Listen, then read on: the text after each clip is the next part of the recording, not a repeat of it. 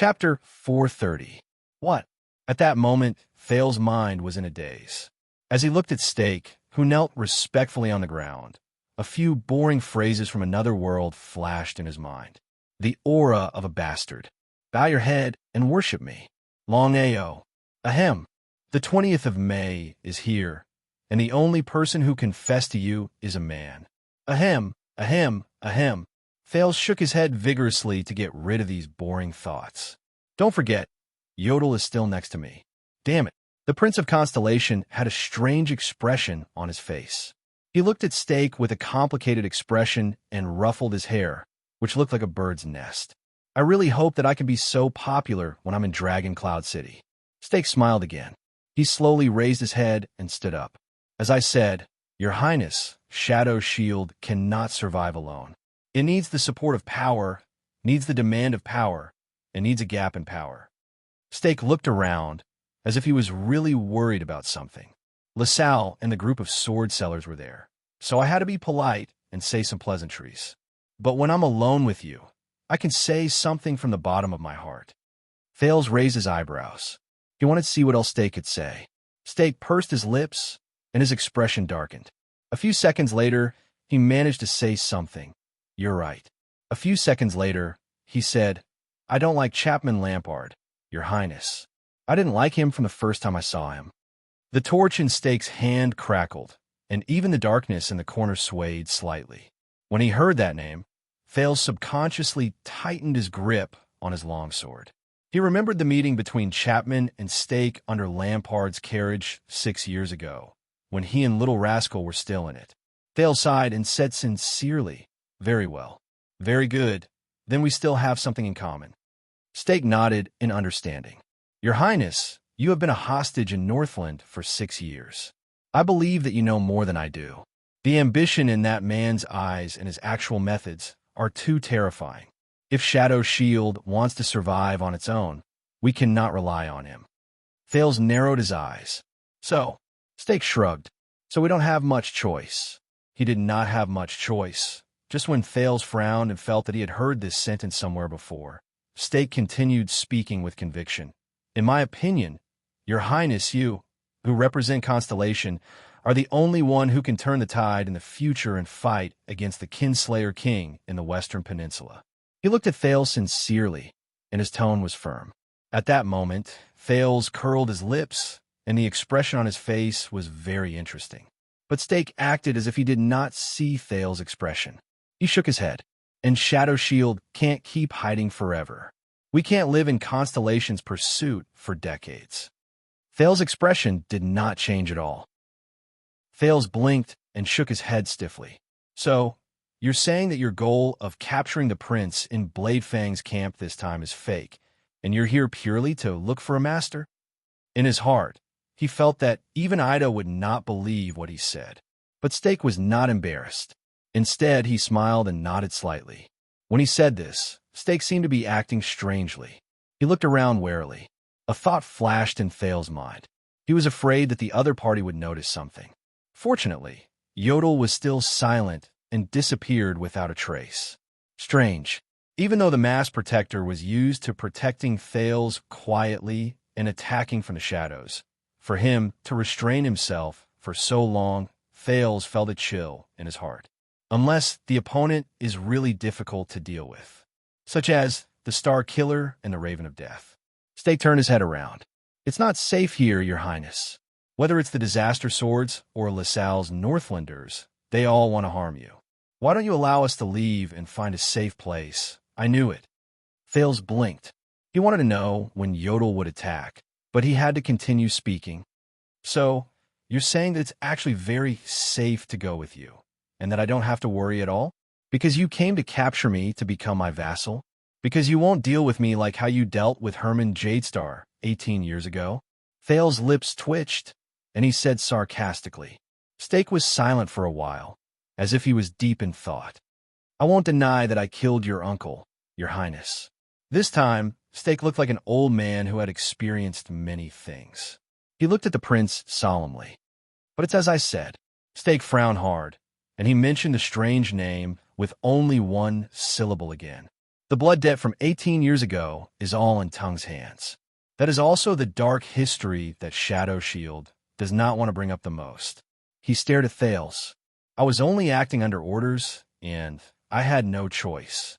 You are destined to become a king, and you must have the magnanimity to match it.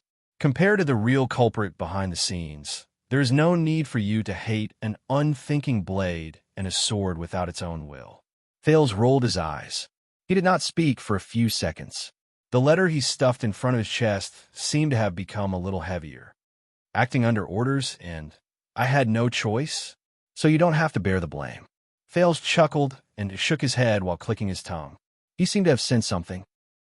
You are a soldier who obeyed orders from the country, so you had no choice but to slaughter unarmed civilians, and you don't have to bear the blame.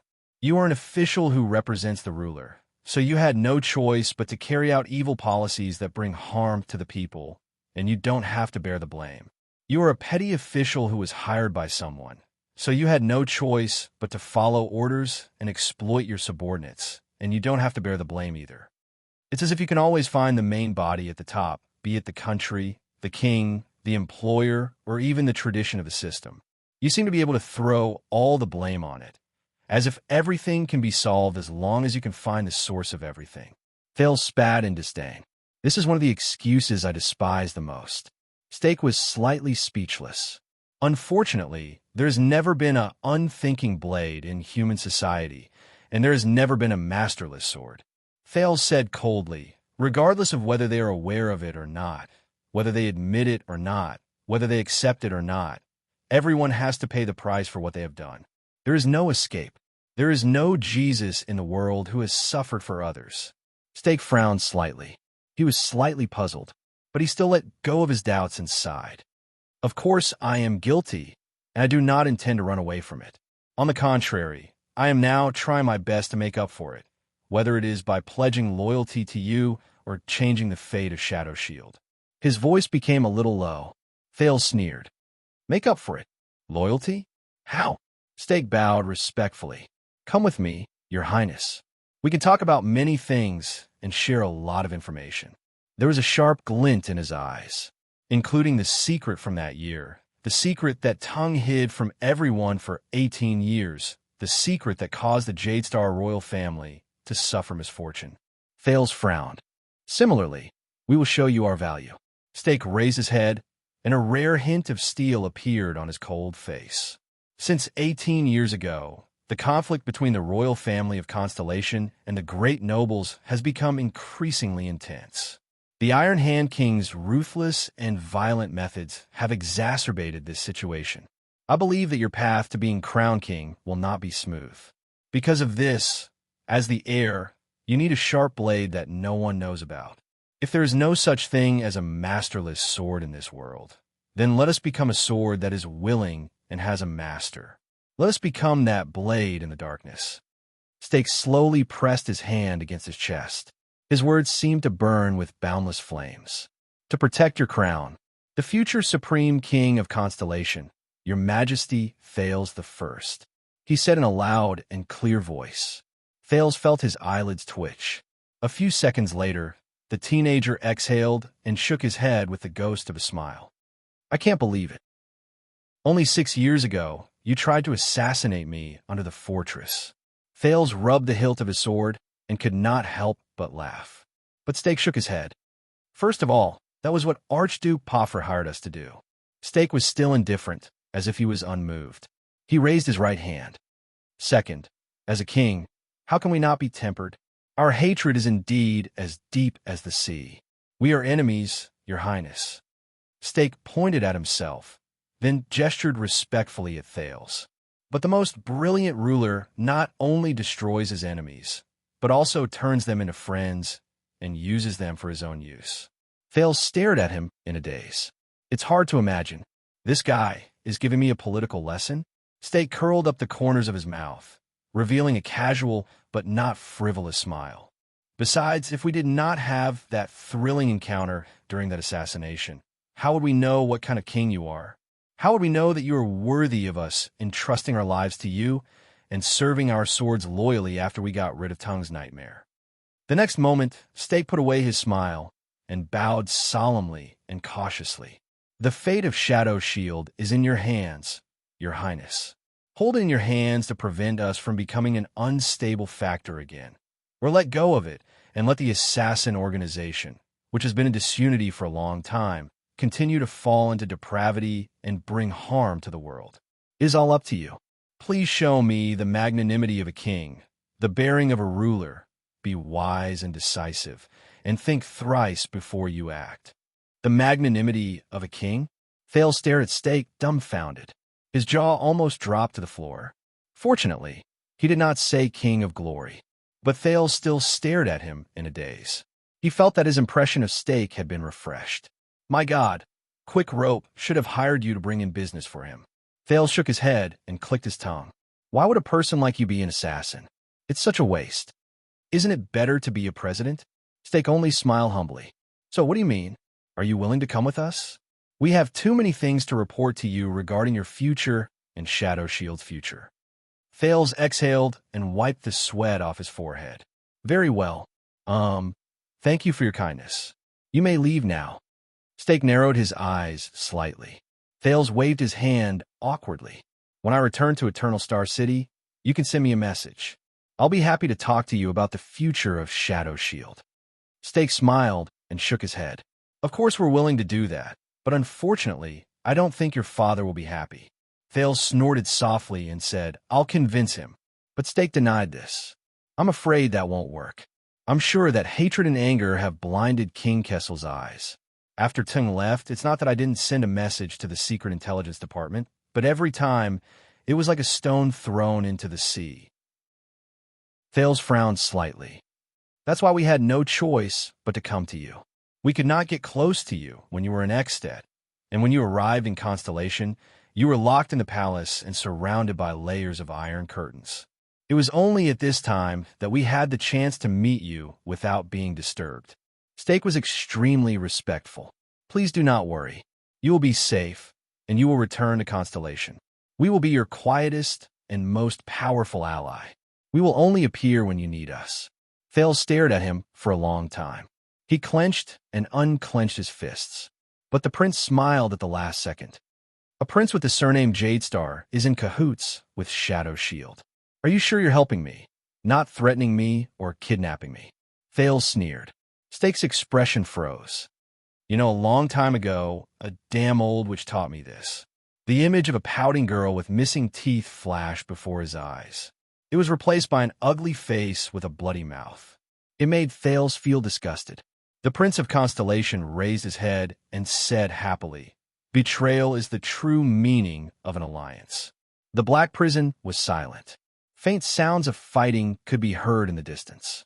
He did not know whether it was an assassin, a swordsman, or someone else. Steak was silent. If that's what you're worried about, you don't have to. The leader of the assassins took a deep breath. There were too many people in the tavern just now, so it was not convenient for me to say much. But you must know that I have followed Tung for a long time, and I have also learned some secrets behind his impenetrable and mysterious veil. Thales thought about Yodel, and at the same time, he paid attention to the other party's actions vigilantly. But Steak's next words made him frown. Your Highness, you're not the only one. As far as I know, during the Bloody Year, one of Shadow Shield's employers. Steak sighed. The smile on his face was one of resignation and pity. He spoke slowly, and his tone was a little deep. Also has the surname Jadestar. A few seconds later, Thales' expression slowly changed. What? What does he know? He could not help but think this way. That map? That weapon? But reality did not allow him to think too much. Steak gently extended his hand, looking sincere and pure. Your Highness, do you want to know who that is? Who is that? At this moment, Thales thought of something. In the next second, a dark figure with a purple mask instantly appeared behind Steak, as if he had emerged from a water curtain. Yodel. Thales tensed up. He did not have time to react, and he could not react. He saw Yodel jump out of the shadows with murderous intent and charge towards his target. The supreme sword rippled in the air. It mercilessly and cold-bloodedly pierced towards the smiling Steak. The sudden change in the situation happened at this moment. Asterisk bang. Asterisk, there was a loud bang. The sudden strong light and loud noise caused Thales, who was in a state of hell's senses and was paying full attention to the situation, to suffer greatly. He subconsciously closed his eyes and took 3 steps back in pain. Only the buzzing in his ears could be heard from both sides of his head. The sin of hell's river surged into his body and alleviated Thales' embarrassment. Thales could only use the most basic sense of touch to feel the ground. Fortunately, the sin of hell's river gave him waves of feedback, allowing him to sense the endless murderous intent that rose and fell in the distance. Hell's senses are not omnipotent. This was the biggest lesson the terrified Thales learned. When one is strong, there is a weakness, and when one is strong, there is a weakness. The strengthened senses did not just bring him convenience. The teenager did not dare to put down the sword in his hand for even a moment. His nerves were tense, and he was ready to swing his sword to counterattack at any moment. But he did not know whether it was because the enemy did not pay enough attention to him, or because he had no time to be distracted. Even when Thales' senses gradually recovered, he was not attacked. But this made him panic even more, because, as expected, when Thales regained his sight and hearing, the moment he saw the situation clearly, he was instantly filled with rage. Steak was sitting by the side. Half of his body was bright red, and his left arm, which held a strange awl, was trembling slightly. He was panting. He looked very pathetic. There were 2 assassins lying dead beside him. Both of them had their throats slit. But the most important thing was that the masked Yodel stood in front of them. He held the supreme sword tightly in his hand, but he no longer had the strength to move forward.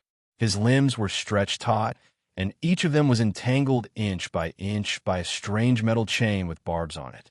From his joints to his tendons, the barbs pierced into his flesh and bound the masked protector tightly. The other end of the chain was held tightly by 4 different Shadow Shield assassins. Their gazes were cold, and they had great teamwork. They did not loosen their grip at all. Thales felt a chill in his heart. Yodel's limbs trembled slightly. He tried his best to fight back and held the supreme sword in a reverse grip, but because of the angle, he could not cause any damage to the chain. Shit.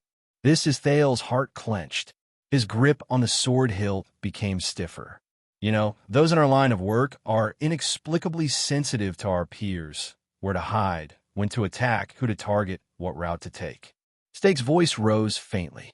The leader of the assassins struggled to get up from the ground. He wiped off his cold sweat, as if he still had lingering fear from the dangerous situation just now. But I really did not think that one day I would be able to use this experience to save my life. Steak first looked at Thales, then at Yodel, who could not move. He patted the dust off his body.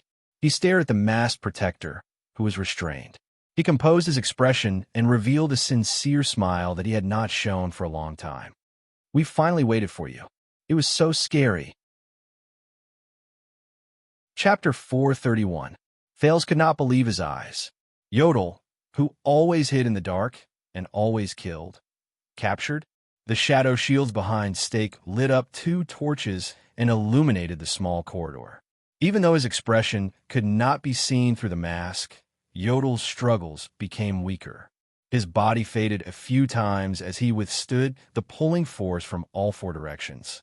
He tried to enter the path of shadows, but under the strength of the chains, his attempts failed repeatedly, and he was forced to show himself. Lurking, provoking, and profiting. You really had a good time down there, my dear colleague. Steak seemed to breathe a sigh of relief. He put on a slightly ferocious smile and looked at the masked guest, who was invited by the chain. Perhaps you feel that it's a pity that we didn't fulfill your wish of fighting to the death against the disaster swords because of this strange provocation? Yodel did not answer in the dark and dreary black prison. His dark purple mask was facing Steak, who was at least 5 steps away. His silence made Steak frown slightly. This is bad. Thales forced himself to calm down. He gritted his teeth, bent his knees slightly, and raised the silver diamond longsword in his hand so that it was at eye level. There were not many two-handed sword styles in the Northland military sword style. Most of them were used to launch desperate counterattacks after their shields were broken. But now, he held the sword with both hands and looked at the chain-control messenger closest to him. I just need to force one of them to retreat. Thales called out to the sin of Hell's river that filled his feet.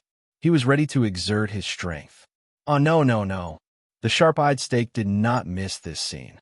He raised his eyebrows, raised his index finger at Thales in an amiable manner, and shook it slightly. If it were me, I wouldn't have done that. Stake shook his head. His smile was still polite. Your Highness. As he spoke, he pushed the awl in his hand forward gently and pointed at Yodel's throat. This action made the anxious Thales stop in his tracks. After all, you have a precious body. Stake shook the weapon in his hand, and the smile on his lips grew wider. There was a hidden meaning in his words. If you are injured, I cannot afford it. Damn it. As he watched Stake's smug and confident smile, Thales took a deep breath and put down the long sword in the air. He had no choice but to give up on the idea of breaking through the encirclement. He tried his best to get rid of his irrational thoughts and desperately tried to think of a way to help Yodel out of his predicament. Yodel struggled with his right arm again. The tip of this supreme sword pierced one of the links on the chain, but the assassin holding the chain immediately exerted force in the opposite direction. The angle was tricky, and it crushed the mass protector's intentions. You've said so much nonsense. Thales looked at Yodel, who was fighting against the four people. He felt troubled. Just to lure him out? Stake clicked his tongue and shook his head. It's not all nonsense, Your Highness. The leader of the assassins bowed as politely as before, but Thales could no longer sense the respect in his words just now. Please believe in my sincerity. It was as if he had grasped the last move on the chessboard. Calm down, Thales. Calm down. The prince took a deep breath and listened to Stake's direction with hell senses. The four people who were wrestling with Yodel were breathing unsteadily as they continued to consume their energy. The two assassins behind Stake rested quietly and were recovering their strength. Stake's left arm was still trembling slightly. It seemed that he was not completely unscathed after he fought against Yodel. But Thales looked worriedly at the darkness behind Stake. He could still hear multiple breaths coming from there. His greatest support was suddenly gone, and he could not fight against many people alone to save the hostages. What should I do? How can I? He looked at Yodel, who was trapped in great difficulty.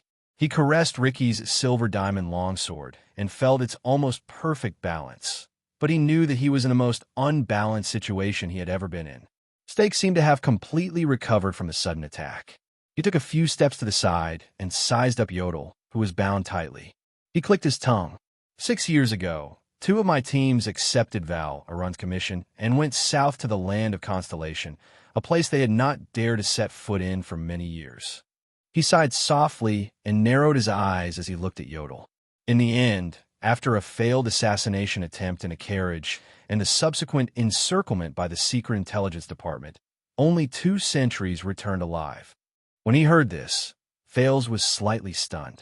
6 years ago, Valorant, assassination attempt in a carriage, wouldn't that be? Stake snorted coldly. He swiped the awl in his hand across Yodel's mask. What a coincidence.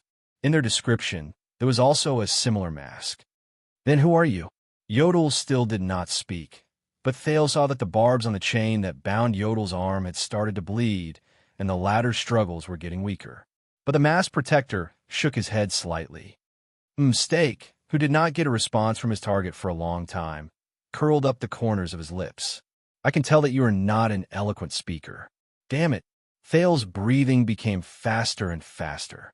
He raised the long sword in his hand a few times. Yodel still did not speak, as if someone had used an iron brand to cover his mouth. Under the dim firelight, the familiar yet unfamiliar dark purple mask looked simple and monotonous. The assassin leader finally gave up on trying to communicate with the strange mask protector. Maybe he's a mute. Now, the uncertain factors that affect our communication have been resolved. Stake slowly turned his head and suddenly looked at Thales. Can you come with us, Your Highness? He still had that amiable smile on his face. He stood among the group of assassins with their faces covered, stood in the impenetrable darkness, and extended his hand to Thales from afar. But the prince only felt a chill run down his spine. "We can get along, and we will work well together." As he stared at Stake's palm, Thales furrowed his eyebrows so tightly that his teeth were about to shatter.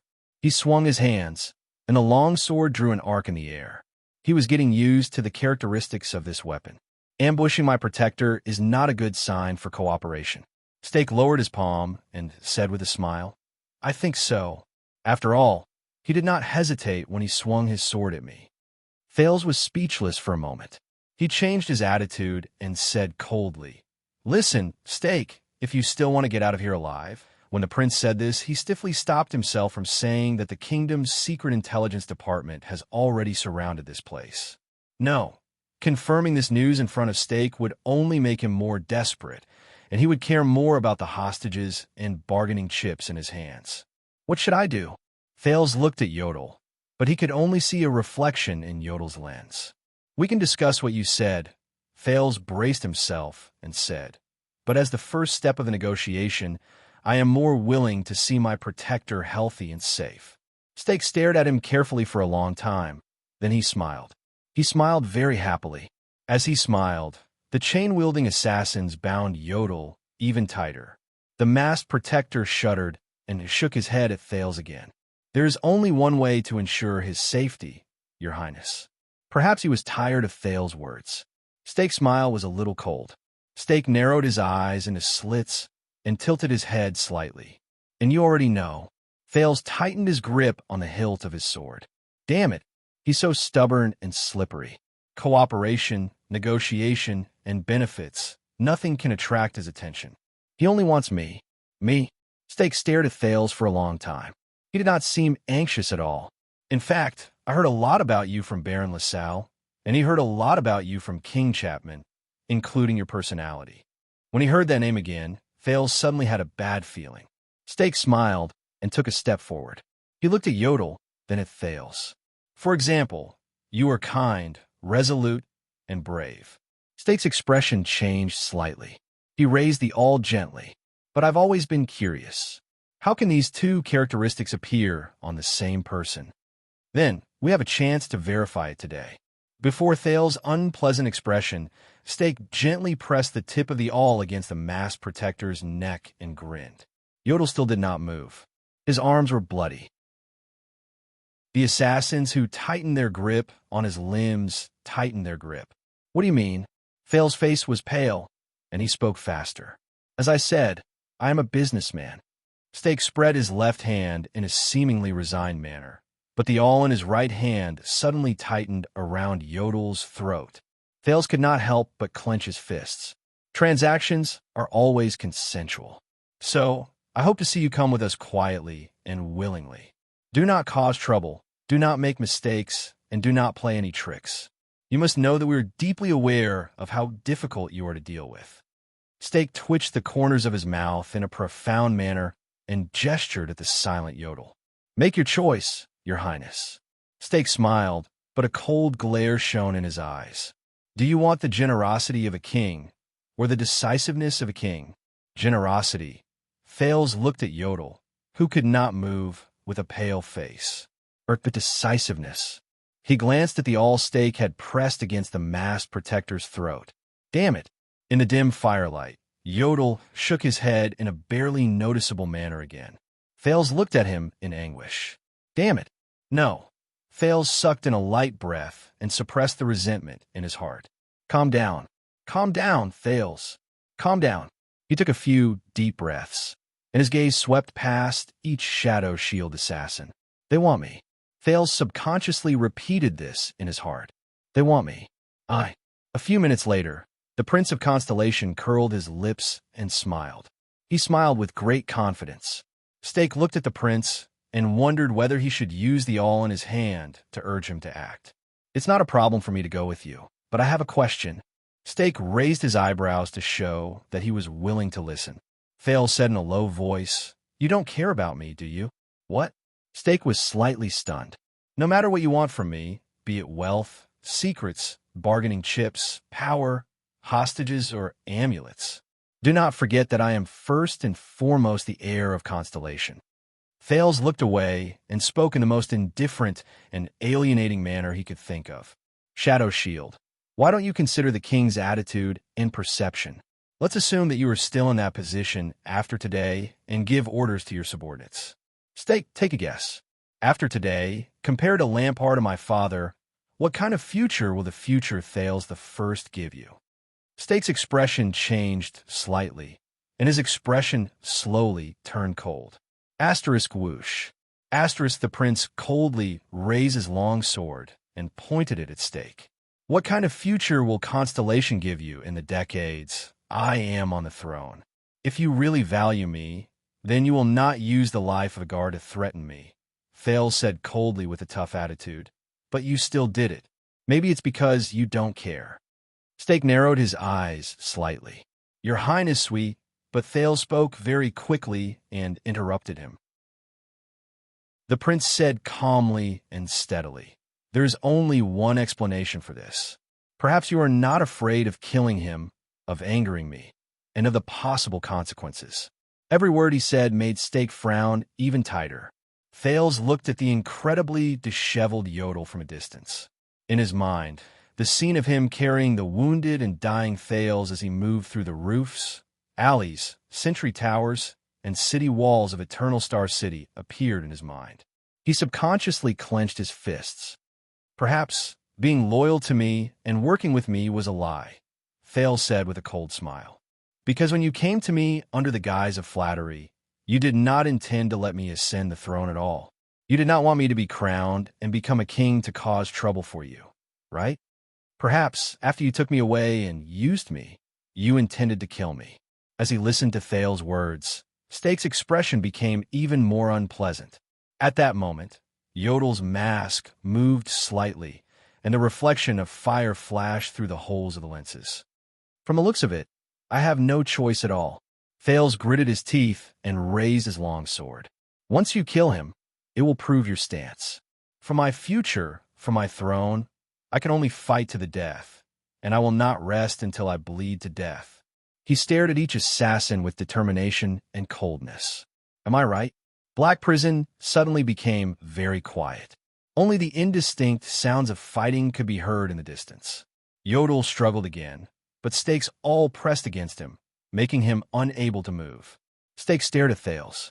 It was as if he was getting to know him for the first time. A few seconds passed. Stake finally took a deep breath and tried to force a smile. Your Highness, we do not have to be in such a deadlock, but Thales interrupted him again. But you have a choice. Unexpectedly, the Prince of Constellation, who had a frosty expression just a moment ago, now smiled. What I said just now was just a hypothesis, Stake, a hypothesis that once you kill him, Stake frowned again. But I guess you are not the kind of person who is willing to walk down Tung's old path until the very end, Stake. So, if you want to prove your sincerity, prove that you are useful to me, and that I do not need to fight to the death, you might as well start now. Stake stared at him, and his expression froze. Thales put away his aggressive expression just now and raised a finger seriously. There is only one way to ensure your future. Thales lowered his sword and extended his palm towards Yodel. His gaze never left Stake. And you already know, Stake. As he listened to the prince's reply, Stake could not help but frown. Thales stared at him. Yodel's mask was still dark and heavy. The only holes in the lenses reflected the faint light of fire. Stake's face contorted. Make your choice, Stake. At that moment, Thales' eyes were bright, and he deliberately said in a deep voice, You also have two paths in front of you. One can make me cooperate with you in a friendly manner, and the other can only make me fight to the death. He curled up the corners of his lips. His left hand gently brushed against the ridge of the silver diamond longsword, and he gestured at the bound Yodel with his chin. You want the king's forgiveness. Thales laced his fingers together and tapped his head calmly. Or the king's life? At that moment, Stake's face was livid. Black Prison was terrifyingly silent, as if the people in the distance had been isolated. Even the sounds of the battle between the Disaster Swords and Shadow Shield did not come for a long time. The Prince of Constellation and the leader of the assassins' gazes met several times in the firelight. The masked protector slowly lowered his head and did not move. Finally, after struggling for a while, Steak's expression relaxed completely. He forced himself to curl up the corners of his mouth and put on an indignant smile. "You live up to your reputation, Your Highness." Steak let out a long sigh. As if resigned to his fate, he removed the sharp awl from Yodel's throat and left the masked protector's side. At that moment, Thales finally breathed a sigh of relief from the bottom of his heart while he held his long sword tightly. Steak put away his weapon, rubbed his chin, and said in a profound tone, "You threw the dilemma of choosing back to me and forced me to retreat without a choice. Who taught you this? A hot-blooded and brainless Northlander?" Thales chuckled. "My father." He lowered his long sword, and his mind wandered for a moment. His thoughts returned to the past. 6 years ago, he used this method to put an end to a bloody war between Constellation and the dragon. Steak nodded, but at that moment, Thales felt his hair stand on end. His hell senses instantly sensed something strange. Someone's there. At that moment, the prince, who had been through a lot of danger, subconsciously turned around and swung his longsword. The sin of Hell's river surged into his mind, and it was as if time had slowed down in an instant. Asterisk whoosh. Asterisk with the sound of a sleeve slicing through the air, Thales saw the ambusher's figure clearly in shock and anger. Assassin.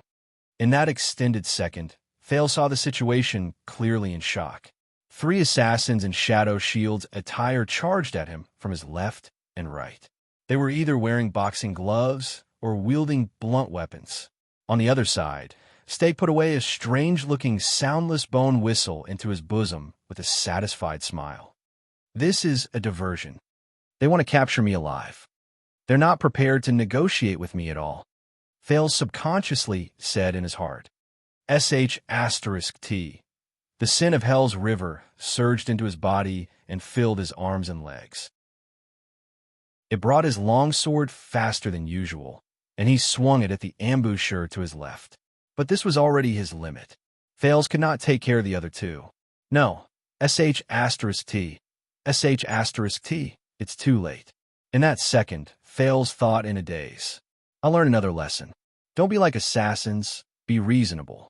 His sin of Hell's river reached its limit. It retreated from his mind, and time seemed to have returned to normal. But the fainting that Thales expected did not happen. Instead, there was the monotonous and crisp sound of metal piercing flesh rose abruptly. Thales was shocked. A weapon sliced through the air and flew towards the 2 assassins he did not manage to defend against.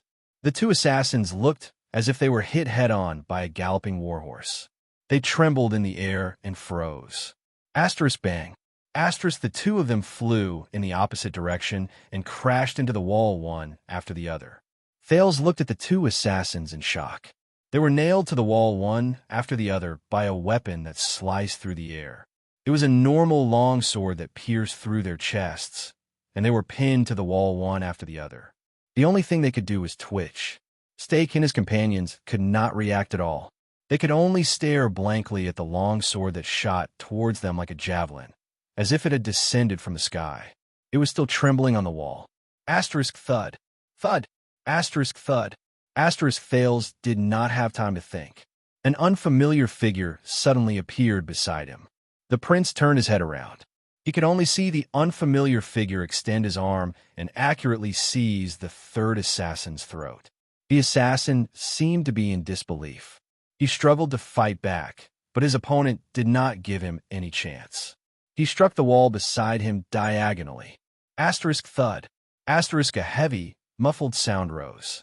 The unfamiliar figure pulled back his arm, seized the assassin tightly, and slammed him against the wall again. Thud. A second muffled sound rose. The assassin's opponent pulled back the assassin in his arm for the 2nd time and slammed him against the wall one last time. Crack. A strange and ominous crisp sound rose. In the next second, the assassin slid down from his opponent's arm limply. He fell to the ground and did not move. The air became calm again. Thales looked at his surroundings with a dumbfounded expression. Two assassins were nailed to the wall. They were moaning in pain, and it seemed like they were about to die. There was another person who fell limply to the ground without a sound. From the moment the longsword flew over to the moment the last assassin fell to the ground, only a little more than a second had passed. The three assassins who were prepared to ambush him had all died. I'm really rusty. The newcomer walked to Thales' side, swung his left hand, and grumbled incoherently. The prince stared at this person, dumbfounded. Stake and the Shadow Shield assassins also stared at him, unable to hide their shock and anger. This uninvited guest, a man's figure, was illuminated by the dim firelight. A very special man. He wore the light, slightly worn leather armor unique to mercenaries, but he was equipped with a total of 8 or 9 weapons. The man held 2 crossguard swords in his right hand, one long and one heavy.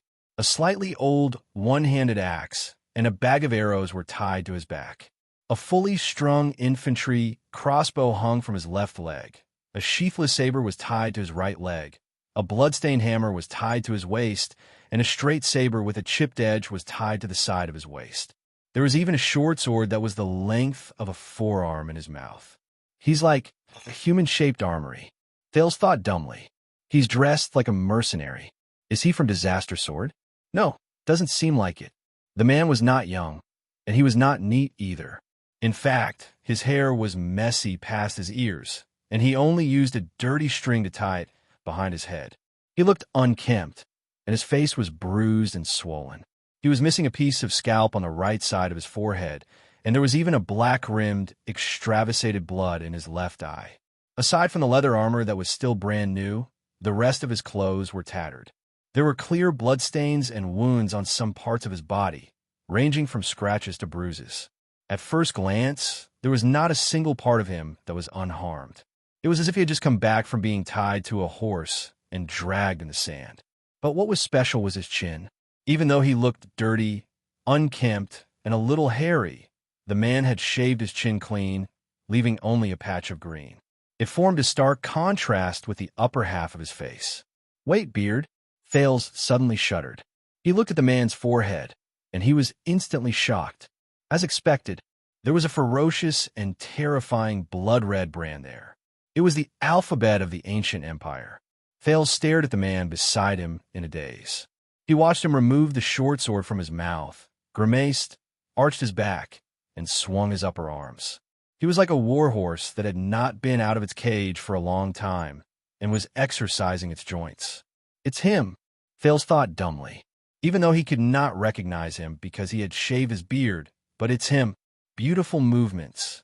The Knight of Judgment, Zacriel, stood beside Thales with a calm expression. He narrowed his left eye, which had a black rim, and swept his gaze over the Shadow Shield assassins in front of him. He spoke coldly to the prince in his unique, dry voice. It's very stupid to be absent-minded. The area around them fell silent for a while. At that moment, Thales stared at Zacriel, who had changed his appearance and equipment, dumbfounded. On the other side, Stake also stared incredulously at his dead subordinate. Even Yodel, who was tightly bound, shuddered a little. "Where did you come from?" Stake put away his shock and became extremely vigilant. He stared at Zacriel with his entire body tensed up and motioned for the assassins to bind Yodel tighter. "This man gives me a very bad feeling." Zacriel snorted coldly, as if he was not interested in talking to Stake. He only stared at the captive Yodel and shook his head slowly. Stake scrutinized the new guest and asked cautiously, "Where is our sentinel?" Zacriel frowned slightly. "Sentinel?" Zacriel shook his head and mumbled, "I didn't run into any. On the way here, aside from some blind people hiding in the dark," Zacriel thought about it. "I don't think I ran into any normal sentinels. For example, glacial sentinels are troublesome characters." When he remembered his unpleasant past, Zacriel frowned hard. Beside him, Thales took a long, deep breath. "Why, you found Razor. Bah, you're still alive?" Thales could not believe his eyes. He sized Zacriel up from head to toe and asked in a stiff and clumsy manner. "Yes." Zacriel's gaze was still unfocused, as if he was not paying attention. He snorted like a tired patient to show his answer. Thales blinked in surprise. Where are the enemies? Where are the people who surrounded you? Zacriel rubbed his eyes, as if he was not used to the light source. They ran away, he answered gloomily. The Prince of Constellation rolled his eyes in puzzlement. Ran away? They ran away just like that? How is that possible? 18 disaster swords. Let you go just like that? Thales could not understand it. Zacriel tugged at his mercenary leather armor and shook his shoulders in extreme discomfort. Yes, they ran away. The Knight of Judgment, who was released from prison, silently recalled the battle just now. Those sword peddlers, they ran away. How many of them ran away? Zacriel scratched his head. 2 or 3, maybe 4. I can't remember. When he thought of this, Zacriel exhaled in displeasure. He pounded his forehead in pain and felt sad. Chapter 432. Zacriel's sudden appearance disrupted the situation and caught everyone off guard. Stake furrowed his eyebrows tightly. The assassin's gazes flickered, and Yodel remained silent. But for Thales, this was the biggest surprise he encountered that day. Zacriel, irk, sir. Thales endured the stench of blood coming from Zacriel's body. He cannot be bothered with the man's current state. Do you understand the situation we are facing now? They are. Zacriel snorted softly and shook his head. He shifted his attention from his left hand, which was hurting from the impact, to the person in front of him. Shadow Shield. The Knight of Judgment enunciated each word clearly. His tone was dark. How unforgettable. At the moment Zacriel shook his head, his hair spread to both sides of his forehead. Stake finally saw the brand on the man's forehead clearly. At that moment, Stake's expression became incredibly unpleasant. He suddenly realized who this person was. This is bad, the leader of the assassins mumbled. He gestured for his subordinates to move back slowly. Even Yodel, who was bound by their chains, moved back. When he remembered the man's former identity and reputation, Stake became even more nervous and vigilant. How unlucky. He secretly glanced at Thales. In contrast, Thales was in high spirits. He was glad that he was lucky at this moment. Then you. But Zacriel immediately shuddered violently, as if he was being tortured. He lowered his head and covered his face with a pained expression. His entire body trembled. Enough. Zacriel looked at an empty corner beside him with a savage expression. His tone was unpleasant. I know what to do. Thales was startled. The Knight of Judgment panted rapidly and looked at the corner with an air of seriousness. It was as if there was really someone there. He was talking to him. I will try to be more careful and cherish the limited time I have left prison. I'm so *king hungry. The veins on the back of Zacriel's hand bulged as he covered his forehead. He gritted his teeth and communicated with someone who did not exist. Thales' heart sank when he saw Zacriel suddenly acting abnormally. He subconsciously took a small step back, but he forced himself to stand still. No, he could not step back. Yodel was still in danger. Thales looked at Yodel in the distance. He still held the supreme sword in his hand. His limbs struggled, but he did not surrender. Strangely, he shook his head at Thales in a barely noticeable manner. On the other side, Stake's eyebrows twitched as he observed all of this. He seemed to be deep in thought. Are you okay? Another world? Thales took a deep breath and asked the long-faced man beside him in a tentative manner. Zacriel took a few deep breaths. His face turned from green to red and returned to normal. It's fine. The Knight of Judgment shut his eyes tightly and pushed against his forehead with his palm. Every time he spoke, his body would twitch violently. Just like in the past, when you were trying your best to defend against Tony's attacks, the detestable instructor was still shouting in your ear, as if you weren't flustered enough. Not a problem? Thales cast him a worried glance and suppressed the words in his heart. His current state, would it work? But he glanced at Yodel again and tried hard to shake off his hesitation and fear. He had no choice. All right, can you? Thales activated Hell's senses again and tried to find a flaw in his opponent's formation. The prince fixed his gaze on Yodel. Save him. Zacriel's breathing gradually calmed down. He opened his eyes and looked forward with exhaustion and wounds all over his body. His gaze swept past the assassins and the captured Yodel. Killing is easy, but saving him? That's another matter. The Knight of Judgment seemed to have just recovered from his unconscious state. His words came with intermittent gasps. Thale's eyes darkened. Stake drew out the awl and dagger in his hands again. His eyes shone brilliantly, but his thoughts were unknown. And they have a lot of people, brat. Zacriel frowned. He lowered his head to look at Thales and said coldly, "Once we fight, I can't protect you." Yodel shuddered violently in the chains and shook his head firmly. Thales was slightly startled before he smiled. "You don't have to worry about me, Sir Zacriel." Thales' gaze was firm. He raised his weapon at the assassins. "You just need to save him. I can protect myself." At that moment, he suddenly felt that the sword in his hand was no longer as heavy as before. Zacriel narrowed his eyes slightly. "Your Highness." On the other side, Stake suddenly spoke loudly. "Are you sure this is a good idea?" He showed a gentle smile again. "I believe that we can solve this through negotiation." Thales snorted softly. "Aren't we negotiating right now?" The prince took a step back and flung Ricky's longsword away. He positioned himself in the iron body style and said coldly, "With a sword, not with your mouth." Stake's expression darkened. Zacriel was silent. He looked at Thales, then at Yodel. "How important is he to you?" The Knight of Judgment asked faintly, "Is he worth throwing away your life for?" Thales curled up the corners of his lips. "Zacriel, how important are your brothers and the royal guards to you?" the prince asked with a smile. Zacriel was silent for a moment.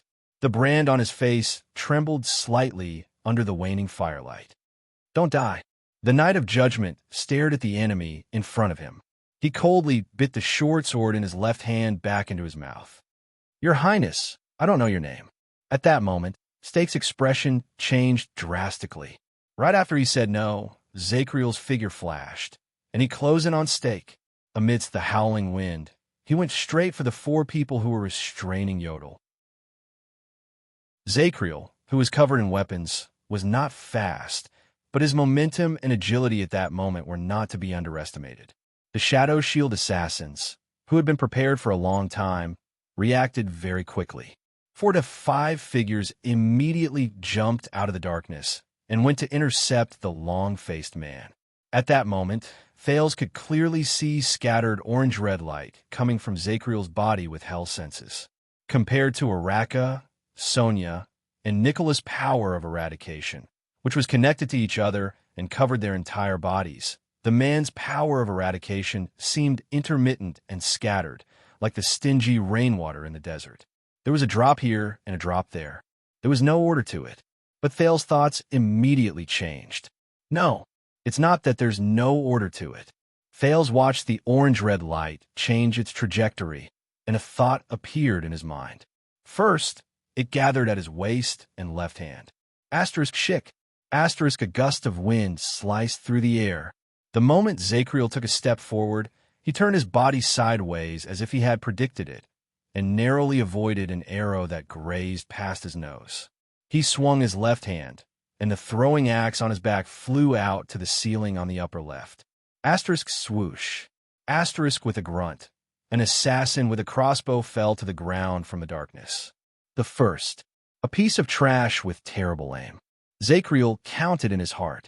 The Knight of Judgment's momentum was blocked, and 3 assassins had already caught up to him.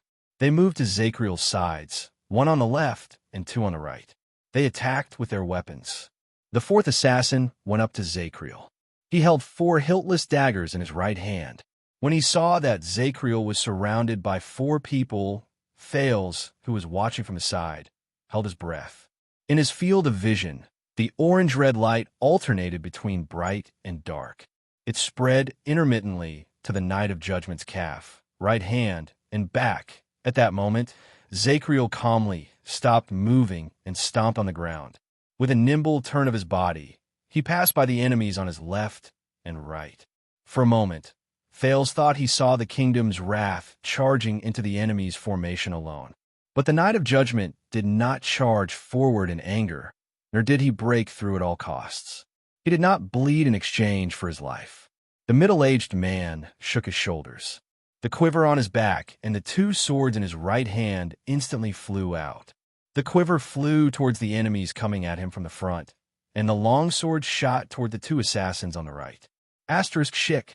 Asterisk a soft sound rose. The quiver collided with the flying daggers and was torn to shreds. The bundle of arrows scattered in the air. Asterisk thud. Asterisk clang. Asterisk two swords pierced the ground and perfectly blocked the path of the two assassins on the right, forcing them to adjust their postures or leap over them.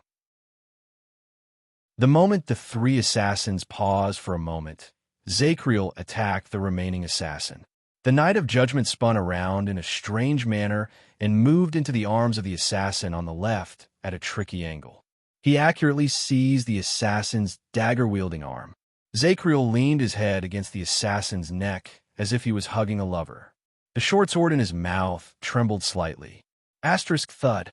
Asterisk the assassin moaned in pain and watched in disbelief as the short sword in Zacriel's mouth slit his throat. The second one. What a slow idiot. Zacriel thought faintly. He let go of the short sword in his mouth, licked the cut on the corner of his mouth, grabbed the assassin's dagger-wielding hand, and turned around to deliver it. Asterisk shick. Asterisk on the right. An assassin was forced to jump up by the long sword on the ground. He could not avoid it, and he watched in disbelief as his companion's dagger pierced his chest. The third one. Blind fool. Zacriel did not have time to rest. He silently evaluated his enemy. He extended his right arm and used the momentum to push the poor fool whose chest was pierced. He used him as a shield and pushed him forward. The second assassin on the right gritted his teeth. He was about to push his companion's corpse away, but against his expectations, a bloody straight saber pierced through the corpse's back and went straight into his throat. The fourth one. Brainless idiot. Zacriel's expression remained calm. He let go of the saber that pierced two people with his right hand and touched the back of his waist. His left hand grabbed a falling arrow in the air, and he threw it at the assassin in front of him with his bare hands. Asterisk clang. Asterisk a soft sound rose. The assassin blocked the flying arrow, but he was shocked to find that in the span of a breath, a sledgehammer had already arrived in front of his eyes. Asterisk crack. Asterisk the clear sound was like an egg being smashed. Even Thales could not help but tremble. The fifth one. A coward who hesitates. Under the terrified gazes of the remaining assassins, Zacriel put away his sledgehammer, pulled out a dagger from his arm, his only injury in this battle, and silently completed his evaluation. Asterisk drip. Asterisk the last arrow in the quiver fell to the ground. It bore witness to the lightning-fast exchange of blows. Thales subconsciously held his breath as he watched. This man, the throwing axe struck the enemy, the long sword intercepted him, the short sword pierced his throat, the dagger pierced his heart, the saber bullied his enemy, and finally, the sledgehammer smashed his opponent's head. All of this happened almost at the same time. Thales suddenly had a feeling that when he faced 5 assassins, the power of eradication in his body surged like loose sand. Zacriel did not fight against many alone, nor did he fight against many alone.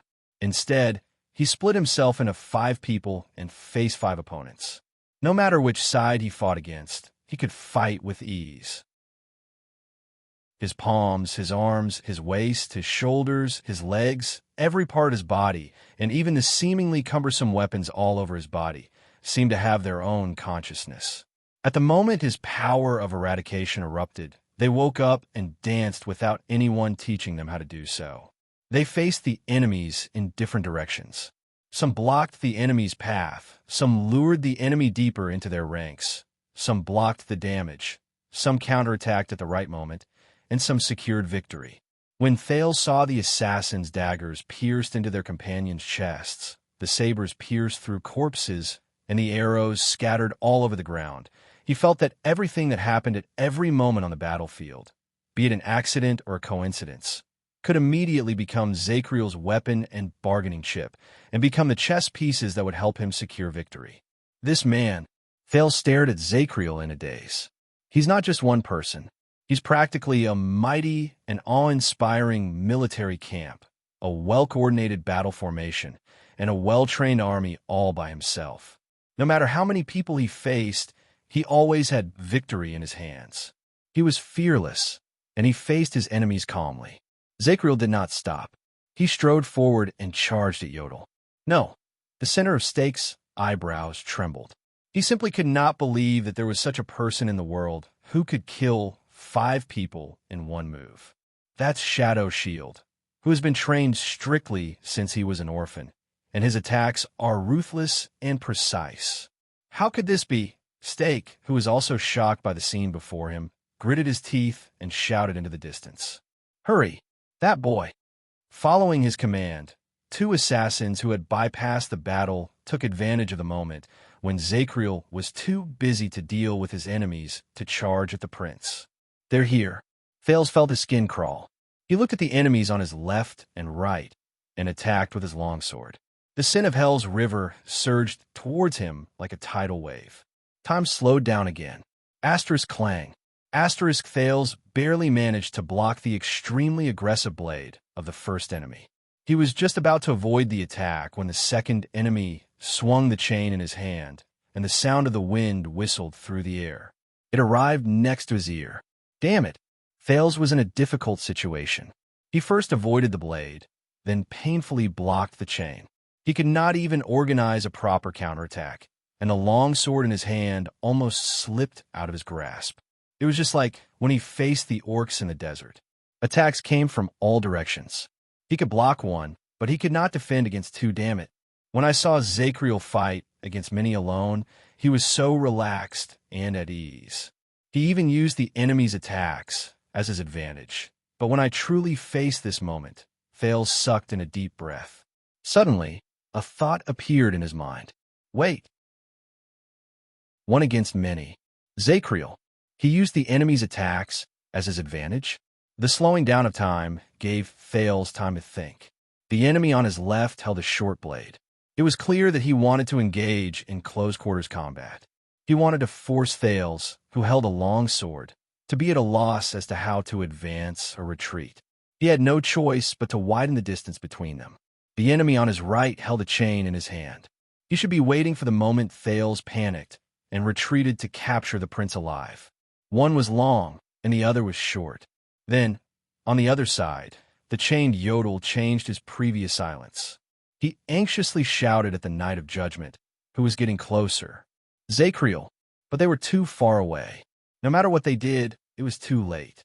But Thales moved at that moment. The Sin of Hell's river surged into the prince's arms and waist, causing him to lower his body in a flash of inspiration. He executed a side slash from the cold attack style and faced the enemy's blade. Asterisk clang. Asterisk the eyes of the enemy with the short blade moved, and he took the opportunity to attack. But he was shocked to find that Thales' sword was soft. He did not use any strength at all. Before he could react, Thales took the opportunity to retreat in the next second. He brought his opponent with him to face the other fierce chain. When he saw that his companion and target had entered his range at the same time, the chain-wielding assassin immediately stopped attacking. The whistling by Thales' ears was no longer fierce. Now, without the threat of the chain, Thales gritted his teeth. The Sin of Hell's river disappeared without a trace in an instant, and the twist of fate, which he had imitated the most over the past 6 years, rose from his bones. Asterisk Schick. Asterisk the prince's retreating long sword inconceivably went against the flow and avoided the blade in front of him. Under the assassin's shocked gaze, it pierced straight into his chest. Damn it! Thales gritted his teeth. He felt the enemy's short blade stab into his shoulder, and it was incredibly painful. The assassin's eyes trembled as he met Thales' gaze. In the end, he fell limp and powerless. Stake's eyebrows twitched as he watched from the side. That's not right. The strange power of eradication and this kind of decisiveness in battle. This prince's fighting strength. This is seriously inconsistent with the information the Northlanders gave me about the thin and weak boy who is a little smart. Stake gritted his teeth. Damn brainless Northlanders. The sound of the chain swishing in the wind rose again. Thales did not have time to rest. He supported the enemy's corpse with his blood-stained hands, and with all his might, he turned and pushed. Asterisk slap. Asterisk the second enemy's chain struck the shield Thales pushed out. It wrapped around the shield a few times, but it did nothing. Thales took the chance to roll out of the danger zone while holding his shoulder. He endured the pain and raised his sword again. The enemy was very surprised by his companion's sudden death. In his anger, he flung his weapon again. But he no longer had the chance. Asterisk shing. Asterisk a crisp sound rose. The chain-wielding enemy trembled slightly. An arrow had pierced through his neck. Thales, whose face was covered in blood, turned around in surprise. On the other side, Zacriel, who had knocked down another person, released his grip and threw down a crossbow that had finished firing. By his feet, the last bolt that had fallen to the ground had already disappeared. The Knight of Judgment said coldly to the prince, "Not bad." Thales was instantly stunned. The seventh. Zacriel cast a glance at the chain-wielding assassin and said quietly, "Stupid idiot. Useless idiot, blind, stupid, coward, idiot." Zacriel continued to charge at the enemy, but he could not help but think disdainfully. Under that Far Easterner's command, the assassin from Shadow Shield was clearly so terrifying, but during the years I was in prison, have they become so weak? As his thoughts raced, Zacriel moved forward unhindered. Only the four people who bound Yodel were left in front of him. When he saw that success was at hand and that he was safe, Thales could not help but breathe a sigh of relief. Then, Stake, who had almost used up all his trump cards, roared, moved past all his subordinates, and rushed forward. At that moment, the bound Yodel struggled with all his might and cried out involuntarily. No! Something unexpected happened.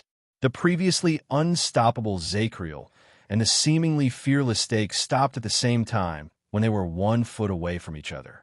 The situation became calm again. Zacriel and Stake stared at each other in silence. One of them had a solemn expression, while the other had a fierce look.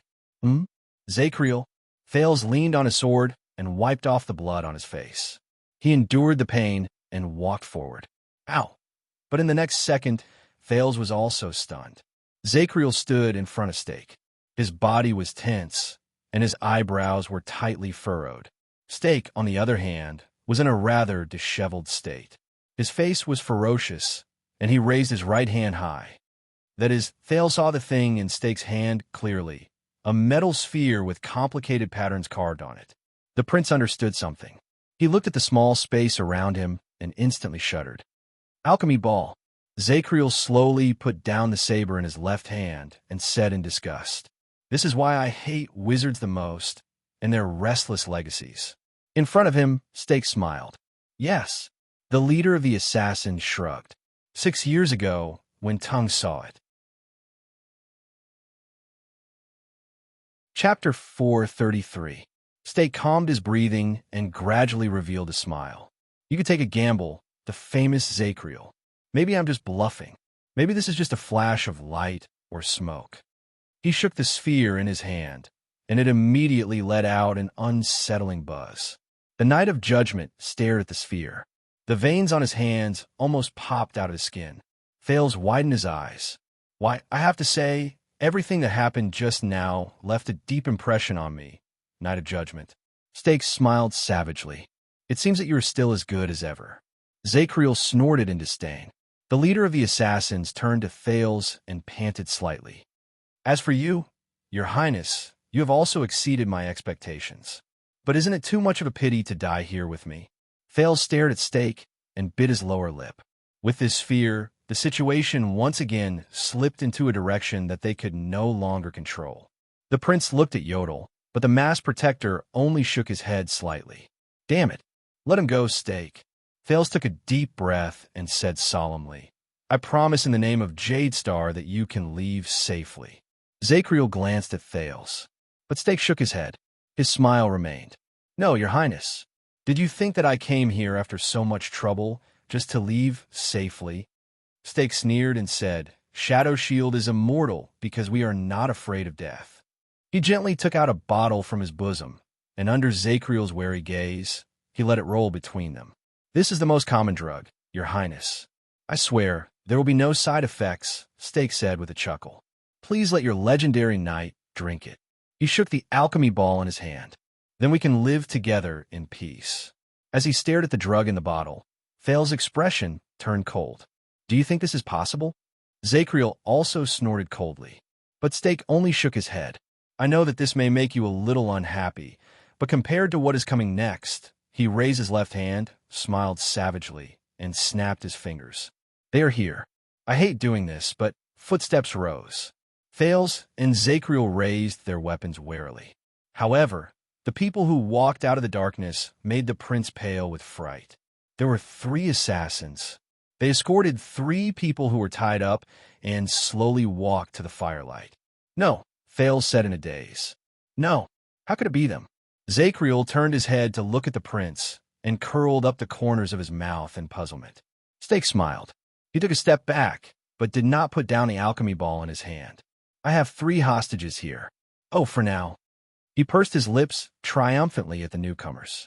Thales stared at Stake in shock and anger, then at the person who came over. Damn it. Stake smiled and drew his dagger. He went to the first bound hostage and forced her to raise her face while she struggled nonstop. First of all, the enemy who made you suffer so much. Stake giggled and shook his head. And under his blade was the Disaster Sword's dual-sword mercenary, the girl he stole a kiss from, Madame Marina. She was in a sorry state, and she was mentally exhausted. She gritted her teeth and glanced at the astonished Thales with a sense of humiliation. Then she struggled angrily. Bah, cockroach! The assassin behind her hit her hard, and Marina instantly went limp. Thales' heart slowly turned cold. Stake went to the next person and spun the dagger in his hand. Next, a stranger I've never met before. The owner of my home, Tampa, obediently accepted the assassin's coercion. He looked defeated and sighed as if he had nothing left to live for. How unlucky.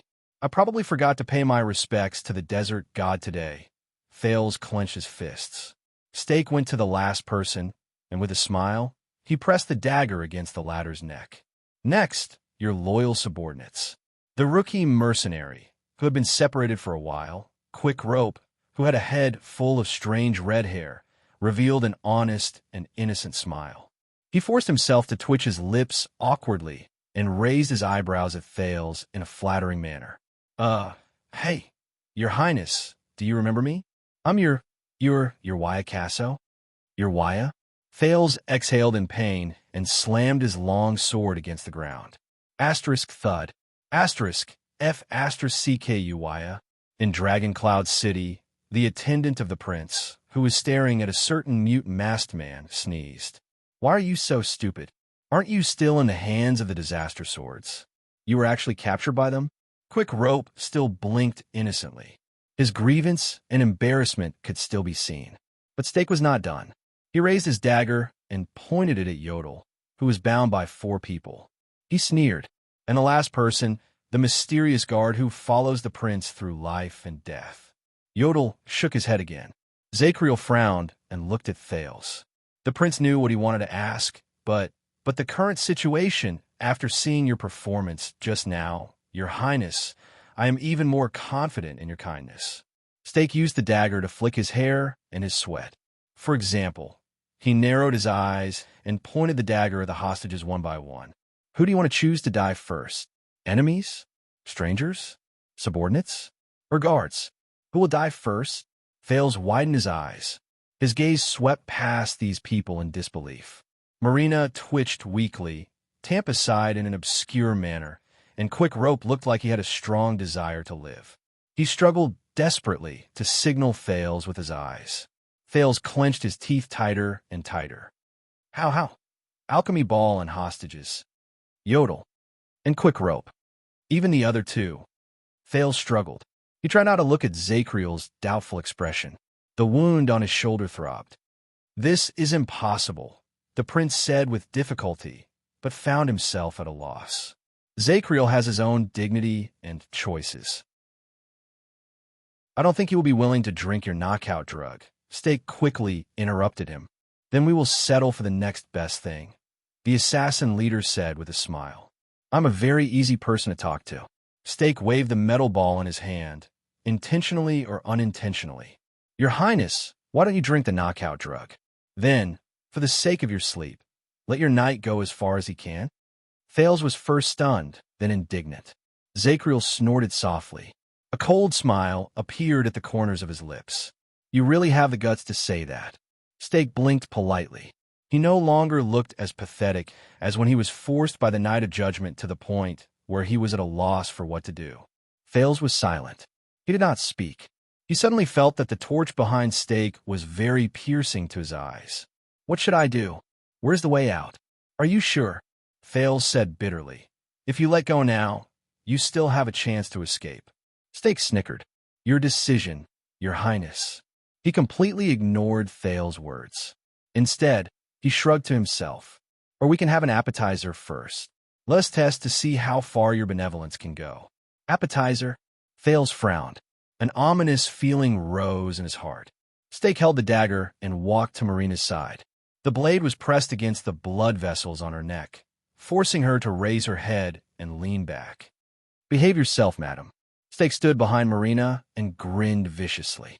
You won't look good if you cut your face. Marina, who was about to struggle, turned pale. Thales' expression became even more unpleasant. Zacriel watched Thales' expression from the side. He seemed to have understood something, and he seemed to be deep in thought. How about we start with the enemy? Stake sneered and stared at Thales from afar. I will cut her blood vessels, and it will serve as a clock to remind you of your decision. Then the stranger, the subordinate, and the guard. Every word Stake said made Thales feel more uncomfortable and angrier. Calm down, Thales. Calm down. In his life, which could be said to be rich and colorful, he had only ever had a knife pressed against his neck. Being threatened with someone else's life. This is the first time. Thales pursed his lips and mocked himself sarcastically. He felt incredibly oppressed. Zacriel, he said laboriously. Can you? But Zacriel seemed to know what he wanted to say. He only shook his head. A potentially fatal alchemy ball and 4 hostages. They are in different positions, and I can't split my attention to look around. The Knight of Judgment shook his head solemnly. No one can do it. Thales' heart sank. His last hope was dashed. Zacriel looked at the prince and sighed slightly. But I can still get you out, child. The Knight of Judgment cast a glance at Stake from afar and said softly, his words cannot be trusted, and your identity is obviously more important than theirs. This choice is not difficult. Thales' arm tightened. He felt that the long sword in his hand was incredibly heavy. Not difficult, but Thales swept his gaze over each of the hostages. The bad-tempered and distressed Marina, the treacherous but kind Tampa boss, and Quick Rope, who had a very high status and was at ease. And the prince stared at the mass protector, who looked like he was about to die. Should I choose to sacrifice all of them and escape alone? Or should I sacrifice some of the less important people and hope that Zacriel's sudden attack will turn the situation around? No. Zacriel has more than one bargaining chip. And he had nothing. He was at his wit's end. Thales felt a heavy weight on his shoulders. I don't have the whole day, Your Highness. Stake seemed to be tired of this stalemate. He said coldly, make it quick. It was very strange. At this moment, Thales suddenly remembered what happened 6 years ago. 6 years ago in Heroic Spirit Palace, when he faced the 5 archdukes, he also screamed at the top of his lungs and almost fell into despair. At that time, he even wavered and considered whether he should accept as the suggestion and use the latter's power to overturn the game. Wait, when he thought of this, Thales shuddered slightly. He gritted his teeth. His right hand, which was on the sword hilt, gradually stiffened. I'm not at my wit's end, am I? At least. Thales raised his head with great difficulty and looked around at everyone. Me, Thales Jadestar, and the last bargaining chip. The last. When he thought of this, Thales almost crushed the sword hilt in his hand. The prince stared straight at Yodel's dark purple mask. The expression in his eyes was difficult to understand. The mask protector had a thought. He suddenly knew what the prince wanted to do. No. Yodel trembled and struggled for a while. He anxiously called out Thales' name. Thales, no, don't take the risk. You are more important than all of us. Thales closed his eyes. Zacriel furrowed his eyebrows. Stake also cast him a suspicious glance. I'm more important than all of them. The prince remembered the assassination attempt in Renaissance Palace a long time ago. At that time, Yodel pushed him away without a care for his own safety and blocked 3 arrows alone.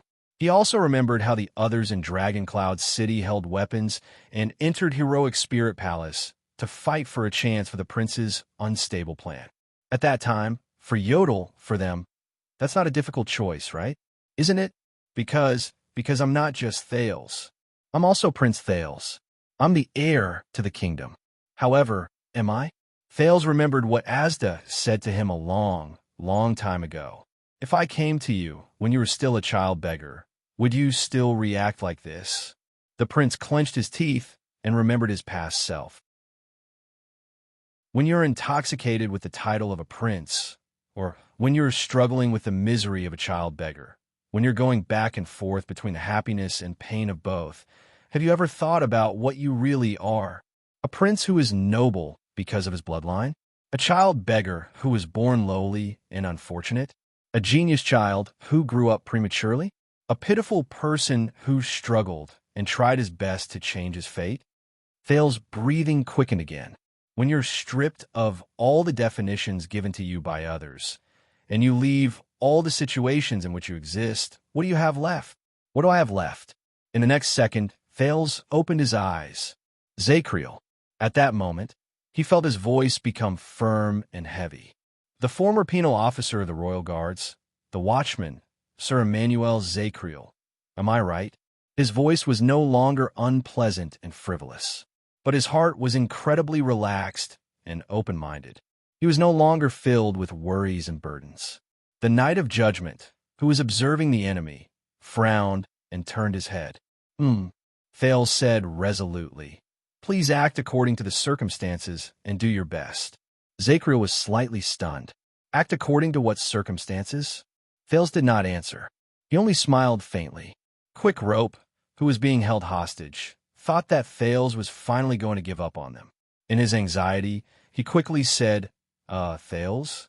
Listen to me. We can choose a more neutral. But Thales shook his head. Shut up, Quick Rope. The Prince of Constellation sighed. By the way, your salesmanship is terrible. Quick Rope was stunned. Thales took a deep breath and smiled. He looked at Stake calmly and coldly. Do you know, Stake, this is the territory of the Alchemy Tower? They left behind a lot of things, and most of them were inherited by Constellation. Stake's expression turned cold.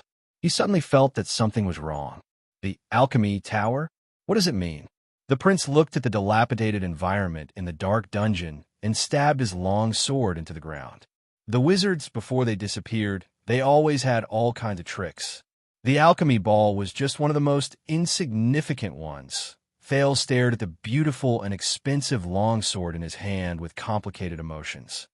The Jadestar royal family knew some of them, and they also mastered some of them, he said absent-mindedly. Then, he snorted, as if he was talking to himself. Of course, I'm not talking about the sparkling golden blood. Zacriel narrowed his eyes and sized up Thales again. Stake silently made a gesture, and the assassins bound the hostages even tighter. The prince raised his head and looked at the assassins in front of him. Thales averted his gaze, as if he did not see Yodel, shaking his head vigorously. Who am I? I am Thales. From the first day I came to this world, until the last day, he said quietly. No one can change it. No one can deny it. No one can question it. Because I am, and I can only be Thales, and nothing else. Thales clenched the hilt of his sword tightly. He felt at peace. Don't blink. Under everyone's strange gazes, the prince chuckled and said, because this might be the most interesting, magical, and brilliant magic show you have ever seen in your lives. Thales moved his left hand down without batting an eyelid, and gently touched the sharp silver blade of the longsword. Stinging pain came from his palm, as well as a warm sensation. Once upon a time, he had done this when he was extremely excited, but now he was so calm. Will I succeed? Stake instinctively felt that something was wrong. He pressed against Marina's throat gritted his teeth and threatened, "Your Highness, I swear, if you play any tricks, I will immediately attack." But Thales could no longer hear him. Even Yodel and Zachriel disappeared from his senses. At that moment, he was already immersed in an infinite light. It was as if he had surpassed himself. Eastern Peninsula, in an unknown fishing village. In the evening, in a simple and crude cottage by the sea, a brown-skinned, quiet, and beautiful woman was quietly washing the wooden bowl in her hands. She listened to the sound of waves in her ears, and her hands did not stop moving. Her face was calm, and her expression was indifferent. It was as if nothing could interrupt this pleasant and peaceful scene. Until the next second. Asterisk clatter. Asterisk a wooden bowl fell to the ground, spinning non-stop. The woman did not pick it up. Instead, she slowly raised her head, and her face was full of shock. It was as if she had seen the most unbelievable thing in the world.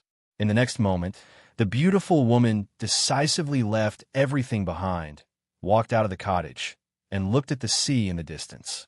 In the end, the setting sun stopped on the surface of the sea. It was like a child bathing in a bathtub. It was about to sink, languid and mischievous. The woman stared at the sparkling golden waves on the horizon, and her expression became more and more solemn.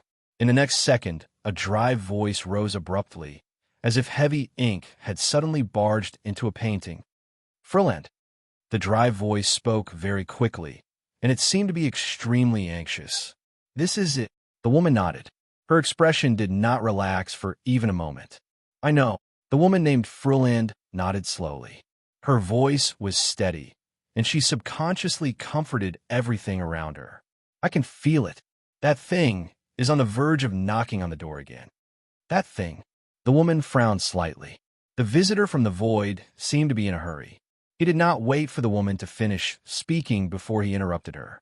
"It must be crazy. Quick, where is he or she?" Frilland did not answer immediately. She only stared at the sea with a dark gaze. In the next moment, something unusual happened. Purple light. Endless purple light seeped out from the depths of Frilland's eyes. The light spread to the woman's face, like branches branching out. As the light shone, the woman's facial features were gradually obscured. Her gentleness was gone, and she looked even more awe-inspiring and terrifying. It was as if everything in the world had lost its color. From this moment onwards, she was the only one shining. But the woman still stared at the sea without moving. The voice in the void did not speak again. He knew what the other party was doing. A few seconds later, the purple light trembled slightly. "Zarkul," the woman asked softly, "where are you?"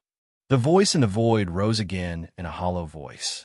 This time, there was a hint of caution that was difficult to detect. "Dragon Cloud City," the guest said dryly. "I heard that Giza once appeared here and fought to the death with that evil woman, Chlorosis, so I came to look for clues." "It's quite lively here now." Frilland did not intend to listen to him. Her face, which shone with purple light, swayed slightly. "Then the target is not in Dragon Cloud City, at least not within 100 miles of you." The woman narrowed her eyes slightly, as if she was experiencing something. The feeling this time is much more obvious than the last time." After a moment, she suddenly opened her eyes. "In the Western Peninsula, the Great Desert," she said decisively. The voice in the void was silent for a while.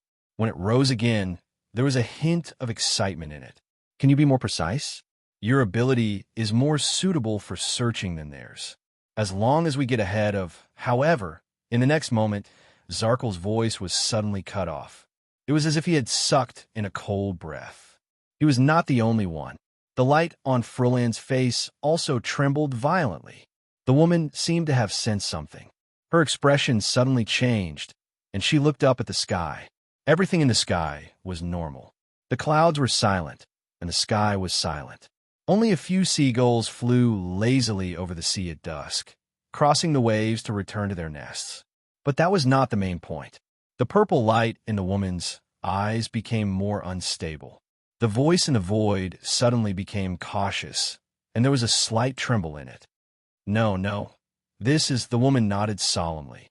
"Yes, Blood Spike and Helen." Frilland revealed a complicated expression that she had never shown before. They knocked on the door. There was only silence in the void.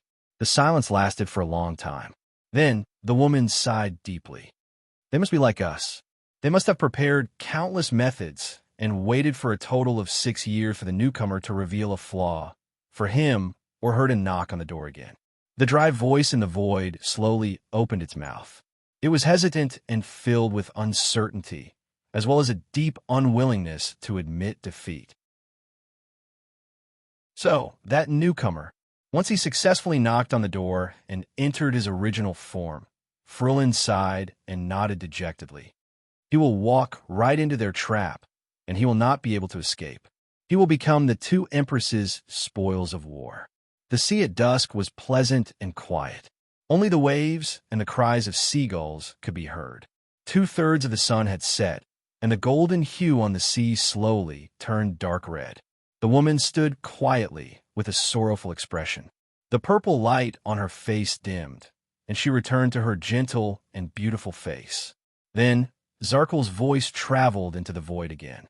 No, that is no longer the main point. Frilland raised her head indifferently. What do you mean? The guest in the void was silent for a while before he spoke with great worry. Bloodspike and Helen are wary of each other. Their hatred is as deep as the sea, and they want to tear each other apart the moment they have the chance. Once they find a newcomer at the same time, I don't think they will be willing to share, and that means the dry voice slowly became softer. Frilland frowned slightly and shook her head. No, but Zarkel was clearly immersed in his own words. He continued, 6 years ago, they suddenly met in their original forms because of that newcomer, and they hastily fought against each other. The aftermath of their battle stirred up a huge tsunami that is rarely seen in 100 years around the eye of the sea of eradication. If the sovereign of the abyss did not wake up from hell's river and control the situation, the dry voice gradually weakened. The woman frowned deeply, and her face was full of worry. Zarkel, who could not be seen, said darkly, and for this encounter, they must have made ample preparations, regardless of whether they are facing the newcomer or each other. He mumbled. The woman looked at the surface of the sea and the empty void with a look of disbelief and pity on her face. The two empresses who are well prepared, against each other who are mortal enemies? Her heart suddenly clenched. No. The dark brown-skinned woman closed her eyes and sighed softly. They're the best mystics in the world. They would not be reckless and short-sighted enough to destroy the world, would they? This time, the hollow voice in the void laughed emotionlessly. It sounded a little gloomy. More than 600 years ago, he also said the same thing to us. The woman's arms around her forearms tightened slightly. Who? The guest in the void sighed slowly and uttered a strange phrase softly. Holy Sunday, Frilland was slightly stunned. Holy Sunday, how long has it been since I last heard it? The mysterious person in the void spoke softly. During the last battle of eradication, when he personally descended upon the final empire's capital of triumph to meet the Brothers of Truth, who were at the end of their rope before the final negotiation. Frilland did not answer. As another wave rose, the setting sun in the west completely sank into the sea. Only this quiet and comfortable world was left. Chapter 434. His surroundings were very dark and very white. It was both dim and dazzling. It was as if there was nothing there, but it also seemed to contain thousands of things. The green grass under the starry sky, the waves in front of the reef, the engravings on the palace walls, the ruins in the deep sea. Countless scenes flashed before his eyes. His thoughts paused for a moment, then slowly turned. He had been here. Just like before, he had forgotten some things, but he also remembered some things.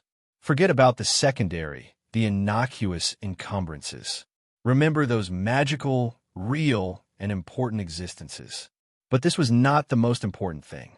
The most important thing was that he was here. He, as his thoughts turned, the end of the world, the power of nature, the heat of the sun, the undercurrent, the activity of life, the silence of death, Everything was displayed in front of his eyes without reservation. It was very comfortable, very free. It was as if he had let go of all restraints, got rid of all shackles, and unloaded all burdens. There was no gravity, no time, nothing else. There was nothing else that could limit his thoughts. Only he existed here, like a wild horse galloping freely, a bird soaring in the sky, a fish swimming freely in the deep sea. He wandered in the world. He was everywhere. He had no scruples, until he became the entire world. The world. A slight discomfort flashed through his heart. But that was not important. Just like facing all other unimportant things, he did not care. Only one feeling still stubbornly accompanied him. Impulse. Not enough. This impulse arose abruptly and couldn't be stopped. Not enough. A faint impatience rose in his heart. Far from enough. He wanted more. He wanted to know more, understand more, and obtain more. As this thought appeared, he began to rise. It was really magical. He was like the rising sun, bringing with him limitless light and heat as he rose into the endless sky.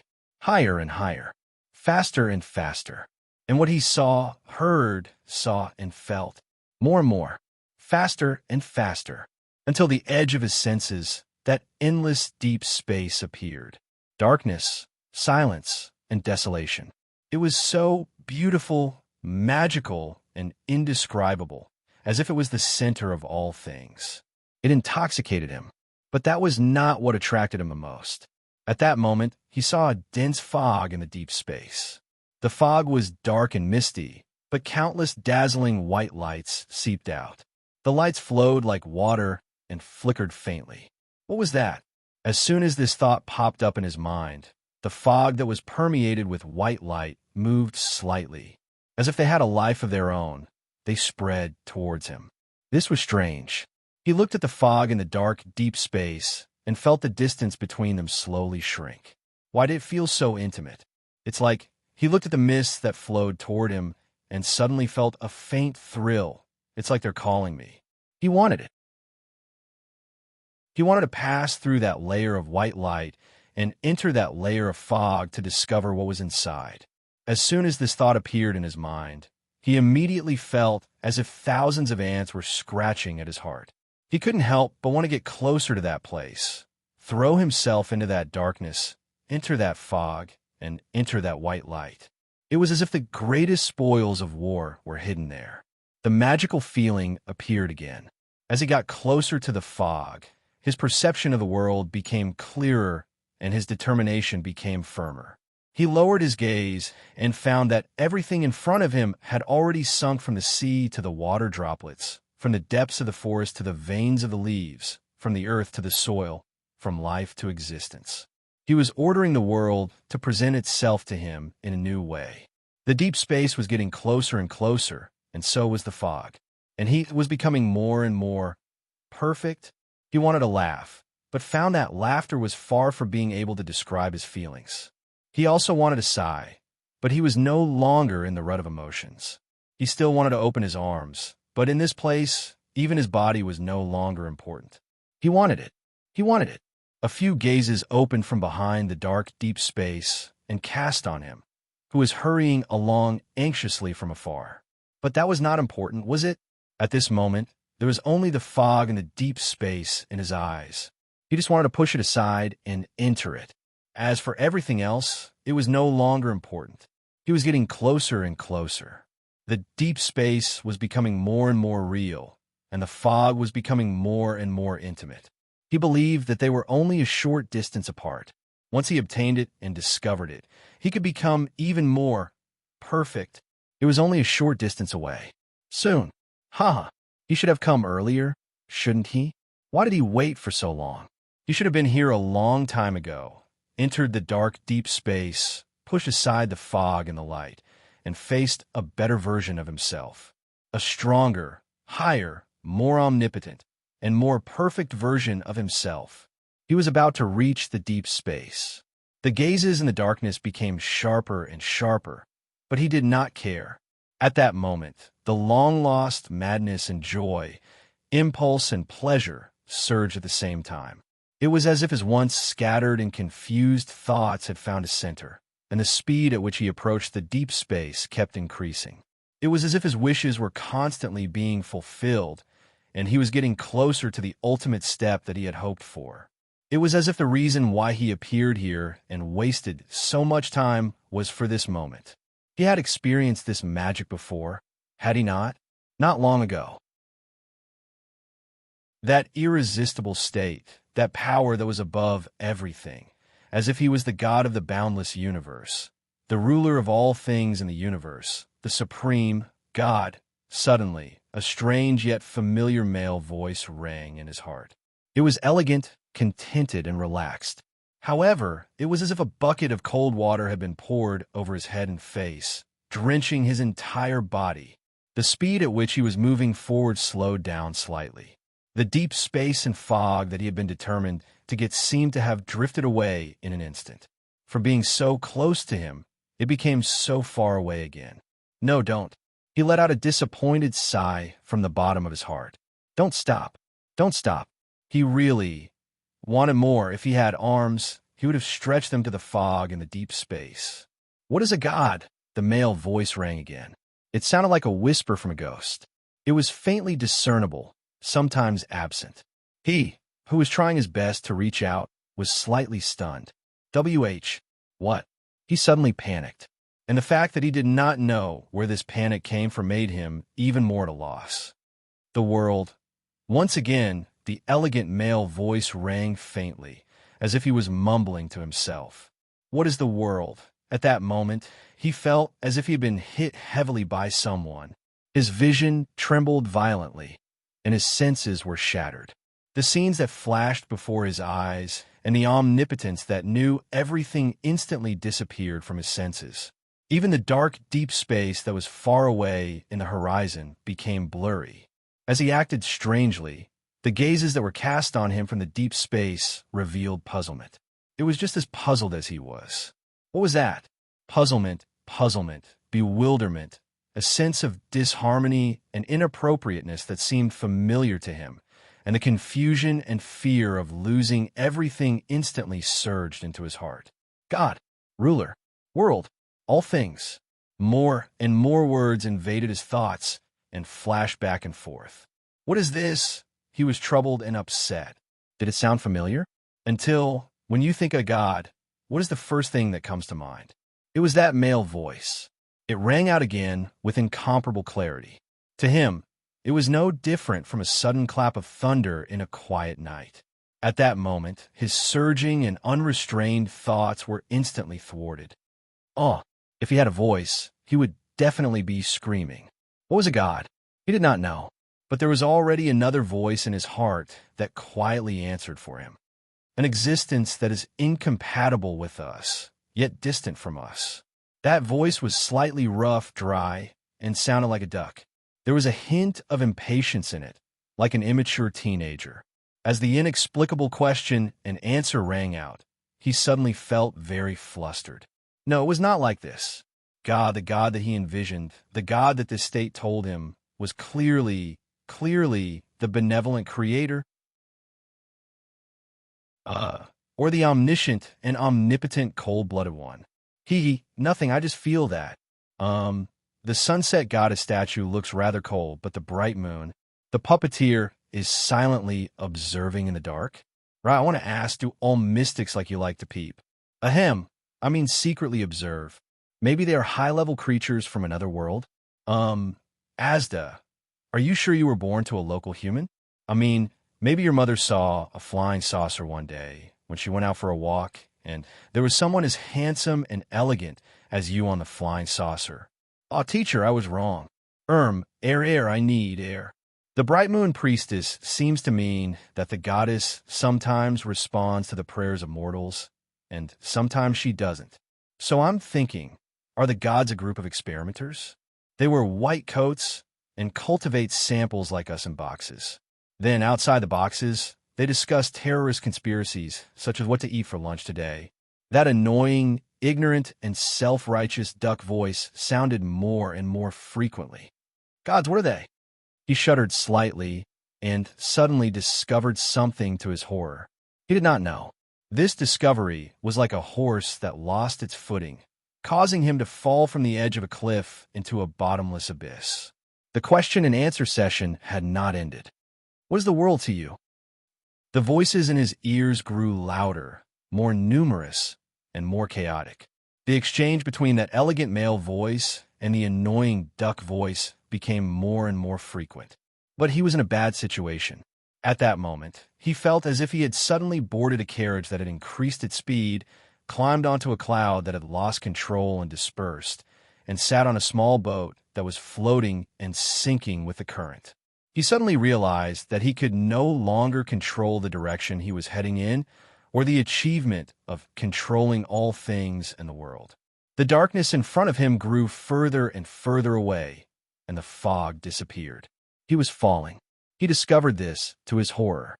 Just like how he had risen like the rising sun earlier, he was now like a rolling avalanche, falling thousands of miles straight down with an irreversible momentum. He was powerless to stop it, and there was nothing he could do. He could only look up in despair. He looked at the dark, deep space that was just inches away from him, which was filled with endless secrets. He looked at the tempting fog and beautiful white light that was once within his reach. He was no longer there. Damn it! That damned duck voice is still chattering endlessly. The world. Perhaps all things in the world really have their own forces, but they must be ignorant and indifferent, neither cold nor hot. Heaven and earth are heartless. Matter is matter. Objectivity is objectivity. But I suddenly realized the world we live in, the world we understand, it is not a cold matter, nor is it a gloomy objectivity.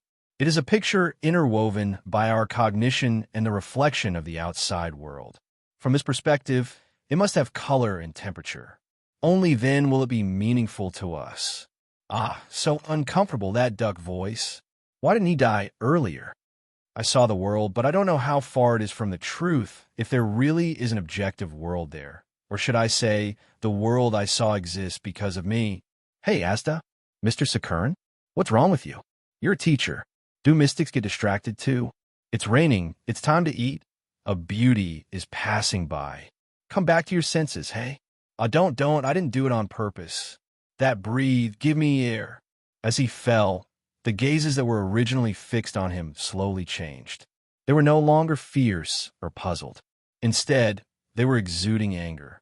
They seemed to be extremely dissatisfied with something. He continued to fall, as if he was falling from a high altitude. Weightlessness, dizziness, panic, and suffocation attacked him instantly. It was just like how he fell from the cliff of the sky in Dragon Cloud City with Blacksword. Wait a minute. He was shocked. Who is Blacksword? Where is Dragon Cloud City?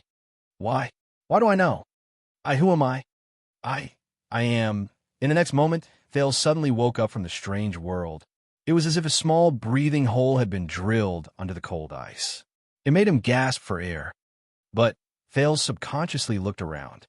Where am I?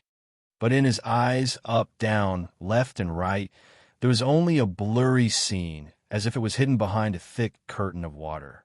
From the corner of his eyes, there seemed to be light flowing and a secret hidden. However, when he looked up, he could not see anything. Everything was silent. Where was I? He asked himself in confusion, but he could not remember. But Thales was still falling.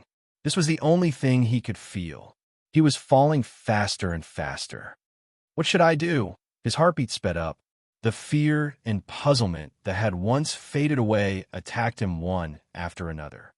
What's going on? Thales became more and more panicked. He did not know where he was. He did not know how he got here.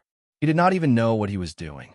He was like a patient who had lost his memory and woke up on an unfamiliar bed in the hospital with injuries all over his body. Damn it, what's a hospital? His surroundings were still a blur. He was very lost. It was just like how he felt when he walked alone in the desert during his arduous journey. Wait a minute. Thales shook his head desperately. Desert? Where is that? At this moment, Thales felt a chill on his forehead. Silver light flowed out of his body inch by inch like fluorescent light. He heard a faint ringing in his ears, followed by a soft murmur that was almost inaudible. Always, never get lost. Thales shuddered. The moment he heard this strange murmur, his downward momentum stopped. It was as if he was suspended in midair. Thales was so shocked that his thoughts froze for a moment. But soon, the silver light scattered like starlight. An array of light flickered in the blurry air, leading into the distance. It was like a path. Thales stared at the path formed by the light in a daze. Even though he was still confused and lost his memory, he knew vaguely. This is the right path. How do I get there? As soon as this thought appeared, Thales shuddered. At that moment, he felt as if he had returned to the path of shadows. His already blurry vision slowly faded. Damn it, what is the path of shadows? Why do I feel so familiar when I think of it? And why am I so anxious? It turned white. No, it's not that the outside world turned white. Instead, it was a white light that occupied his vision. Thales thought in a daze. This strange white light seeped out of his body and carried Thales towards the path formed by the silver light. He shuttled through the blurry air. Thales widened his eyes. He suddenly remembered that he could not see his own body. He felt that his brain could no longer bear the burden of the strange scene before him. As he was carried by the strange white light and moved forward slowly along the silver light, his head ached a little. When the silver light and the white light disappeared together, Thales finally stopped in a similarly blurry, quiet, and colorless void. He did not go up nor down, nor did he go forward nor backward. Thales felt bitter in his heart. What is this place? This is the boundary of the first threshold. An indifferent voice suddenly appeared. One step forward, and you will knock on the door and enter your original form. One step backward, and you will return to your physical form. Thales jumped in fright. He quickly turned his gaze and found the source of the voice. It was a human figure. It was also a blurry, colorless, and strange figure that could only be distinguished from this strange space by its edges. He was like a statue that stood quietly behind Thales and did not move at all. Like a mosaic? Thales' brain ached again. What is a mosaic? Damn it. But the figure with the indifferent voice spoke again. Since ancient times, very few mystics have been able to stay here, he said faintly. Those who come here are like a boat sailing against the current. They either follow mystic energy to search for the name of origin and go straight to their original form to knock on the door, or they hurriedly lower their threshold and leave the boundary to return to their physical form. Thales was stunned. Mystics, these, when he said this, the blurry figure had a hint of seriousness. Thales inexplicably felt that he seemed to be quietly observing him behind the blurry screen. Until you appeared, child. Thales stared at him in confusion. He did not understand. What? He was like a stupid and foolish child as he stared at the figure in front of him in a daze. The figure paused for a moment, as if he was carefully observing him. I can see that Asda taught you well. He still spoke in that indifferent voice. The things he gave you were just right to protect you. He pulled you back from the brink of knocking on the door hastily, so that you would not lose yourself and be unable to extricate yourself from it. Asda? Thales felt a throbbing in his heart. It was as if a cocoon in his heart was slowly breaking. The air mystic Asda Sakern. He suddenly realized that his memory was slowly returning. Who are you? Thales looked at the blurry void around him that he could not identify. It seemed to be still, but it also seemed to be filled with flowing lights and colors. He subconsciously blurted out, Are you a mystic? What is your name of origin? Which faction do you belong to? Extremists? Moderates? Obfuscators? Two empresses? The figure did not answer directly. Instead, he paused for a moment. It was as if he was thinking about something. Very good. Asda taught you a lot, and he is very practical. After a while, the figure spoke quietly. Even though this is the first time, as far as a guide is concerned, he is quite competent. Guide. Thales' attention gradually focused, and he recovered more and more memories. I was just now in a dark underground, in a prison cell. A sense of anxiety slowly rose in him. You know Asda? Thales endured his headache and asked through gritted teeth. The figure was silent for a while. He nodded gently, as if he had sensed something. He could have been a good teacher. Asda was originally the most promising and talented wizard apprentice, and he learned from the most famous Master Gogol. The figure shook his head slowly. He spoke a moderate pace, neither too fast nor too slow, neither too loud nor too soft. His achievements are not inferior to many official mages. If Asda continues like this, perhaps one day he will become a master. Soul Tower will also be proud of him. But unfortunately, he did not continue speaking. Thales frowned hard. He could not hear anything. That inexplicable sense of anxiety kept tormenting him. It was as if he still had something important that he had forgotten to do. But what is it? So who are you? What's wrong with me? Thales forcefully suppressed the anxiety, but his tone gradually became impolite. At this moment, thud. There was a dull sound. Thales seemed to have sensed something. He hurriedly raised his head, but he could still only see a blurry void. Coincidentally, that strange figure also raised his head at this moment. You felt it too? The figure looked into the distance. The moment you knocked on the door, you fell back and disappeared, making their wishes come to nothing. He paused for a second. His gaze fell from the horizon, as if he was sighing helplessly. Chapter 435. Knock on the door. The girls? Thales frowned. He felt more and more memories return to his mind, as if the fog above the sea was gradually disappearing, revealing the clear surface of the water. The girls? He asked, puzzled. But the unfamiliar figure seemed to have lost his patience. We don't have much time, the stranger behind the strange curtains said softly. The first threshold is only one step away from knocking on the door. The first threshold is only one step away from knocking on the door. As long as they come back to their senses and lower their heads slightly, they will still be able to detect your presence. Thales' heart skipped a beat. He suddenly knew the identity of the girls. What? The others, whether it was Giza or Asda, all changed their expressions and became wary when they talked about them.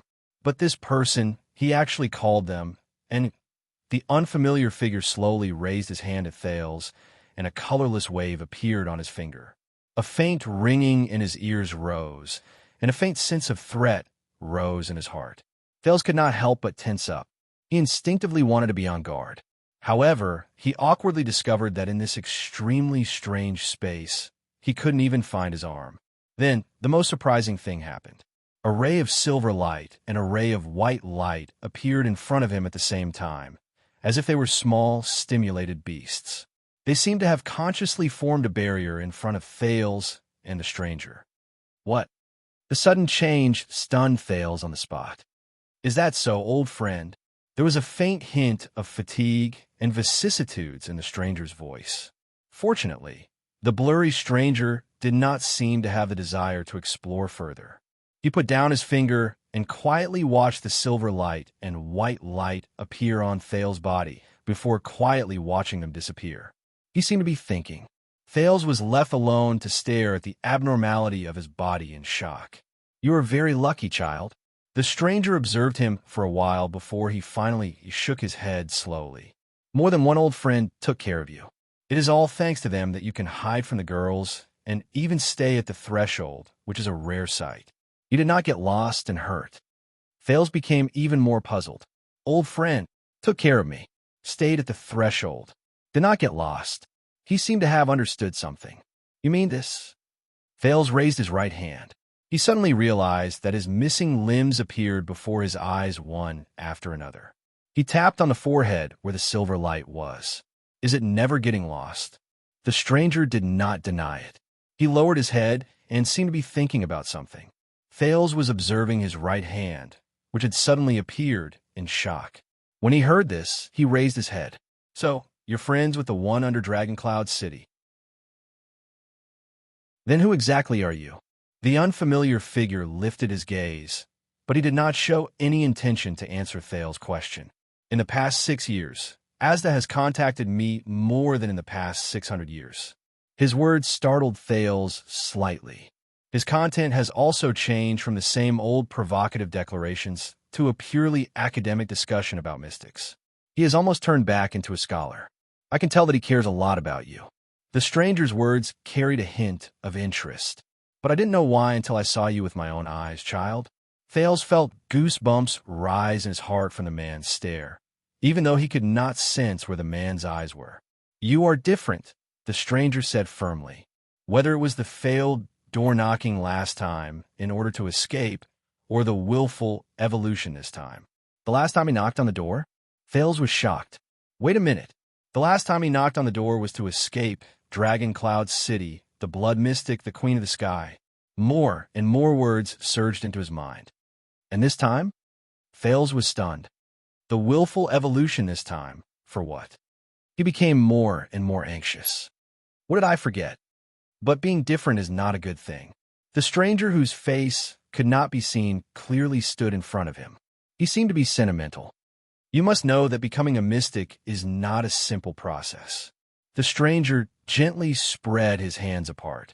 Colorless ripples appeared in the air between his hands, and 4 transparent doors the size of a palm emerged. Each door was more exquisite and majestic than the last. Matter, observation, chaos, purity. These 4 stages have been concluded by countless seniors. They are the only way to become a mystic from a mortal's body. Different mystics have slightly different progress, experiences, reactions, and results during each stage. Some of them are even worlds apart, but the 4 stages of becoming a mystic are generally the same.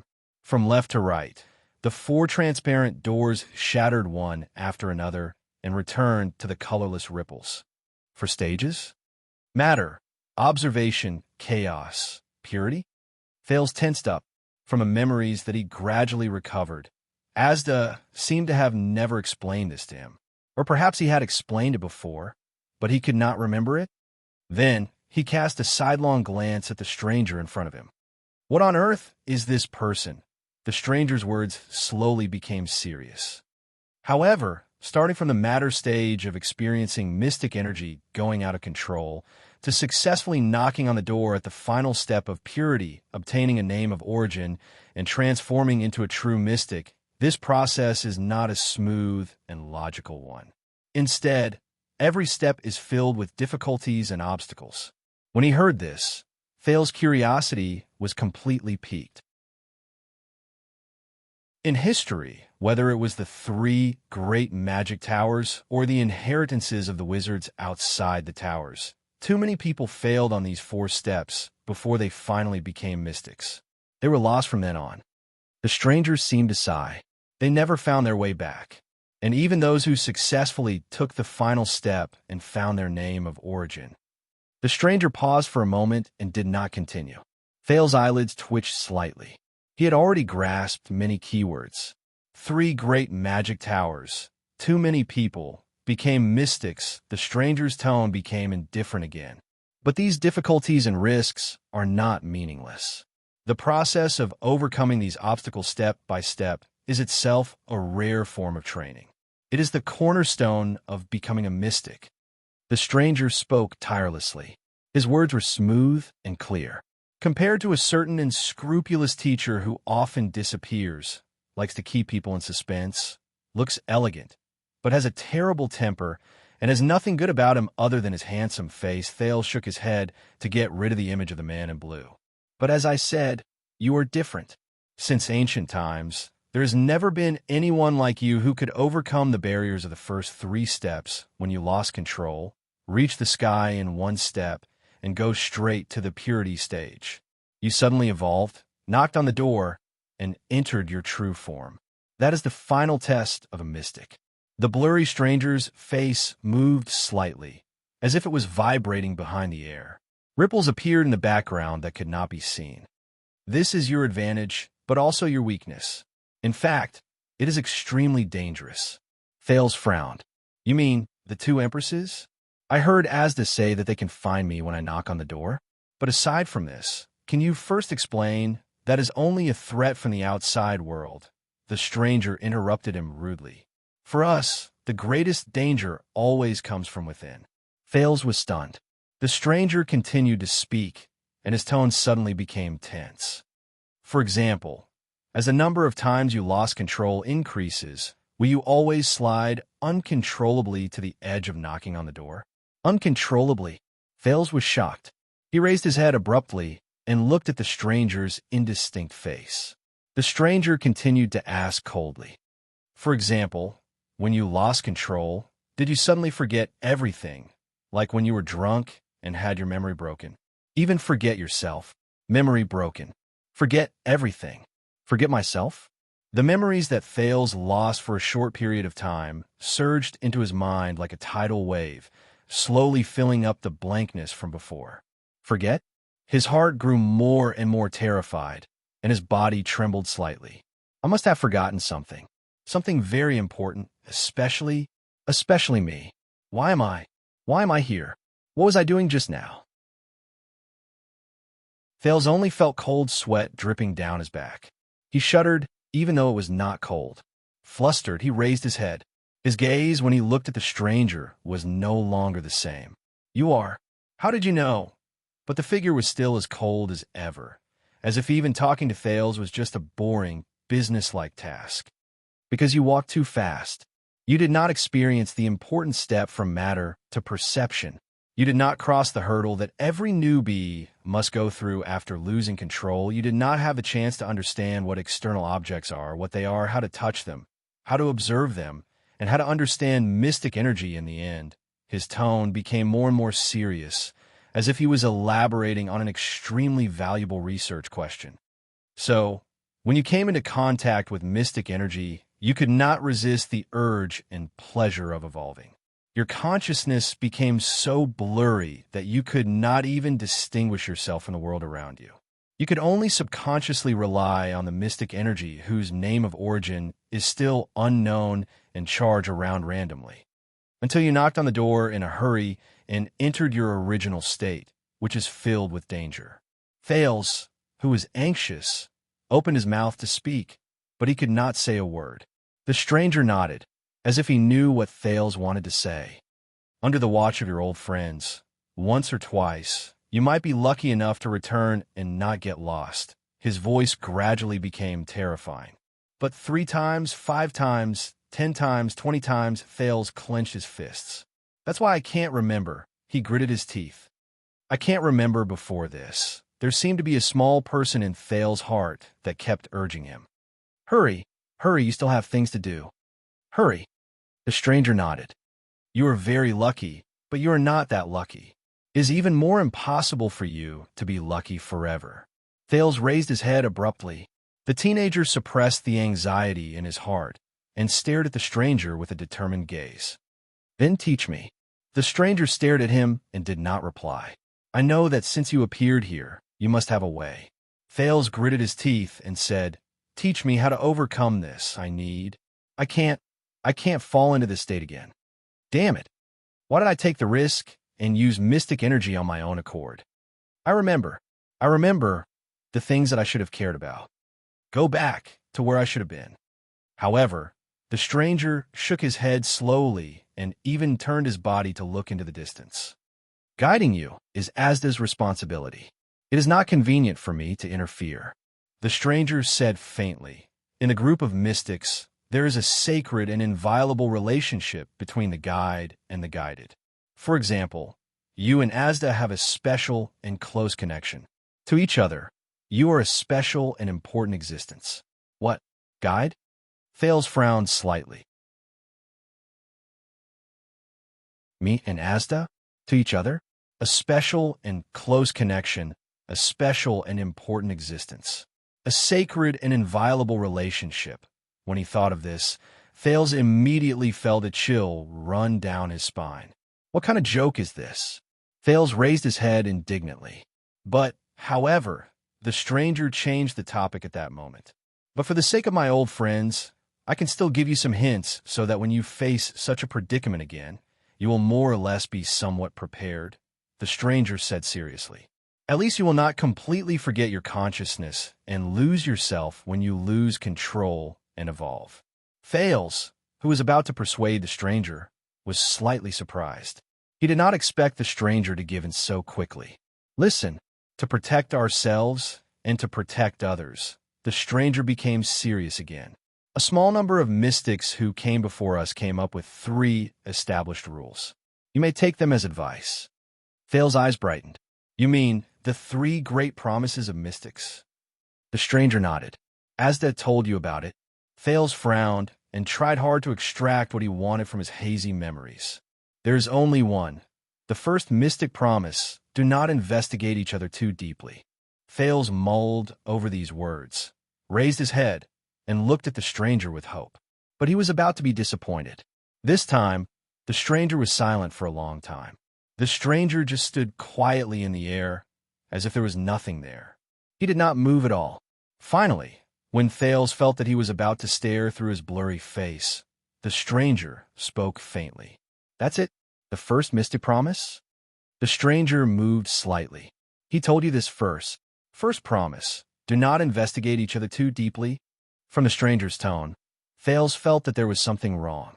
Surrounded by flowing lights that were as mysterious as fog and as treacherous as clouds, the unfamiliar figure actually gave Thales an indescribable sense of fear. But the anxiety and pressure in his heart forced Thales to suppress his doubts and urge the stranger to speak. He only told me this one. The teenager frowned. What's wrong? After a while, the stranger shook his head firmly. Nothing. But his tone made Thales feel inexplicably uneasy. But soon, Thales was attracted by the stranger's next words. Listen well, child. Since Asda has already taught you the first promise, then... The stranger raised his head and said in an incredibly solemn tone, what I'm going to tell you now is the second of the 3 mystic promises. The 3 mystic promises. The second. Thales immediately became solemn and listened attentively. The second mystic promise. The stranger spoke softly behind the blurry curtain. His tone was solemn.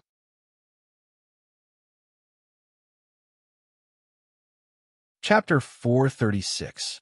Stay true to yourself. Thales repeated with a puzzled expression, but he was extremely confused, as if he was in a fog. Mystic Energy's second pact. Stay true to yourself. Compared to the mysterious rule of not delving into each other's affairs, this rule seemed ordinary and normal, as if there was no need for further explanation. A mystic must stay true to himself at all times. That's it. The stranger looked as if he was 1,000 miles away from him. Comprehend the rest yourself. Yes, comprehend it yourself, huh? Thales was shocked when he realized what was going on. He stared at the stranger, dumbfounded. Comprehend it myself? What the hell? This classroom style of throwing down a sentence and then immediately walking away. Why does it look so familiar? Wait.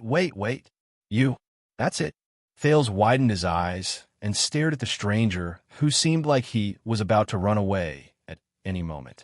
He desperately said a few more words in an attempt to make the stranger stay.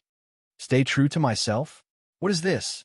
I mean, not delving into each other is at least like a practical rule. But just as Thales was about to ask a series of questions, the stranger raised his head slightly and looked into the distance. You should go, he said coldly with his hand behind his back. They noticed. Thales' eyelids twitched. They? The girls.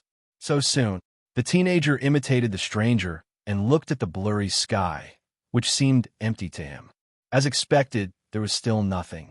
But, Thales said in frustration, why are they so interested in me? This question made the atmosphere fall silent for a moment. After a while, the stranger put his hands behind his back and spoke quietly. Don't blame them. The stranger's words were filled with indifferent sadness. They are pitiful children, just like all of you. They were forced to. When Thales heard this, he could not help but frown. What? Pitiful children? Forced to? Thales still looked confused. After all, for this world, they have already. Thales clearly heard the stranger sigh behind the blurry screen. It sounded very emotional. Sacrificed too much. Sacrificed too much. Just as Thales frowned again because of this sentence, he suddenly felt a jolt in his mind. A long-lost memory appeared in his mind. It was a conversation between him and a priestess of a goddess in a plain temple. He believes that you are different. He believes that you will do better. He sacrificed too much. Thales narrowed his eyes in confusion. He found it strangely familiar. He had sacrificed too much. Sacrifice. Wait, sacrifice. Thales snapped out of his daze. He remembered. His breathing quickened. Prince, desert, dungeon, assassin, attack, captive, hostage. Alchemy ball scenes and pieces of memories flowed into his mind, filling up what he had just lost. Thales panted heavily. His gaze was unfocused, and he did not even care about the stranger's stare. Oh no, oh no. Over there, Thales recalled the last scene not too long ago in panic. It was not a coincidence that he lost control, evolved, and knocked on the door. Over there, Yodel. Stake's dagger and alchemy ball. The anxiety and nervousness in the youth's heart instantly reached its peak. The stranger continued, I will help you get out of control and send you to a safe place. No. Thales raised his head abruptly, his face contorted, and he blurted out loudly, I can't go back just like this. I can't get out of the so-called losing control. The stranger stopped talking and stared at him quietly. I remember now. I can feel it. Thales clenched his fists tighter, and he could not suppress his emotions. Something, someone, and something are still waiting for me on that side. When he thought of this, he took a step forward excitedly. Tell me more. Thales gritted his teeth and stared at the stranger. He said firmly, You don't have to teach me what mystic energy is, but you can teach me the trick, teach me the method, teach me how to stay true to myself, and how to maintain my rationality when I lose control. I must be awake, and with the power of a mystic they are waiting for me. Thales looked anxious, and his gaze was tense. But the stranger only stared at him from afar. He did not move, as if he did not hear him. Thales' heart sank. This is not something that can be done in one go, just by practicing at the last minute, the stranger said faintly a few seconds later. You need to practice. Reckless actions will. But I don't have time to practice. In his nervousness and anxiety, the second prince's tone became more agitated. Please teach me, I beg you, for the sake of Asda and old friends. This time, the stranger stared at him for an exceptionally long time. 1 second, 2 seconds, 5 seconds. But in the next moment, before Thales could react, the illusory images on the stranger's body trembled, and his aura became murderous. The stranger took a step forward, and his eyes, which were hidden behind the screen, shone with 2 powerful rays of light. They seemed to be able to penetrate all obstacles. They went straight into Thales' eyes, and the teenager's vision darkened. In the space known as critical point, the blurry screens around him shattered layer by layer and turned into thick, 3-dimensional fog. They pressed down on him from all directions as if they had a life of their own. They pressed down on this part of the world until it was narrow and blocked, and dyed everything in front of him black. They were like huge waves in a sea of ink that surged violently. Thales was so shocked that he took a step back, but he felt that the stranger in front of him was becoming more and more domineering. The girls are very powerful. I can't hide it for too long. The stranger said stiffly, You can understand as much as you can. Before Thales could express his gratitude, the stranger spoke decisively and without any hesitation. First, the anchor point. In the space shrouded in thick ink, the stranger slowly paced around Thales. His mysterious eyes, which shone with a powerful light, sized him up from different angles. You have to find a good anchor point for yourself. This is the most direct and also the most way to stay true to yourself. Thales had yet to recover from the shocking change in front of him. He was slightly puzzled. Anchor point? The stranger's footsteps stopped behind Thales. I don't like to use metaphors, but even as a junior, you are too far behind. So, I can only use this unfair and imprecise method to explain it. Thales thought of something. Behind him, the mysterious mystic in the space said coldly, When you wander in the sea of mystic energy, you will constantly feel the threshold rise and fall. Your physical body is not the only one affected. You need an anchor that will constantly lock onto you. Even in times of danger, it will pull you back from the path of evolution to the most basic physical form. This is the anchor point. The strange and thick fog around him flowed along with the stranger's words. It emitted a faint light and blocked everything, making Thales feel like he was in a boundless sea. He was at a loss. The stranger did not waste any time. He continued, "An accurate and effective anchor point can not only help you restrain your terrifying impulses and desires, but also maintain your sense of self and reason when you come into contact with mystic energy. It can even be effective after you knock on the door, pulling you back from your original state, where you cannot resist, to your physical form and return to yourself." Thales pondered for a moment. "So, I need an anchor point. How do I do it?" The stranger slowly raised a finger. Colorless ripples once again surrounded his fingertips, forming illusions in front of his blurry face. To be specific, the anchor point can be anything: a memory, an item, a characteristic, an event. Memory, item, characteristic, event. Recognize yourself. Restrain your impulses. Stay rational. Return to myself. Thales suddenly remembered the inexplicable knock on the door 6 years ago. At that time, the one who called me back to Dragon Cloud City from my so-called original state, but most importantly, the stranger continued, "The anchor point must point directly to yourself." Thales was suddenly stunned. Then, a question rose in his mind. Self? His thoughts returned to the stranger's words. "Stay true to yourself." But self? The stranger nodded. Flowing light shone beside his head, bringing with it circles of blurry, colorless ripples. "You are one of the few things on you that cannot be confused by others." The stranger's glowing eyes flashed behind his blurry face. "Now answer me." His voice became extremely cold and rigid, forcing Thales to pay attention to him. "Who are you?" Thales shuddered slightly. "Me?" The teenager answered instinctively. T. Thales." But the stranger suddenly became aggressive. "Thales? How do you know that there's only one Thales in the world?" He spoke faster and asked coldly, "What if I tell you that there was also an unlucky sailor named Thales in a lousy bar in a port 123 years ago on the south coast of Constellation? Is the anchor point directed to you or him?"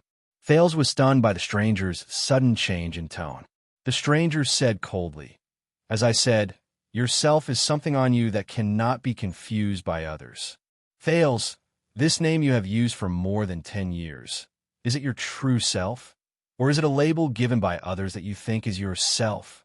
Thales only felt that his breathing was becoming increasingly rapid. "So one more time, who are you?" The stranger repeated sharply. The strange, thick fog around him lingered for a long time. It was dark and gloomy. Thales clenched his teeth and took a deep breath. Then, "I am Thales Jadestar, born in year 665 of the calendar of eradication, born in Lower City District of Eternal Star, and I was extremely unlucky for the first half of my life." He raised his head and looked at the stranger in a tentative manner. You increased the content and narrowed the scope of the label to make it easier for the anchor point to point. It seems to be very effective, but the problem is, if this is effective." The stranger pondered for a moment at first, as if he sensed something, but in the end, he changed the topic and spoke sarcastically. "Why don't you just throw a 3-foot-thick scroll of biographies up there?" Thales' eyebrows twitched. The stranger's tone was rather disdainful. "The longer the string of a kite, the harder it is to control it. You put such a heavy load on the anchor point. Perhaps it will be disconnected in the storm when it is fixed at year 665. Thales furrowed his eyebrows as if he had a headache. The stranger said in a rather callous manner, "Self, what you need is a precise definition, not redundant descriptions and multiple labels. You are like the main character in those lousy night novels. Facing the enemy, you bring out a bunch of seemingly powerful treasures and titles, but none of them truly belong to you." The stranger bent down, and his blurry face almost touched the tip of Thales' nose. His eyes were still so bright that Thales could not open his eyes. "One more time, who are you?" The teenager looked at him nervously. The thick fog and huge waves around them tumbled continuously, as if showing the other's emotions at that moment. It also put a lot of pressure on Thales. Thales made up his mind, gritted his teeth, and said, "All right, I am Prince Thales the Mystic. There's no way to confuse it, right?" When he heard that word, the stranger was silent for a moment before he slowly straightened his back. Very good. This self seems to be very unique, but the stranger snorted coldly. Is it really precise? Thales was stunned again. The three parts are so difficult to distinguish and understand. Then, is the self that your anchor point points to mystic, Thales, or prince? The other party shook his head. Secondly, can your true self be summed up with these three words? Prince Thales the mystic? The stranger snorted coldly and continued to ask. Then, for the last time, who are you? What? Thales, who had been constantly dealt a blow, felt gloomy. His anxiety and nervousness, the continuous coercive interrogations, and the heavy rebuttals that followed did not give Thales a chance to catch his breath and think carefully. He could only be confused. He could no longer care about the thick fog around the stranger, nor did he have time to care about the strange scene in the proximal world. I don't understand. How exactly do I determine the anchor point to be considered as pointing to myself? To cherish his last chance, Thales asked the stranger solemnly and seriously. And what is myself? The teenager shook his head honestly. I really don't understand. The stranger seemed to have expected his question, and he snorted softly. Because it's harder than you think. The mysterious mystic raised both his hands and said loudly, in this world, most people have a hard time recognizing themselves. As he spoke, the thick fog and black waves in the proximal world obediently made way for him. The colorless waves turned into many scenes in the void. There were countless people without faces. From birth, growth, labor, success, and death. It was their birth, old age, sickness, and death. They rely on a dazzling array of labels to live in the world. Name, occupation, appearance, achievement, identity, status, bloodline, relationship, title, power, wealth, items. Thales watched his performance in a daze. The stranger moved his hands, and the illusion changed accordingly. Some labels are directly given by others, and some labels are chosen by oneself later on. However, regardless of whether they are willing to recognize themselves because of other people's references, convincing themselves based on established habits, or defining themselves based on their position, they are often caught in the trap of external factors. They believe that what the label represents is themselves, but they never know what their real self is. Labels, self, Thales frowned. He could not understand it no matter how hard he thought about it. Guide the anchor point to meaningless labels. Think that they are the self, and hope that these things will bring you home. The stranger's fingers trembled, and the images in the colorless waves shattered. It shocked Thales. The stranger's words carried a faint sense of alienation. In history, many people have been lost in this step, disappeared into nothingness, and never returned. We call it wrong anchors. No matter how strong a person's will is, once he takes the wrong path, he will just go in the opposite direction and make mistakes again and again. Wrong anchors, lost. At that moment, Thales felt that he had grasped something, but when he thought about it carefully, he did not seem to understand anything. He scratched his hair in pain. The self is not a label. The anchor point cannot be set on the label. Then where should I set it? The stranger snorted softly, as if he did not care. I don't know. The stranger stared at him coldly, and there seemed to be a cold glint on his blurry face. You tell me. All right. Thales shook his head as he stared at the stranger, feeling a headache coming on. He was obviously not the kind of person who liked to show the answers to his students. In a mysterious critical point, the stranger took a deep look at Thales before he turned around. Stay true to yourself ends here. He left the teenager with a lonely back. As for how much you can understand, Thales was shocked.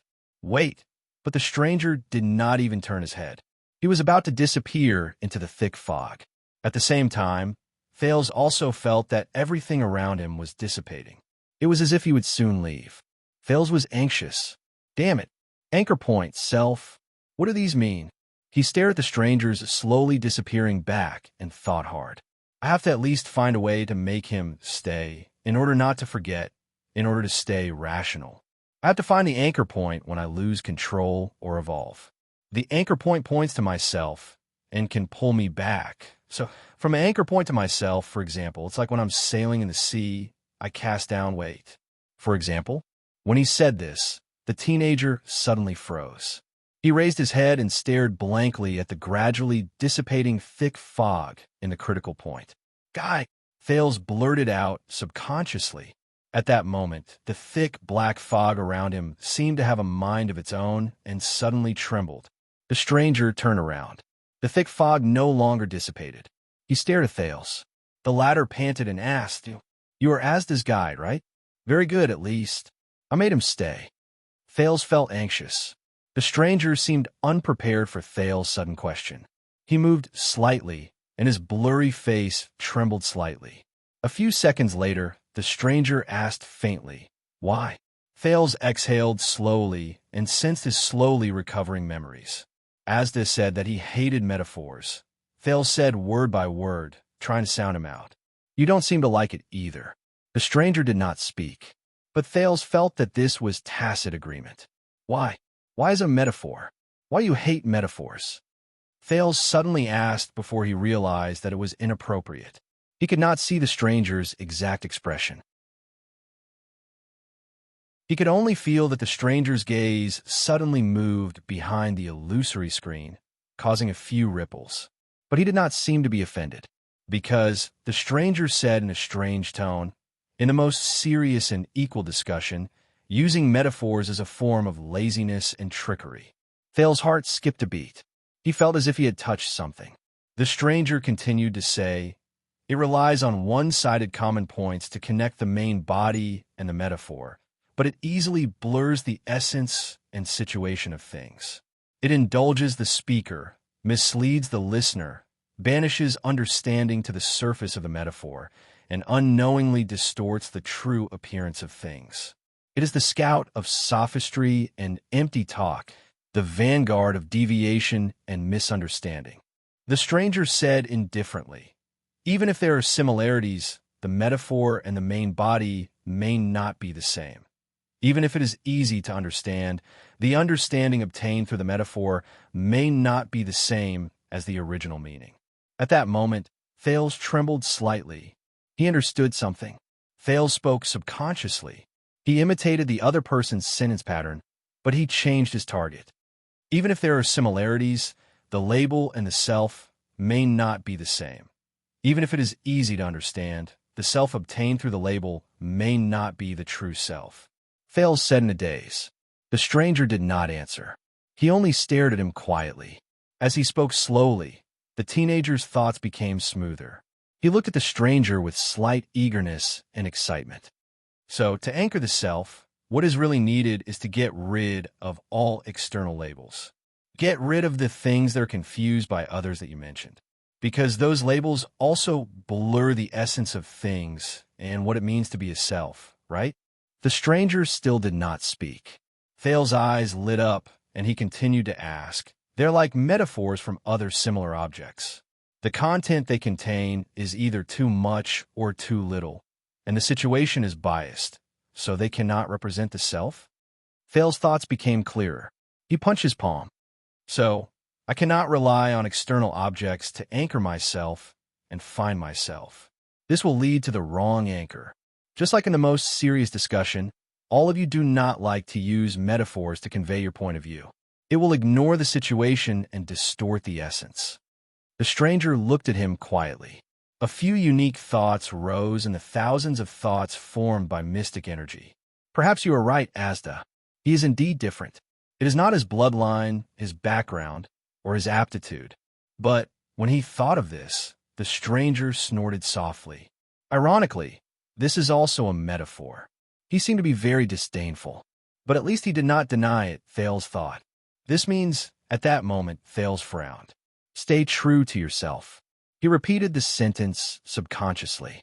"Things that are not confused by others."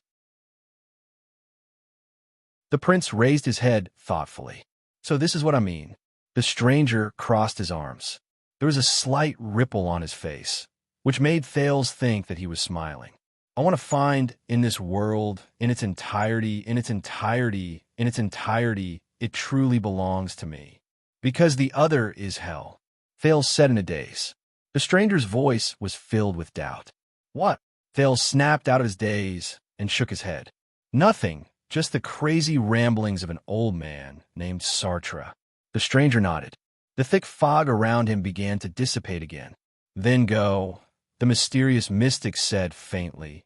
Return to the most intense state of losing control. Test your anchor point. If you succeed, maintain your rationality and self in the state of losing control, and do not lose yourself, then you will officially stabilize in the thing stage and become a contactor, even though I think the mystic energy stage theory is not applicable to you. Thales' expression tensed. He remembered that his companions were still on the other side and were in trouble. In the end, he did not say anything, but when the time came, he hesitated slightly. What if I fail? The stranger sneered. If your anchor point fails, then you will repeat the same mistakes. You will evolve madly until you knock on the door and wait for the two eager girls to find you. Thales furrowed his brows. What's more, because you started from the boundary, the next time you accidentally knock on the door, it will only be more intense. I think there's a high possibility that you will completely lose yourself in your original state and become a kite with a broken string. Thales was stunned as he listened. He struggled to understand the stranger's words. A kite with a broken string? So, where will I go? The stranger shook his head. I don't know. The atmosphere around him changed, and his tone became solemn. Because no one has ever returned.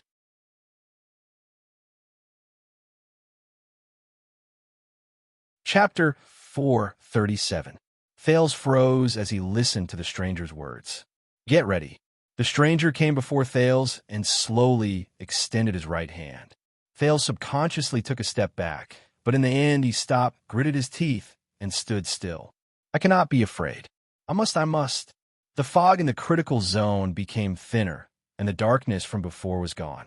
The stranger's hand touched Thales' face, and he felt a cold sensation. Be careful. Even if you think you have it under control, Thales stared at him in a daze. He first felt weightlessness. It was as if the ground had suddenly disappeared. Then, he felt himself falling again. It's coming. Thales suppressed his nervousness, controlled his slightly trembling limbs, and said quietly, even if you think you're doing the right thing, even if you think the power of a mystic is the sword of justice in your hands, the stranger still mysteriously stood still in front of him. He touched his face and did not move. It was as if he did not have a physical body. The light around him began to flow, and the scene changed from a vague and blurry image to a scene that was rapidly changing and out of focus. Still, you cannot let your guard down. Sometimes, the methods you resort to for a noble goal will unknowingly turn the tables on you. The stranger's words seemed to contain endless meaning. His mysterious, glowing eyes were like lonely lights in the dark. They were the only thing Thales could see in this world. For example, debate is to understand the truth, but too many people are immersed in the vanity of victory. For example, violence is to protect survival, but too many people are lost in pure violent impulses. The feeling of falling grew stronger, and the scene around him became more and more blurry, as if colors and shapes had lost their meaning. The stranger paused. For example, magic is to... When he said this, he seemed to be unable to continue. Thales looked at him and felt an inexplicable sense of melancholy. I know, the prince answered in a comforting manner. The stranger snorted and shook his head, as if it did not matter. You know. He retracted his palm, raised his finger, and gently tapped Thales' forehead. The stranger said flatly, You think you know? Silver light shone from the prince's forehead, and it seemed to resonate with the stranger's finger. Thales just stared at him blankly. The stranger uttered his next words softly. There seemed to be a deep emotion in each of his words, and it caused Thales to ponder endlessly. Just like a hero who believes that he will never compromise with evil.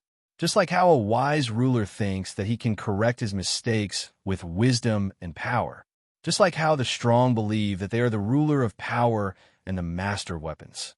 It's just like how famous generals believe that as long as they keep winning, they can bring peace. Just like how mages believe that as long as their knowledge is increased and their skills improve, then all the problems in the world can be solved. It's just like how the reformers believe that as long as their intentions are noble, their goals are great, and their actions are selfless, they can and will eventually make the world a better place. Thales was stunned. Hero, wise lord, strong, famous general, mage, revolutionist. Thales tried his best to stare at the man. He wanted to see something from the stranger's blurry face, but he failed. They fell faster and faster. The stranger stopped talking, and the mysterious light in his eyes gradually dimmed. "Remember, my boy," he said, with a rare note of emotion in his voice. "Stay true to yourself. Do not let them easily infect you, invade you, and capture you." He was like a wise man who had witnessed the vicissitudes of life and the vicissitudes of life. He slowly revealed his thoughts. "No matter how reasonable and convincing they sound," Meng Qi said. The flowing lights around them flickered for a while, and all the light was taken away. It was as if they had entered a tunnel in the belly of a mountain. It was dark and gloomy. Finally, Thales, who could not calm down his thoughts, could no longer hold back the thoughts in his heart. He blurted out impulsively, "Who are you?" This person who suddenly appeared in the critical world. This mystic. He's Asda's guide. He called the two empresses girls, and he managed to deceive them. He's so powerful that he can come and go as he pleases in the critical world. He knows Silver Shadow Man under Dragon Cloud City. He doesn't seem to belong to any faction. The stranger was silent for a moment. Then, as he fell faster and faster, he sighed and said, "I am Taurus Mill." Thales was stunned. Where did he hear this name before? "That's the mysterious man named Taurus," continued. "The magic tower's glory and shame, the empire's savior and disaster, the world's truth and end. I am luck, but also a sin." His words hid a sorrow that could not be freed from. It made Thales feel an indescribable heaviness. Glory and shame, savior and disaster, truth and end, luck and sin. Taurus said softly, "I'm your earliest senior, the worst role model." He pressed his index finger on Thales' forehead and pushed it forward. "And the worst future." In the next moment, as the light shone again and the heat rose, Thales' vision darkened and his breathing froze. He knew that he had left the critical world. Then, he sank into the deep and boundless sea, never to return. It's here again. In the scenes that flashed past his mind, he happily stretched out his hands. No, it was the tentacles of his thoughts that touched everything. His frail body was no longer enough here. He felt the sense of omniscience, accomplishment, and satisfaction that came again. The vast emptiness and distance in the sky, the vast loneliness of the snow-capped peak, the boundless grassland, the numbness and silence of the boundless desert, the hidden undercurrents of the deep sea, the epic magnificence of the ancient city, and he slowly raised his gaze and felt the flickering in the distance. It was the faint mystery of the endless stars above the sky. He took a light breath and felt everything. The entire world. It's all in front of me. Show it to me. The world? When you think of this world, what is the first thing that comes to mind? A pleasant yet annoying male voice sounded absent-mindedly. "It's here again." He shook his thoughts and threw out the boring words. He continued to feel the magical state of this moment. Of course, this was far from enough. He needed more. He needed to reach the supreme place in his dream. So he began to rise, just like before. And this time, nothing could stop him. He touched the ultimate step. With a thought, he raised his head slightly. He let out a satisfied sigh. Yes, it was still the dark and silent void. It appeared in front of him again. He saw it very clearly. What was presented to him in the void was still the mysterious gray fog. It flowed in the distance and surged toward him in the endless white light. It was as if the gray fog had a mind of its own. It opened its arms to him. It was like the most formal invitation. It was a call. He continued to rise. As he felt the increasingly wonderful omnipotence and omniscience, he looked at the gray fog that continued to spread toward him. His heart understood. That was a call. Something in the gray fog was calling him, yearning for his arrival. Come. In a trance, he could even hear a faint call coming from the fog. Together, yes. A familiar feeling of longing and impulsiveness spread. He felt it. In the gray fog, there was something that he wanted the most intimate, and the closest to him. Come on. He rose faster and faster, getting closer and closer to the strange dark void. He was also getting closer and closer to the flowing gray fog that was tainted by the white light. Come on. He almost could not help but roar. Hurry. Hurry up and let me enter that void, touch that gray fog. This is the only way. This is the only way I can be more perfect.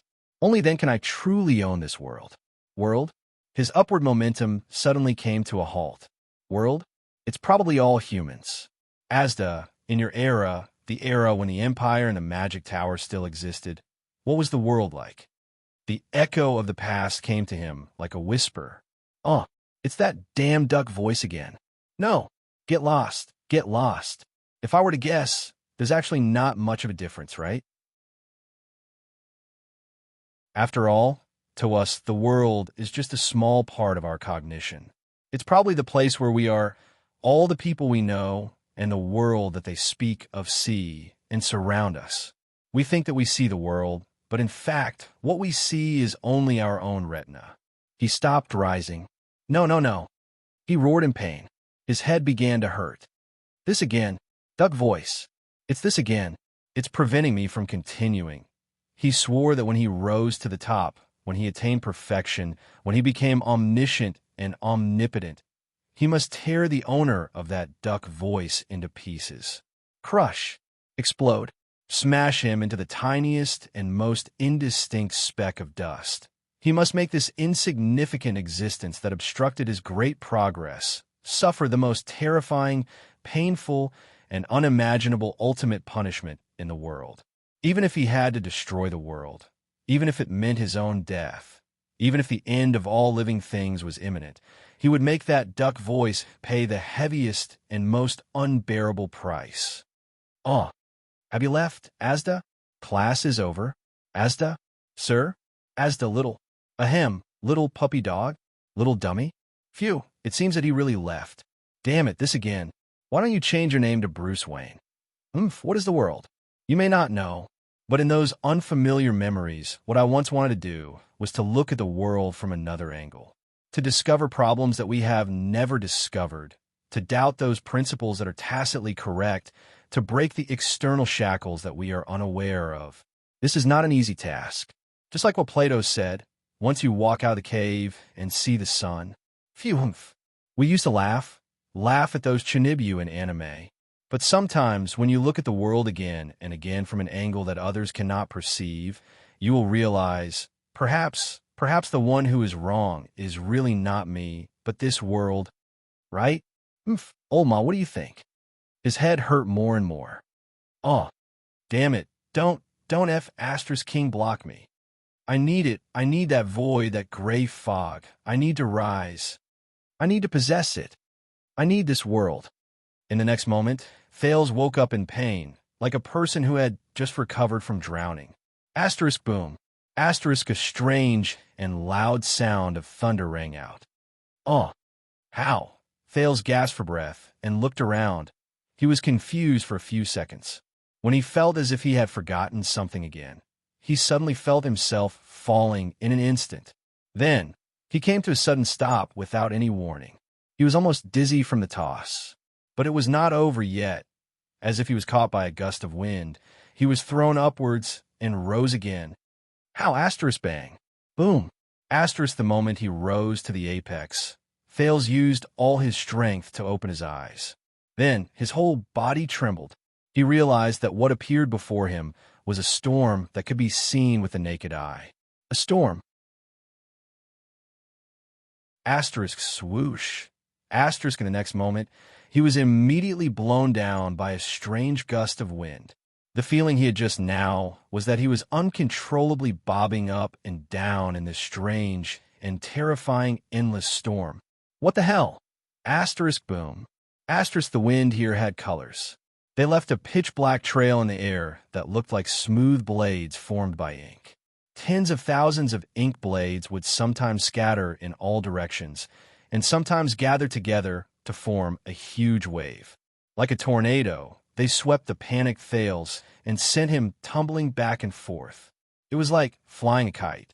From time to time, the same dark lightning flashed in the lightless sky, accompanied by a loud thunder that almost broke his eardrums. Asterisk boom. Asterisk every time the thunder roared. It made the ink-black storm even more frenzied. Thales was in the air, and he did not know if it was real or just an illusion. He endured the bone-piercing pain from the wind blades, and he felt the fear and panic of weightlessness. This is bad. This is bad. Thales trembled and tried to grab a piece of ink, but in his panic, he realized that he did not have a body. What is this place? Asterisk boom. Asterisk he waved his imaginary hands, but he could not find a place to exert his strength at all. His gaze followed the rise and fall of the storm, and he changed directions at will. His entire person, if he could still be considered a person, was pulled back and forth by the storm in the air, and he did not stop. What he saw was an ominous, pitch-black ink. All he could hear were terrifying, strange flashes of lightning. He was a lonely boat in an even more dangerous sea. Asterisk swoosh boom. Asterisk damn it. He was blown upside down by another storm. Thales felt that he was about to suffocate, but he did not see the ground, nor did he see the sky. He could only feel the endless, merciless, and cold, ink-colored storm above and below him, left and right, front and back. Asterisk boom. Asterisk he tried to shout, but there was no response. He could not even hear his own echo. This was a scene he had never encountered since the first time he lost control, or even after he knocked on the door for the first time. Is this the truth behind losing control of mystic energy? The ocean of mystic energy? He thought in a trembling voice. When you wander in the ocean of mystic energy, you will constantly feel the threshold rise and fall. Your physical body is not the only one affected. Taurus words rang in his ears. Asterisk boom. Asterisk the crazy, terrifying, violent, uncontrolled, endless, and uncontrollable storm continuously tortured Thales' senses. Compared to the wonderful feeling he had in the beginning, he really did not want to stay here at all. As this thought rose in his mind, Thales felt his vision become hazy. It was as if he had entered a drunken state in an instant. He felt that magical state of omniscience and omnipotence again. Ah, how wonderful! I saw the world again, and I want more. As Thales thought of this, he subconsciously smiled. No, but in the next moment, Thales shook his head desperately, trying his best to wake himself up. Asterisk boom. Asterisk a strange clap of thunder sounded. The illusion before his eyes dimmed. He, who was temporarily clear-headed, once again returned to the pitch-black, terrifying storm. He rose and fell with the waves. Damn it! The torture of his eyes, ears, and senses made him try his best to gather his remaining willpower. He knew that the training in Asda's classes allowed him to temporarily break free from the hallucinatory state and avoid continuing to evolve. But obviously, his current state was still far from the thing stage that Taurus mentioned.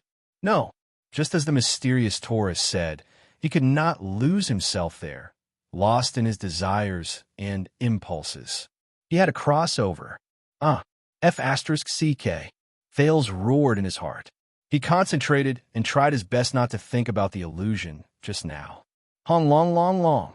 The ink-colored storm roared again, pulling him back into the terrifying air. Don't think about it. Don't think about it. Don't think about it. Thales tried his best to get rid of those comfortable and beautiful illusions, the feeling of power that allowed him to feel everything. But the more he tried to get rid of it, the more he could not help but think about it. The more he tried not to think about it, the more he could not help but think about it. He thought about the pleasure of evolving, the excitement when he was about to knock on the door. He thought about the desire to enter his original form in the dark void and touch the gray fog, that feeling of omniscience, that feeling of omnipotence, that feeling that he was the whole world, that he was everything, and that he was the majestic truth.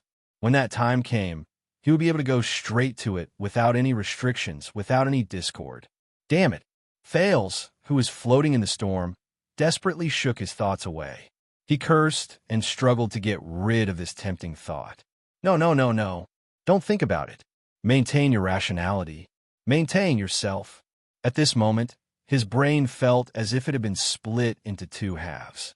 One half of him was in the perfect world that was like a fairyland, feeling the satisfaction and beauty of being filled with power, feeling the truth and secrets of the world, and yearning endlessly. F***CK. It's happening again. The other half of his brain was in the terrifying and brutal black storm, enduring the pain of being torn apart. It tumbled back and forth, drifting aimlessly. Wait, this is not a solution. I can't go on like this. Asterisk rustle. Asterisk a gust of wind, accompanied by the hissing sound of the black storm, threw him into the air again. That's right, there's a solution. When Thales felt that he could not hold on any longer, he remembered Taurus' words. Mystic energy, secondary pact. Stay true to yourself. The illusion and storm from before occupied his body and mind, leaving him no time to recall. When he wanted to recall, he realized that he had lost too many memories while he was out of control. Myself. Soon, Thales touched the memories that seemed to have faded, and he thought about it hazily. Anchor point. Yes, find the anchor point. Anchor point, point to myself, pull me back. I need to get rid of this damn, terrifying storm. From this fake, seductive, comfortable, contented, expectant, and infinitely wonderful dream of evolving. Knock on the door. For it, I can completely give up everything just to throw myself into its arms and become supreme. F***CK. Again? Get lost.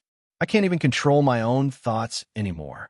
Thales felt like a depressed writer who had stayed up all day at work, panting and exhausted when he returned home, and still had to struggle to write his story.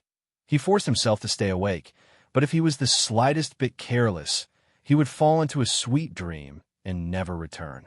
He woke up the next day with an empty screen. Asterisk boom. Asterisk Thales, who was cursing everything fiercely in his heart, was once again blown by a rapid cyclone, and he somersaulted 6 times in a row.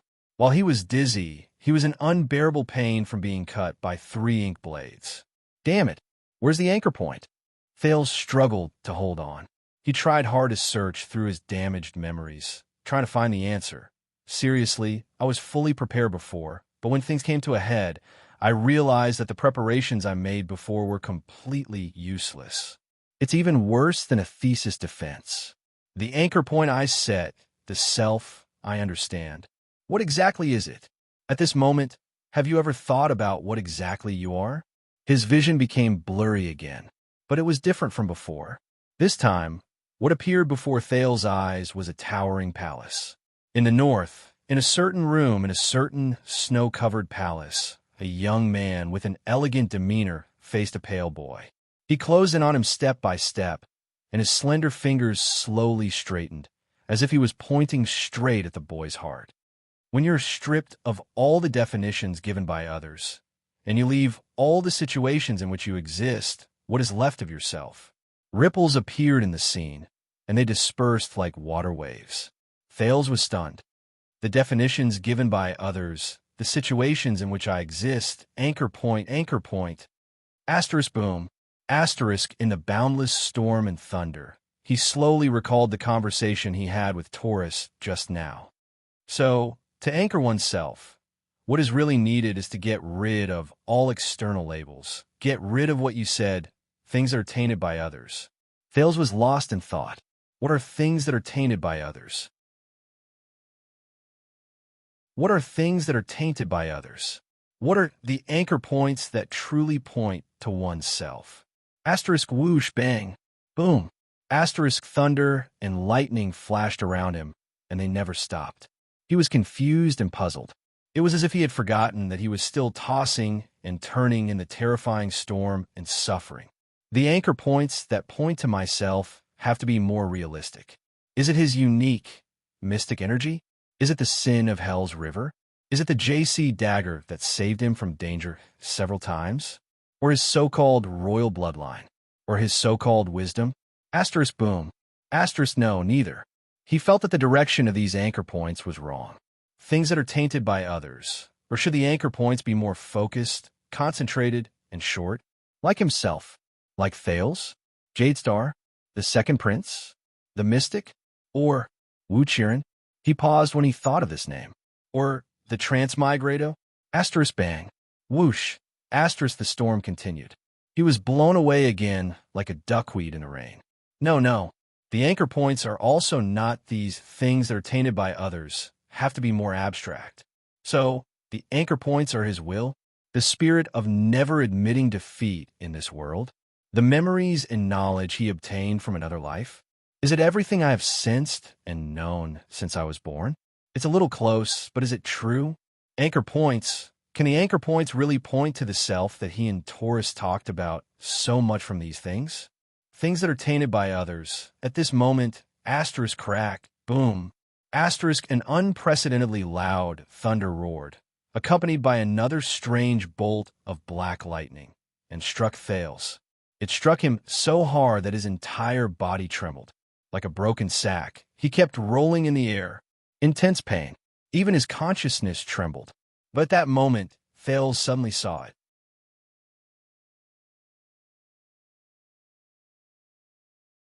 Chapter 438. On the other side, far away, in the narrow, crude, but warm and bright cellar of the bar. I probably won't be able to escape, but they can survive. A boy in ragged clothes and covered in wounds clenched his fists. He raised his head and looked at the red-haired girl in front of him. She had a pair of blades strapped to her thighs, and she looked valiant and slightly surprised. He forced a smile. It's time for me to go. To Red Street Market. That's, he thought in a hazy manner. Asterisk boom. Boom. Asterisk his thoughts became clear amidst the loud thunder. Then he saw another scene. It was a vast and magnificent semicircular hall. The hall was filled with nobles and important ministers dressed in luxurious clothes, with solemn expressions and steady mannerisms. Similarly, the boy, who seemed to be dressed in luxurious clothes but was actually covered in wounds, stood on the stone steps. That's right, Duke Covendier. I saved your life. He bit his lips stubbornly, but he was relieved. He faced another young, round-faced man with an unhappy expression and said softly, So, you are the one who owes me a word of thanks. This is Thales' breathing quickened. There seemed to be a certain emotion brewing in his heart. He felt his consciousness tremble. The illusions that had bewitched him before appeared again. The realm that he could touch with just a gentle stretch of his hand. Supreme. Omnipotent. Perfect. That tempting call. But those temptations could no longer sway what he saw before his eyes. Thales' vision only blurred for a second before he shook his head firmly and flung them away. Wait a minute. It was still the boy's voice. This time he was covered in dirt and his hands were tied, but he still forced a smile as he sat on a large black coffin. He smiled and looked at a charming but incredibly dangerous woman.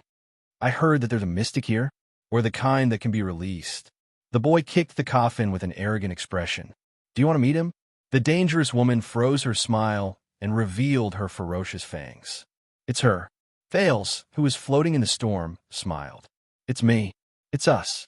In the next moment, the roar of wind and thunder rose again, but they were immediately replaced by another similar but different sound. It was the sound of battle cries. Battle cries filled the sky. Amidst the blood, death, and fighting, they rose and fell, covering the horizon. Sonia's choice is a dilemma, no matter what. Countless people risked their lives and fought in a frenzy.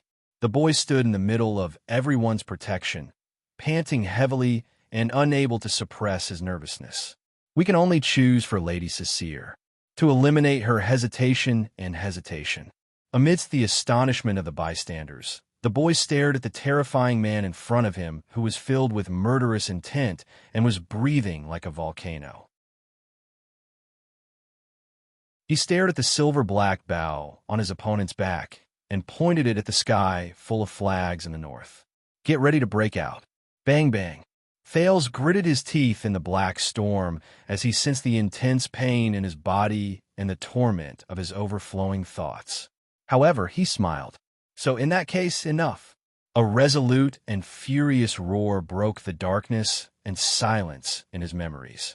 The boy's expression became much steadier in the rough hall where a burning brazier was burning. At that moment, his footsteps were firm as he walked forward without stopping. He walked past the pale man with a cold expression who carried a blade on his back, and the silent old man who wore a crown and had an awe-inspiring presence. He walked towards the girl with glasses who knelt on the ground and cried painfully at the ring in her hand. She was panic-stricken, and he grabbed her arm without hesitation. He pulled her behind him. That's it. Tonight, she has to stay with me. A bunch of lunatics. As he looked at the past, Thales' smile grew wider. The fire in his heart burned even brighter. This sword is called the Blade of Purification. The boy stood in front of the man with the black sword in the desolate ruins. He stared at the red short sword and sighed softly. When he raised his head, he smiled in relief. Let's go and see that cute big sister. Let's try our luck. The scene flashed. In the solemn temple, the boy stared at the girl in front of him with anguish and determination. Little rascal. If we just walk away like this and leave everything behind, that kind of burden will make me feel like I can't breathe. We can't go, we can't escape. The ripples in his memories rose again. In an extremely difficult situation, the boy swayed in a crude carriage, and he smiled cheerfully at the middle-aged man who was smoking a pipe. Whether you believe it or not, Putre, I've thought it through. In that unique battlefield, only I can fight against him.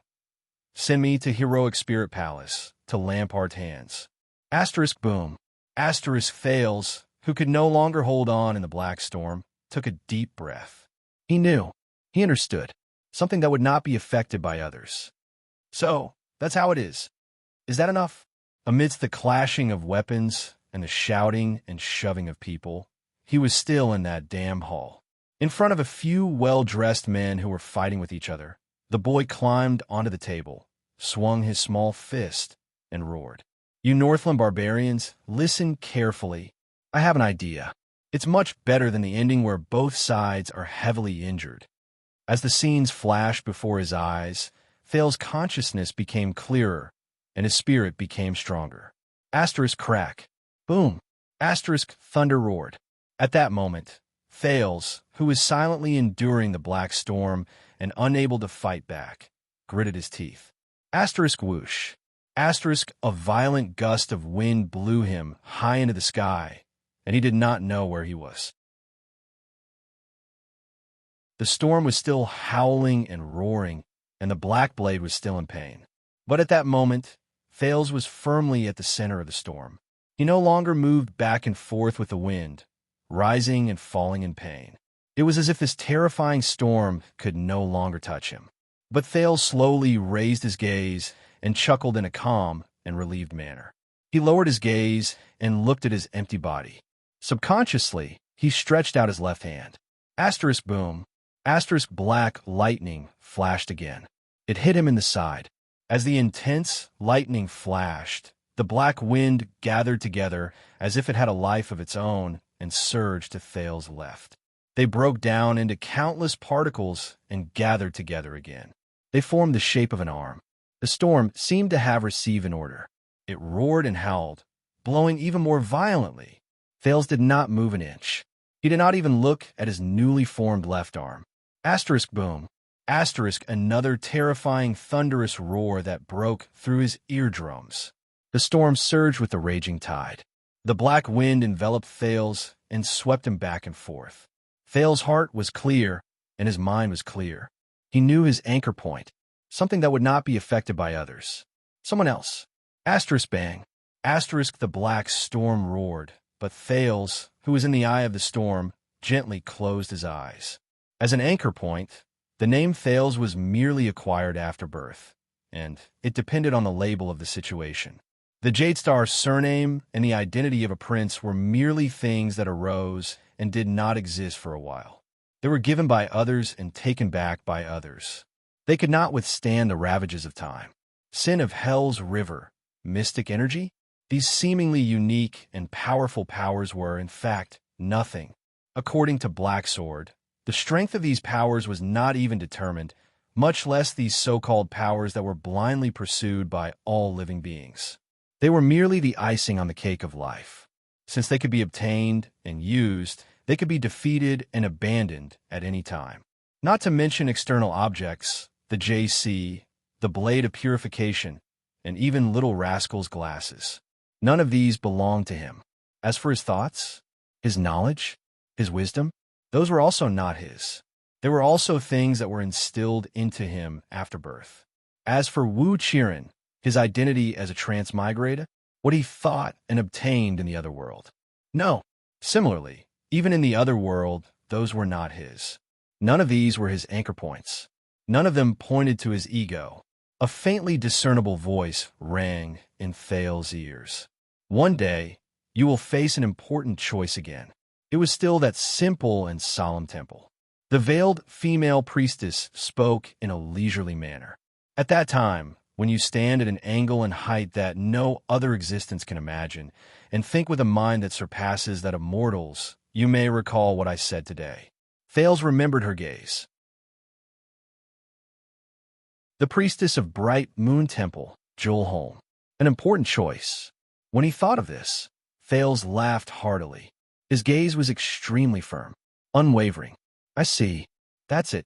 Through my entire life, everything, in the end, it truly belongs to Thales Jadestar himself, truly unaffected by the confusion of others, able to serve as his anchor point and point to himself. Only this. Asterisk bang bang. Boom.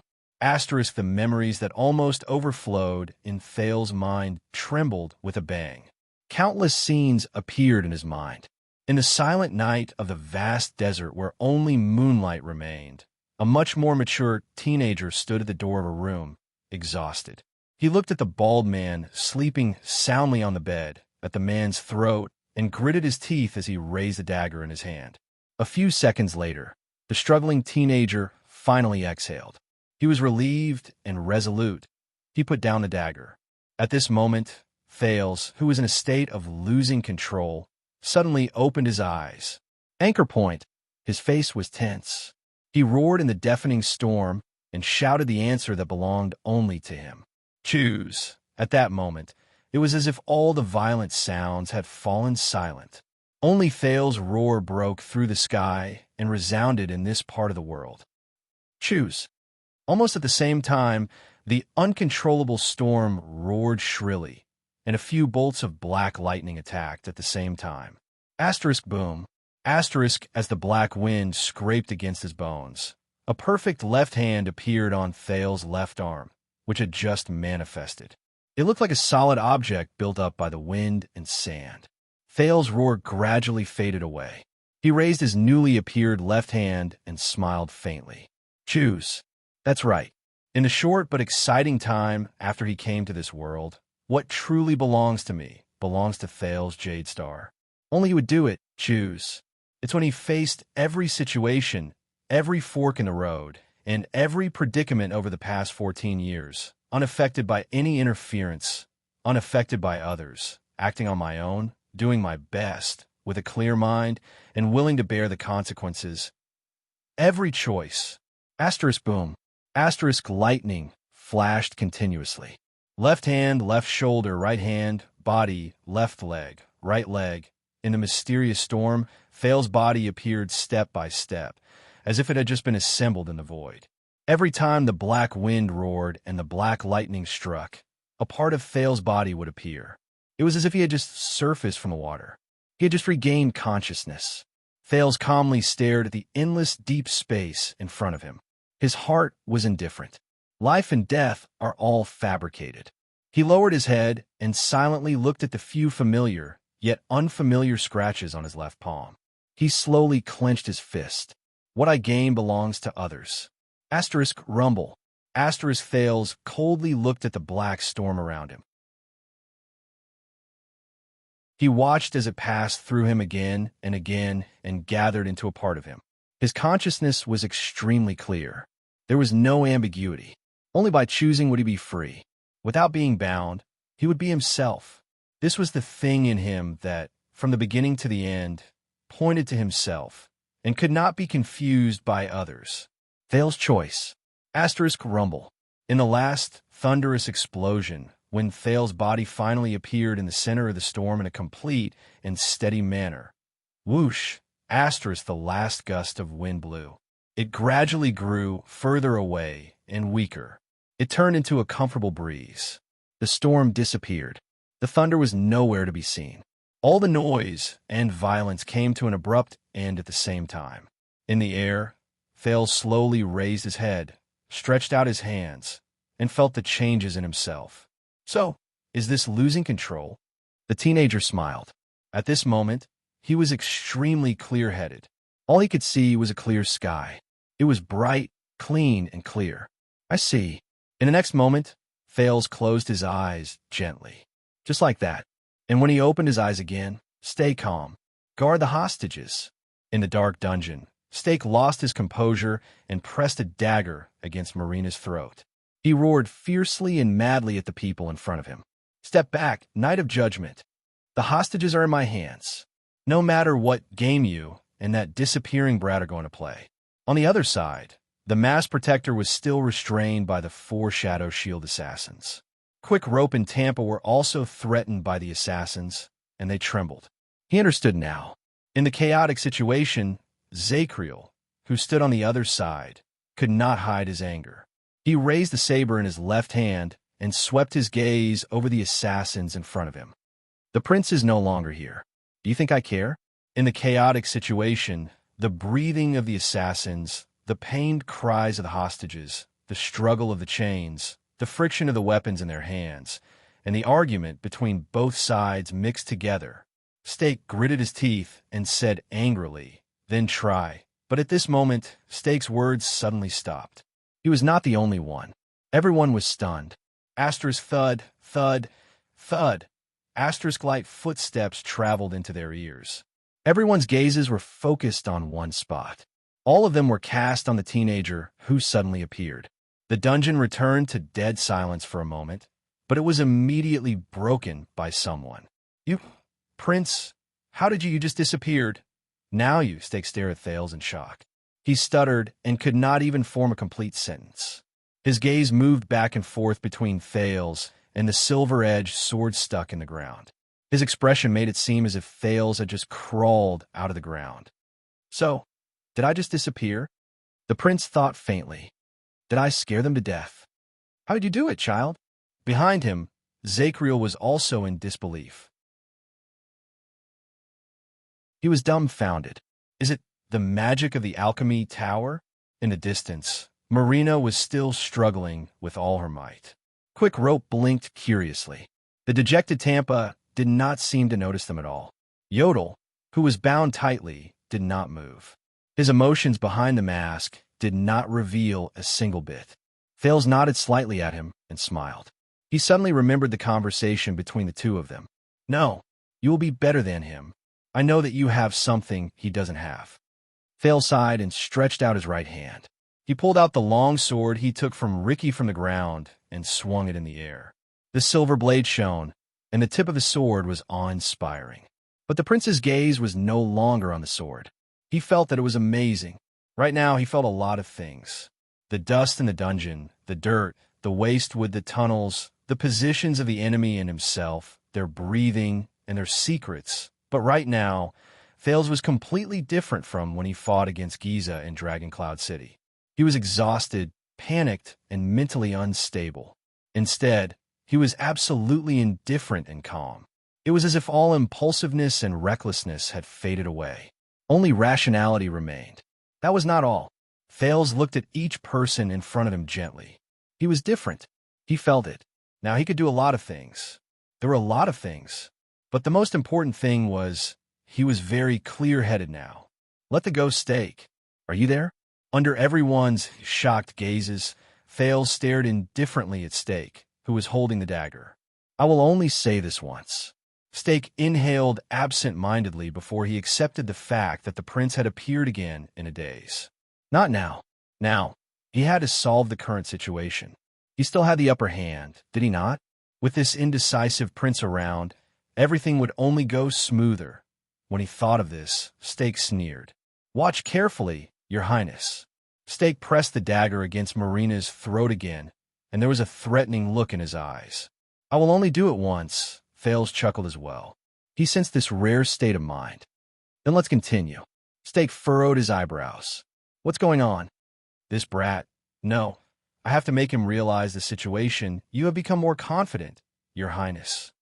Stake looked at Thales' smile, gritted his teeth, and pushed.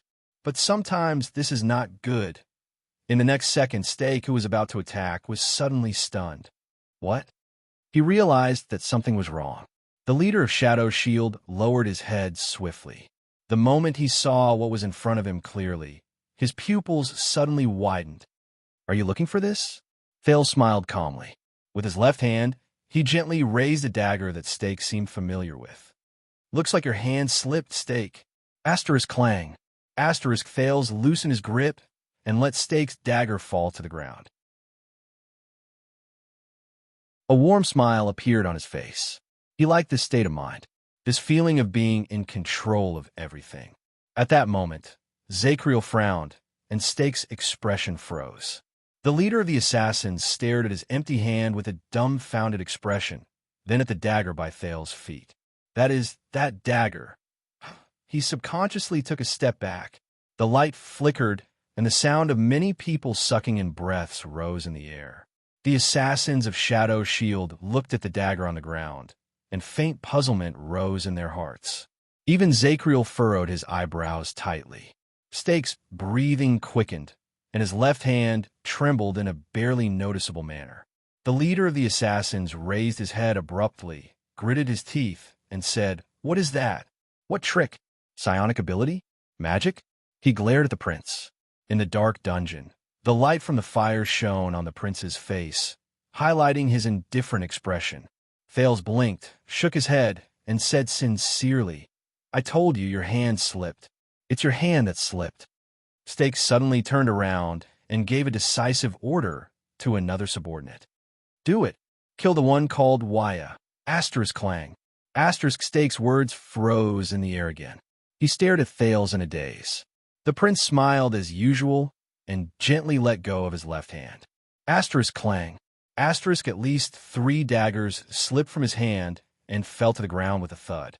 Behind quick rope, the assassin stared in disbelief at his hands, which were no longer armed at some point in time. "I think their hands slipped." Thales smiled and raised his left hand, then threw the last dagger on the ground. Stake widened his eyes. No, this is impossible." At that moment, be it quick rope, the hostage-taker behind Tampa, or the assassins around them, they suddenly became unarmed. Losing their weapons was always a bad feeling. In a short second, the assassins burst into an uproar in confusion and panic, and they subconsciously wanted to retreat. Zacriel, who had been observing the situation, raised his eyebrows in surprise. He instinctively raised his saber and faced the weakened enemy. "What is this? Steady." Stake gritted his teeth and roared in anger as the situation suddenly spiraled out of control. He pushed Marina backwards. The leader of the assassins resolutely raised the alchemy ball in his left hand and tried to force the aggressive Knight of Judgment back. "Damn it. If you dare to take a step forward, I will." But in the next moment, Thales' laughter drowned out his words. "Are you talking about this trinket?" The noise stopped abruptly. 1 second, 2 seconds, the sound of people sucking in breaths rose. In the absolute silence, the prince held his sword and walked forward with ease. Under everyone's gazes, he calmly raised his left hand. "No." Stake stared at the prince's left hand in a daze. He then retracted his arm numbly. "No, as expected. In my palm, nothing. I don't like it." AB*TCH once used it to kidnap me. Thales pursed his lips and carefully observed the ball in his hand. He looked at the strange inscriptions carved on its metal shell, and suddenly felt a sense of familiarity. Stake stared at the scene in front of him in a daze. He looked at the prince holding the alchemy ball. He looked at the Knight of Judgment, who narrowed his eyes and raised his saber. He looked at the daggers lying quietly on the ground. No, he suddenly felt his arm start to tremble. But The feeling of holding it in my hand, the Prince of Constellation raised his head and grinned. He looked at the assassins, whose faces were ashen, and grinned, something he had not seen in a long time. It's still pretty good? No. At that moment, as he looked at Thale's smile, Stake was dazed. He felt cold all over. In a strange space unknown to anyone, a person with a blurry face and shrouded in thick fog moved slightly. He looked away. That boy actually managed to do it with that method? He muttered to himself. Looks like anchor point. This dangerous method only exists in theory, and no one has ever succeeded in it. But there's still a hint of it. It's feasible. He smiled in relief and shook his head. Then, he turned around and disappeared from the blurry world. Only two vigilant and fierce gazes were left behind as they looked at him from afar.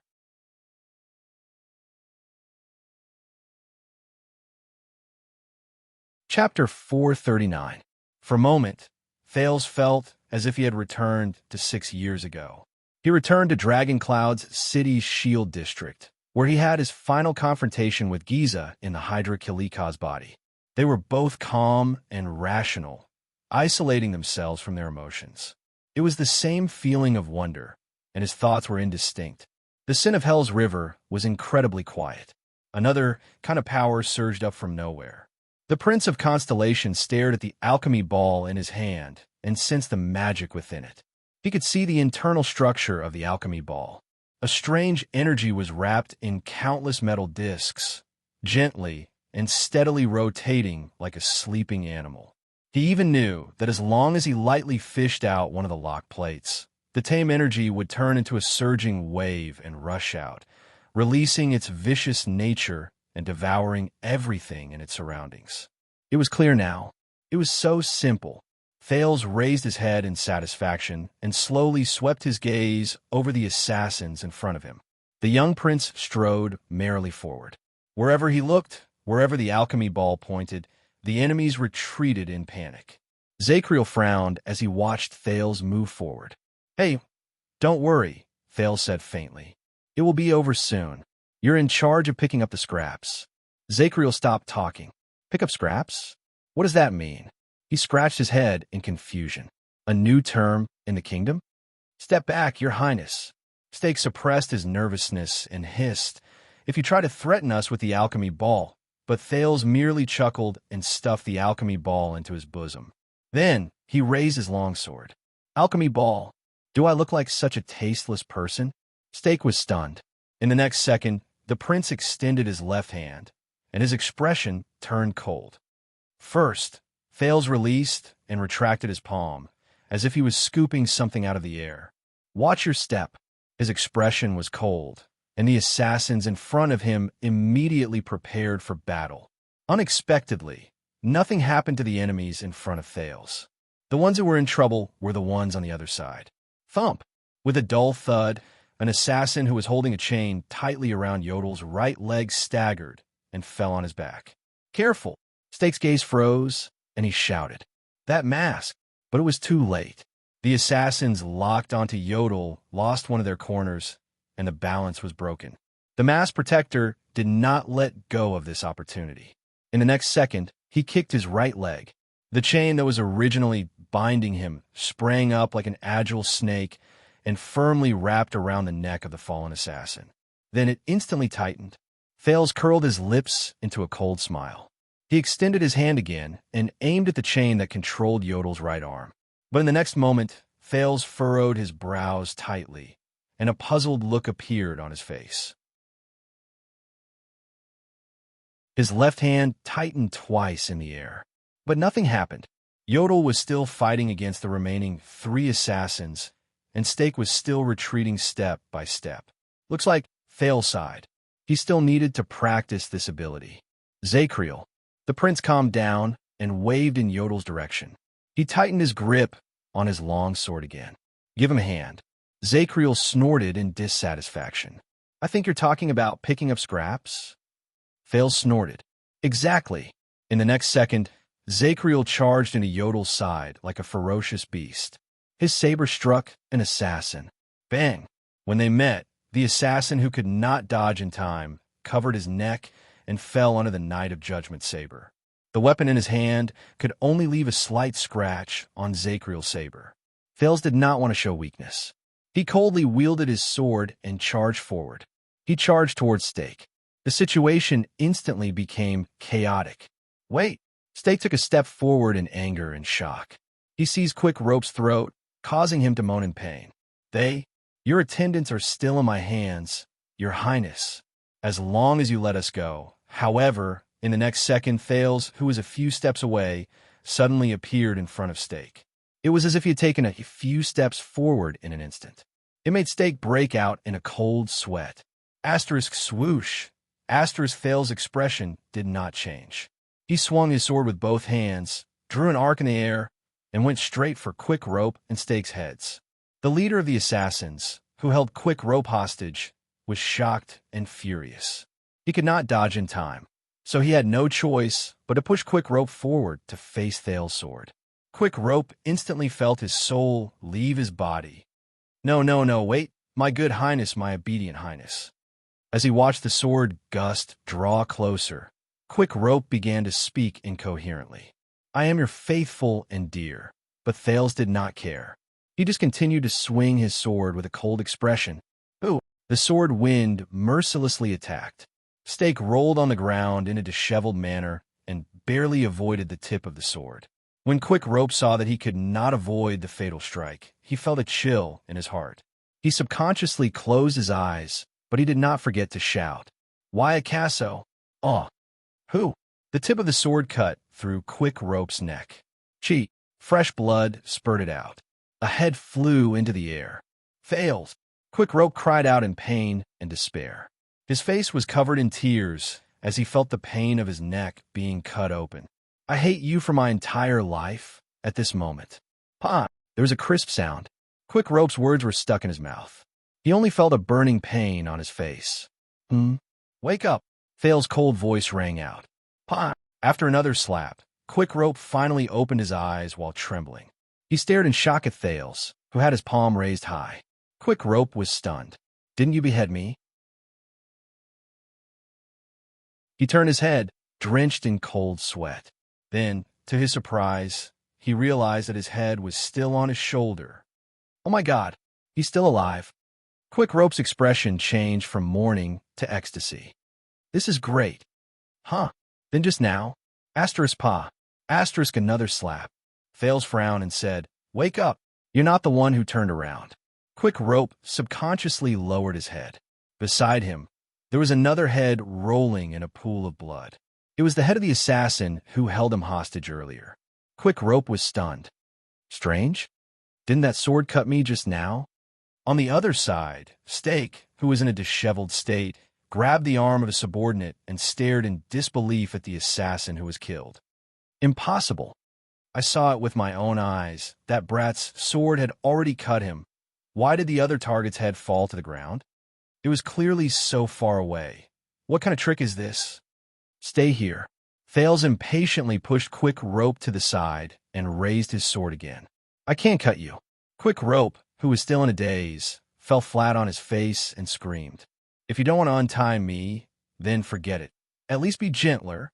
On the other side, Zakriel had already quickly dealt with the two people who bound Yodel.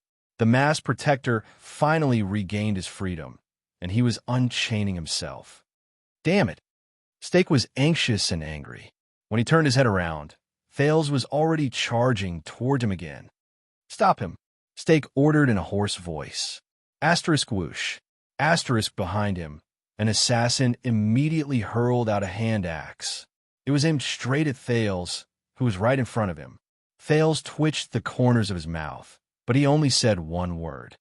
I missed. They don't know, Thales thought. I don't know what I could do right now. In this amazing state, he was incredibly calm and rational. It was as if he would never panic or act on impulse. He could even feel that everything around him was in his palm. It was as if he could touch it if he stretched out his hand. For example, the enemy's weapon. Thales silently watched the hand axe fly towards him in the air. In the next second, the hand axe strangely disappeared in the air. The hand axe appeared out of thin air again by Thales' side and flew into the distance. Asterisk clang. Asterisk the hand axe fell to the ground powerlessly, and it let out a helpless clang. Just as Thales said, it missed. Stake's pupils trembled again. No, the moment he attacked, he saw very clearly that the hand axe could not miss. So this time, when they saw the strangeness in front of them, the assassins burst into an uproar again. Not a bad trick. Zacriel's hand froze for a moment. He watched Thales' performance with a contemplative expression. Many years ago, a circus came to Eternal Star City. There was a psionic with a nickname, Throwing Knife Clown. He could make throwing knives appear out of thin air, and he could even take things from a distance. Even Princess Constance was amused by him, until that circus provoked a powerful person, and Blood Bottle Gang destroyed it completely. Asterisk clang. Asterisk Thales resolutely turned his long sword and clashed with the other assassin in front of him. He blocked the weapon in his hand. No, it's different. He knew that this was not some throwing knife clown. It was not a simple shift either. In the next second, Thales' long sword suddenly disappeared, and suddenly appeared in front of the assassin's chest.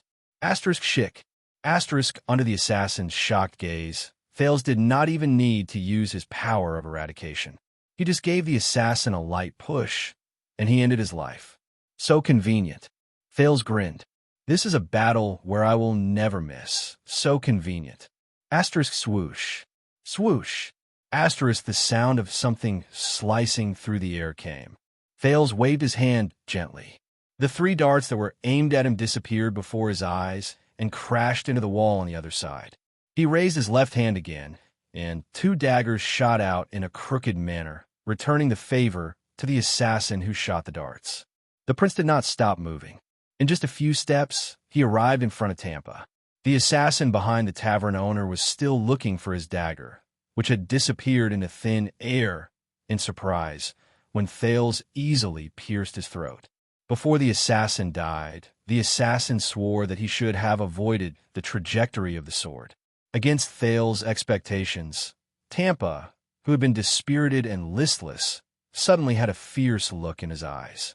While the other assassin was panicking, he fiercely knocked the back of his head against the assassin's nose. Tampa gritted his teeth and threw himself backwards.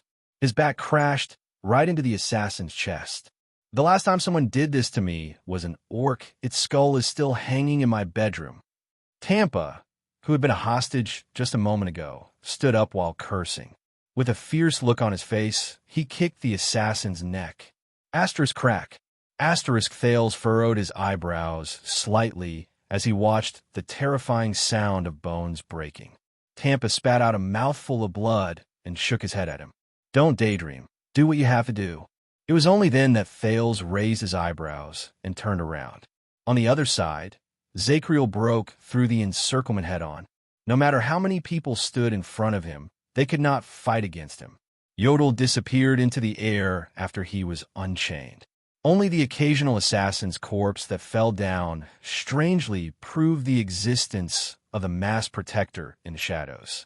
Stake watched as the situation in the field turned around completely, and he felt his heart grow colder. Thales moved forward steadily. He might seem to be alone, but he was unstoppable. None of the hidden weapons that were shot at him hit their target. The blades that were aimed at him would be strangely deflected, and the swords that stabbed into his body would not exert any force. In fact, some assassins only noticed that the weapons in their hands had strangely disappeared when they arrived in front of Thales. In comparison, Thales' long sword was like an unstoppable force of fate. Every time he swung it, he would definitely break through all defenses, ignore all evasions, and hit his target. The strangeness he displayed caused the assassins to tremble in fear. In a moment, there were less than 10 assassins left. Stake struggled and gritted his teeth. He knew that he had to make a decision. Thales did not see Stake's increasingly unpleasant expression, nor did he care about Zacriel's complicated gaze. He only focused on sensing his new ability. He could easily take away the dagger from the hands of the enemies in front of him, as if he was picking up a teacup from a study table. It was as if distance no longer existed for him. He could even change the position of himself and his longsword. He could make it appear where it should be. He could also make the hidden weapons that were shot at him from afar, such as the hand axe just now, change their positions. It was like pulling the fishing line on a fishing pole. As his movements became more and more skillful, Thales slowly came to a realization. He could take things out of the air and move. These are nothing to him. However, there were more or less some restrictions. Compared to the flying axe in the air, the dagger in his hand, compared to his entire person, the longsword in his hand, the smaller and lighter the target was, the shorter the distance between them, the slower the target was, and the easier it was for his ability to be used. Very well. Retreat. The sudden shout interrupted Thales' train of thought. With a ferocious expression, Stakes seized the struggling Marina. He held her in front of him and retreated. When he looked at Thales, his gaze was filled with wariness and fear. If this prince has this kind of power, then his behavior in the tavern, is he trying to lure us into his trap? Retreat. Stake roared. Thales narrowed his eyes. He watched as the assassins retreated in a well-trained manner, as if they had been relieved of a burden. They were about to disappear into the darkness. This is why I hate the game of fox hunt. On the other side, Zacriel had practically turned into a human-shaped forbidden zone. Wherever he went, the assassins would flee. They will run. But they can't run. Thales thought. No matter where they run to, they will be in my hands. In the next second, Stake, who was holding Marina hostage, discovered to his surprise that Thales, who was 5 steps away from him, appeared in front of him in the blink of an eye. Why is he? He did not have time to think too much. Stake used the same trick and pushed Marina as a shield. Asterisk whoosh. Asterisk Thales' gaze was still fierce. He slashed Marina's waist with his long sword, who was unafraid of death. Stake cried out in pain and rolled a meter away with blood on his face. Marina, who thought that she was definitely going to die, opened her eyes with a shudder, but found that she was unharmed. Even the rope on her hands had been cut open without her realizing it. You're fine, madam. Thales extended his hand to her and sneered. Looks like you need help. Marina pushed his arm away and got up. She gritted her teeth and snorted angrily. I don't need you to save me. All right. What a bad temper. Thales raised his eyebrows. By the way, about what happened in the tavern just now. However, Marina's first reaction when she heard this was asterisk slap. Asterisk Thales felt pain on his face. Pervert. Marina gritted her teeth and retracted her hand. She elbowed him away and rushed to find her weapon. Bastard.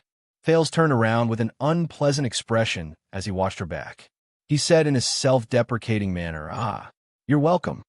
He endured it and pretended that he did not see quick rope mouthing while behind him. Zacriel and Yodel efficiently harvested the assassins' lives.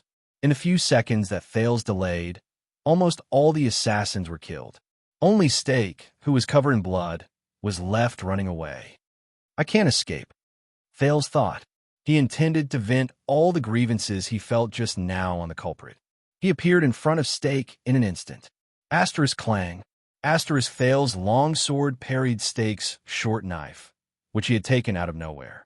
Stake, whose face was covered in blood and looked incredibly pathetic, was forced to take a step back. Stake's arms trembled as he said ferociously, "You can let me go. You know." 18 years ago, Thales retorted coldly, "You could have let Herman Jadestar go too." Stake was first stunned, then his expression became fiercer. Thales chuckled. He continued to sense the mystic energy that had gone out of control and prepared to deliver the final blow. As long as I moved the tip of the sword at this moment, Thales suddenly shuddered violently. Pain, a bone-piercing pain, came from within his ribs. Yeah, Thales was in so much pain that his movements changed. He trembled and knelt on one knee. He sucked in a sharp breath. No. He was familiar with this kind of pain. He had faced the assassination in Eternal Star City, blocked the Mystic Gun under Broken Dragon Fortress, and faced the Blood Mystic in Dragon Cloud City, even though it was not as serious this time. But there was no doubt that this was the price to pay for using mystic energy. At that moment, Thales felt as if he had just woken up from a dream and escaped from that magical state. Thales felt the throbbing pain in his chest. He leaned against the blood-covered long sword and looked at his entire body in disbelief. It was as if in the span of a breath, the emotional emotions of panic, fear, and hesitation returned to his mind. At the same time, the rational state of calmness, fearlessness, and decisiveness was no longer a matter of course. Along with the pain, the smell of dust, the smell of blood, the sounds of battle, the noise, the dim tunnel, and all sorts of other things instantly entered his eyes, ears, throat, and nose, reminding him of his situation. He wiped the blood off his face, and only then did he realize that he was covered in blood and was sticky and wet. Not far away, the heads he had cut off, the enemies he had cut down, and the severed limbs were all over the ground. There were nearly 8 or 9 people. Thales suddenly shuddered. This is what I did. That's right. His memories were still clear. However, when he looked at the battle just now, it was as if he was looking at another person. Another calm version of Thales. Thales! An anxious shout traveled into his ears. Thales finally snapped out his daze. Asterisk whoosh. Asterisk the sound of wind came at him. Thales instinctively wanted to use his mystic energy, but the pain in his chest deepened, and his expression cringed. He fell down powerlessly. SH asterisk T. SH asterisk T. Asterisk bang. Asterisk at the critical moment. Quick Rope rammed into him from the other side and pushed Thales away from Stake's blade. Quick Rope hugged him and rolled a few steps away. He got up and gave Thales a slap. What's wrong with you? Quick Rope looked at the dazed Thales, gritted his teeth, and said, You had facial paralysis just now, and now you're in a daze. Did you take drugs? Under the reminder of the pain, Thales looked at Quick Rope, who sat on him, and was still in a state of shock. He recalled his experience from a moment he lost control until now. Mystic energy. Knock on the door. Taurus. Girl. Anchor point. Choice. As if he was in a dream. I don't know. Thales said absent-mindedly. Maybe. On the other side, Stake climbed up while enduring the pain and pounced into the darkness. Before he left, he did not forget to throw a hidden weapon straight at the two of them. Asterisk whoosh. Asterisk Thales was shocked. He pushed Quick Rope away and instinctively reached for his longsword. But half a second later, the masked figure suddenly appeared in front of him. Asterisk ding. Ding. Asterisk the gray short sword danced in the air, and with a few metallic clangs, it blocked all the hidden weapons. Thales breathed a sigh of relief. His grip on the longsword was no longer tense. But Stake's figure had already disappeared into the darkness without a trace. On the other side, as Zacriel dealt with the last assassin, the latter's torch fell to the ground. The area around them instantly darkened. Thales only realized then that the battle was over. The pain in his chest caused by the mystic energy slowly faded away. He then snapped out of his daze resentfully. The corridor was silent. Wow! Quick Rope exhaled and leaned against the wall in agony. Finally, on the other side, Marina stared at the corpses on the ground in a daze. Tampa sat in the corner, gritted his teeth, tore apart his clothes, and skillfully bandaged the wounds on his body. In the darkness, Thales quietly stared at Yodel in front of him, then at the blood on his body. He suddenly felt awkward. But the moment he opened his mouth, he was interrupted. I know, the masked protector said faintly and helped Thales up from the ground. I know. For some reason, Thales felt relieved. He stared at the ground resentfully and wiped the blood off his face. He still could not believe what he just remembered. Why, when we were fighting just now, how could I adapt so easily? It was a happy day, wasn't it? This is the last one, if we don't count the one who ran away. On the other side, Zacriel picked up the torch. As he counted the spoils of war, he said to Yodel, I suggest that you go after him now and get rid of any future problems. Your ability is the most suitable to face Shadow Shield. Yodel turned his head around and cast a glance at the depths of the tunnel.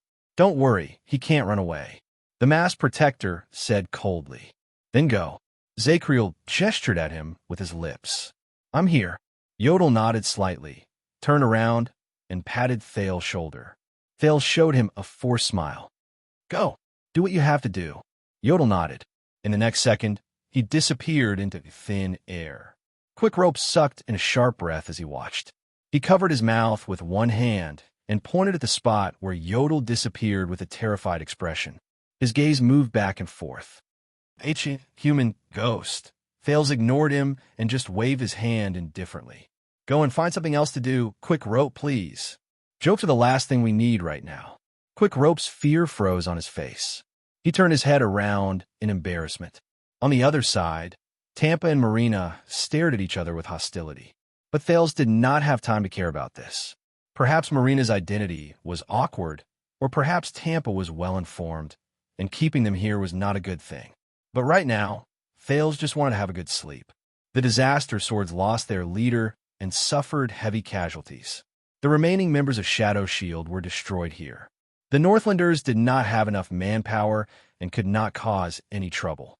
Besides, the Secret Intelligence Department had set up an ambush on the ground. The only troublesome one was probably Quick Rope. He leaned against the wall behind him with his long sword and sighed heavily. Oh my God, mystic energy. Today was the first time he used his mystic energy while he was awake. But even if it was better than how he used to vomit blood at the slightest provocation, there was still a limit to how good he could be in this state. There was a great limit to his time and ability. Heh. Thales snorted softly. He suddenly felt very tired. It was not just his body. It was also his spirit. Zacriel walked over slowly. He looked disheveled and frowned. Hey, young man. Thales raised his head tiredly and looked at the brand of sin on the man's forehead. He forced a smile. Your beard is well shaved. And thank you. But Zacriel was frowning. That psionic ability of yours isn't omnipotent, is it? The Knight of Judgment stuck a torch on a corpse and used it as a source of light. He used his sleeve to wipe the saber, which had many dents on it. Otherwise, you would have used it when you were held hostage. Thales frowned deeply. As expected, I still have to explain it to him. Thales sighed and pressed his forehead against the hilt of the sword. Let me guess. Is there a time limit, or does it cause great damage to the body? Zacriel asked faintly as he leaned against the wall beside him. Thales snorted softly. He thought that they had probably seen how he looked. Sort of. But Zacriel's next question made Thales slightly stunned. Why didn't you save him? Huh? What? Thales looked up in surprise. In the beginning, you could have saved young Yodel, Zacriel said with a chuckle. But you gave up. Instead, you asked me to help him. The Knight of Judgment turned his head. What? Save Yodel? Thales tried hard to recall the miraculous experience that seemed to have happened a century ago. He tried to imagine what he was thinking when he was in that state. At that time, it seemed like he wanted to mess up the enemies who had Yodel locked down, and then that rational, calm, and decisive version of himself. Perhaps you were more suitable? After all, there are 3 or 4 of them. But Zacriel shook his head. No, I can tell that you value him very much, and he is very loyal to you. Zacriel sighed and knocked on the wall behind him. If you could save him, you would not have given up so easily. Thales frowned. Wait, it's not that you don't want to save him, Zacriel said profoundly as he stared at the firelight. It's that you can't save him. Thales' eyelids twitched. What do you mean? I can't save him? Wait, just now, I seem to have tried to deal with the second chain-wielding enemy, but Zacriel turned his head and grinned at the prince. His disheveled appearance and unkempt appearance made him look rather ugly. That sword, Zacriel said faintly. He has been holding it in his right hand. Thales moved slightly. That sword? His first reaction was to look at Ricky's sword in his hand. But in the next second, Thales understood what was going on. Once he figured something out, his face turned pale and his hair stood on end. That sword. The Knight of Judgment sighed. It's precisely because of that supreme sword, that legendary anti-mystic equipment, the supreme sword. At that moment, Thales' breathing became labored. What did he say? So, your ability is useless against the chain on his right arm, Zacriel said faintly. Thales opened his mouth with great difficulty. Zacriel, the Knight of Judgment leaned against the wall and lowered his head. He chuckled softly. It's not strange. I've seen something similar before. Your Highness, did I call him by the wrong name? Thales turned his head around while stuttering like a rusty clock and met his eyes anxiously. I know. Zacriel's smile was sincere and apologetic. Please understand, child. This is not a personal grudge. At that moment, as he looked at Zacriel's smile, Thales suddenly felt his hair stand on end. The sin of Hell's River in his body instantly increased. It was as if he had encountered the most terrifying threat. Danger, danger. A voice seemed to be warning him. In the next second, Thales' expression froze. He reacted spontaneously without anyone teaching him. The muscles in his legs and waist tensed up. He pounced out of the corner with the force of a bow. Asterisk whoosh. Asterisk the wind from the saber cut his face, and it hurt. In an instant, the blade cut through Thales' hair like an avalanche, taking away a few strands of hair. Asterisk clang. Asterisk the saber crashed into the wall. Stone chips flew everywhere. Thales trembled in disbelief. He struggled to his feet in pain and disheveled manner. He stared at the person in front of him in shock. It was Zacriel, who stood up with his saber in hand and a murderous aura. He was staring at Thales with a complicated gaze. Zacriel's saber had landed on the spot where Thales had just been. He missed it by a hair's breadth. You dodged it beautifully. Asterisk clang. Asterisk the Knight of Judgment frowned and drew his saber. He seemed to be dissatisfied with the result of missing his attack. Their movements even attracted the attention of the three people on the other side, who were wary of each other. Zacriel. Thales was extremely shocked. He held his long sword tightly, and even his breathing trembled. What? What are you doing? Maybe he's testing his skills. Checking out my skills? It must be like this. As Thales thought about it, he felt his mind tremble. Then, Zacriel turned around and answered him expressionlessly. Correcting mistakes. 1 second. 2 seconds.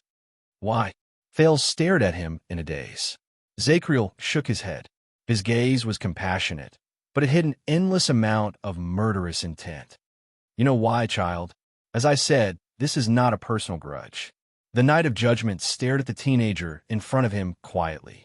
He slowly raised his saber, and excitement and despondency surged in his chest at the same time. Do not worry, King Adi, Prince Midiur. No matter how many years have passed, mistakes will be corrected. I will defend our kingdom to the death.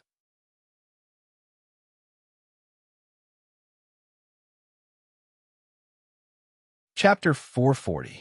The Knight of Judgment launched his attack without warning. His body pressed forward together with the wind generated by his blade. Thales instinctively raised his sword to block the attack. Amid the sound of metal clashing, he blocked the enemy's saber. Clang! The angle of Zacriel's slash was tricky, and he was extremely experienced. Thales found it extremely strenuous, and he felt his hand slip. Fortunately, the silver-edged longsword he seized from Ricky played a huge role. Its outstanding feel and balance prevented Thales from losing his grip on the first strike. But Zacriel did not give the prince a chance to catch his breath. Zacriel immediately let go of his saber and pressed forward. He used his right palm and fingers to form a blade, and he went straight for Thales' throat. Thales lifted his leg and retreated, trying to use the tip of his sword to force the other party to retreat. But he soon realized that he was wrong. The Knight of Judgment's attack was far more than that. Boom! Thales, who was retreating, only felt a jolt in his front foot. He was already tripped by his opponent, and the trajectory of his longsword also changed. Damn it! Thales, who had lost his balance, exerted all his strength to turn his head in the face of the wind generated by his opponent's palm. Zacriel's fingernails grazed the prince's neck, causing him to feel a sharp pain. But it was not over yet. Swoosh! The Knight of Judgment caught the saber with his left hand, and with a backhand, he knocked away Thales' crooked sword. Sparks flew as he went straight for the prince's forehead. Thales, who was falling to the ground, had no time to dodge. He could only watch the blade coming at him. At the instant the wind created by the saber pierced his bones, the sin of Hell's River surged up his arm without a care for its own life. In the next moment, the prince, who was still in midair, gritted his teeth and raised his elbow. He pulled out a strange, non-standard iron body style. His left elbow pushed against the opponent's right arm, and he used the opponent's strength to push himself away. Cheat! The blade whistled through the air and grazed Thales's scalp, taking away a small piece of skin. Thump! Thales fell to the ground in pain. He didn't have time to think. He retracted his arm and leaned to the side, welcoming his opponent's heavy kick on the ground. Boom! The experience of being beaten up when he was a child beggar and the Star Killer's use of public office to avenge a personal grudge in Dragon Cloud City saved his life. Thales placed his elbow in front of the vital parts of his chest and abdomen. With a bang, he rolled away until he hit the wall. The first round of the fight ended just like that. Zacriel frowned and threw away the saber, which was full of cracks. He then turned around to look for a new weapon. With the help of a long sword, Thales stood up shakily. The young man panted heavily, cold sweat dripping from his body, his face pale. Damn it! He grimaced in pain. His left arm was in so much pain that it was momentarily numb and trembling incessantly. This was a clear indication of the prince's injury. Not only that, Thales touched the bloodstain on his neck and the missing scalp on his forehead. It hurt. Throat, forehead, abdomen. Just now, for a total of 3 times, Thales stared at the man and gritted his teeth. He was filled with lingering fear. In that 1 second, his opponent had executed a chop, a stab, a trip, a reverse slash, and a kick. Saber, palm, leg, front, back, up, down. At that moment, Thales even had a feeling that he was attacked by several people. This was not one of Nicholas's sudden changes, strange attacks, nor was it the Kingdom's Wrath's unstoppable and unstoppable charge, nor was it the Fire Knight's forceful head-on collision, much less Yodel's startling attack amidst the dead silence. Instead, in a flash, they were launched at the same time. They were murderous, and they surrounded Thales with no blind spots. Thales sucked in a breath, but he shuddered. He felt pain in his lungs. He did not know whether it was because of the internal injuries he suffered just now, or the aftereffects of mystic energy. The prince's face contorted as he stared at the Knight of Judgment in disbelief. Under such attacks, forget using the twist of fate to counterattack, he could not even defend against 1 round of attacks. If it were not for the fact that he had developed outstanding resistance to pressure from the Star Killer's oppressive attacks over the years, if it were not for the fact that he had experienced the Orc's unparalleled strength and reckless attacks in the desert, if it were not for the fact that he had watched countless supreme class battles, where victory was decided in the blink of an eye, Northland military sword style, is it? Thales was slightly stunned. Zacriel picked up a battle axe from the ground, turned around, and grinned. I remember that there is a set in the royal family's treasury. It is the 73-foot version passed down from the Empire, 7 offensive styles, 3 defensive styles. It was not the 91-foot version inherited from the Temple of Knights in the Tower of Eradication. Faint nostalgia surged in Zacriel's heart. When I was still a penal officer, Tony would occasionally use a few moves from it to temper the restless rookies. It was very effective.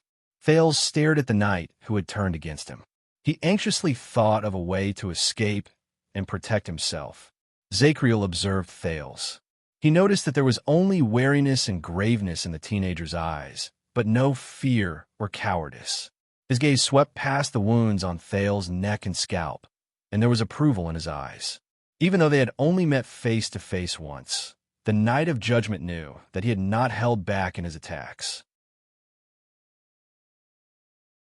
4 attacks, 3 killing moves, and all of them were fatal.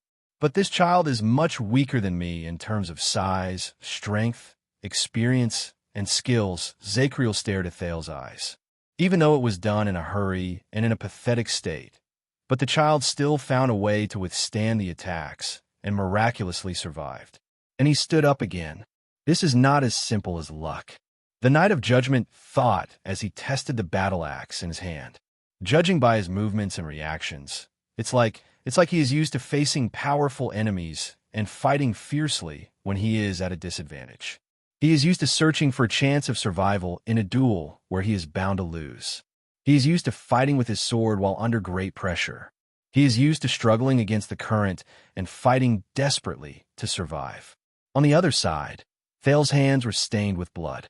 He sadly realized that every time he tried to lose control again, it would always be accompanied by a sharp pain in his chest. Mystic energy, looks like I can't count on it anymore. I have to think of another way, Thales thought. He stood up laboriously and resumed his stance. Zacriel raised his eyebrows slightly. It's the Northland military sword style again. It seems like he doesn't know any other sword styles. Wait. This reminded Zacriel of something, and he could not help but frown. He sized up Thales again. Your movements, Zacriel narrowed his eyes. Even though he was the Prince of Constellation, he did not have any of Constellation's traditional fighting styles. On the contrary, the child's movements were simple and crude. His goals were direct and clear. He did not rigidly adhere to meticulous and well-formed moves, nor was he obsessed with fancy and tricky stances. He also did not have the habits and stereotypes of creeds. Every swing of his sword, every step he took, and every movement he made was more like an accumulation of experience and an instinctive understanding of fighting, or rather, of being beaten up, and that habit of going against the flow of battle. When he thought of this, Zacriel suddenly understood. I see. Extet, the knight said faintly. Thales raised his eyebrows. The Knight of Judgment showed a complicated expression. Your fighting style is the style of the Northlanders. He was a group of boorish men who believed in actual combat as their creed, looked down on training and moves, and believed that good warriors are made by beating them up. So, the child's outstanding ability to resist pressure and survive in battle originated from this. No one knew what Zacriel thought of, but he chuckled. No wonder you're so tanky.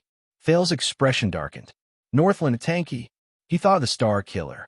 That damn annoying dead face of his that said, "You owe me a girlfriend." Tanky. Thales snorted coldly in his heart when he remembered the endless bullying and abuse the other party carried out in the name of training. Forget it. On the training field, that dead face would only beat him up again and again. He never corrected him and rarely explained. If mockery and sarcasm could be counted as explanations, let alone teaching him. When Thales argued and questioned him, the Star Killer would always look at him with an ugly expression that said, "What do you know, you weakling?" Then, he would continue to use his position to take revenge. He would beat him up even harder than the last time. What a pity. Countless thoughts flashed through his mind in just a few seconds. The Knight of Judgment looked at the teenager, shook his head slightly. He's already initiated. If he grows up a little more, becomes more skilled, experiences more, and improves further, he would be reborn and begin to learn how to turn the slim chance of survival between life and death into a chance for victory. When he thought of this, a shadow appeared on Zacriel's face. What a pity. This is the end of his life. I must die here. This is the only way. In the next moment, the Knight of Judgment raised his weapon again. Was it you? Thales hissed. The traitor of the Royal Guards? Zacriel's axe froze. He looked at Thales, and a cold look appeared in his eyes. Thales gritted his teeth and raised his sword. So, when you swung your sword at me, you showed no remorse, and you did not hesitate. Thales gritted his teeth and raised his sword. Because the oath you swore to Samuel was bullsh**. At that moment, Zacriel's body swayed in the air. Even Thales was taken aback. The Knight of Judgment took a step back and covered his forehead with his hand. He closed his eyes in pain. Shut up. Zacriel growled with his eyes closed. At that moment, Thales did not know whether he was talking to himself or to someone in another world. Zacriel shuddered. Everything will end soon. It will end. There will be no more nightmares. He panted in pain. A few seconds later, Zacriel regained his composure. He slowly let go of his sword and looked at Thales coldly. Please be at ease, Your Highness. The knight took a step forward again, and it made Thales nervous again. After your misfortune, I will take full responsibility for the crime, as a form of apology for the injustice you have suffered here. His dull voice became sorrowful and angry. and your secret will be buried, and it will not damage your reputation. A form of apology for the injustice I have suffered, my reputation. So, it was indeed you, wasn't it? When he saw the sorrowful and generous expression on the knight's face, as if it was for his own good, Thales sneered. Zacriel, the noble descendant of a famous family of knights from the age of the Empire? But Zacriel did not answer. He took a step forward.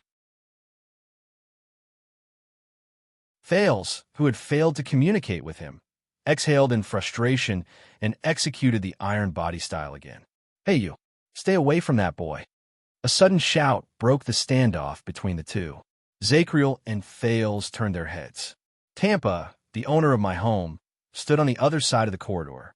He held his arm, which had just been bandaged, and said fiercely, "Didn't you see? If it weren't for him just now, we would have all died here." The three hostages who had been rescued noticed them. Not far away, Marina retrieved her swords and stared at the two people who were confronting each other suspiciously. Quick Rope blinked in confusion and pointed at Zacriel. He mouthed and moved his hands to match his mouth movements, asking Thales without a sound, "I thought he's on your side?" Thales smiled laboriously. "He used to be. Now, he's probably more willing to kill me." Zacriel snorted coldly and turned to the owner of the tavern. His eyes shone with a cold glare. "Wait." Thales thought of something. He remembered what the man said just now. "And your secret will be buried, and your reputation will not be tarnished." Buried, that means, in the desert, it's best for you to be more respectful to your savior, Tampa continued. He gritted his teeth and said to Zacriel, who looked restless, "So, leave the boy alone." But before he could finish speaking, Zacriel's gaze turned fierce, and he swung his axe. "No!" Thales subconsciously extended his hand and shouted, "Be careful." At that moment, Tampa only saw the man with the brand on his head spread his arm.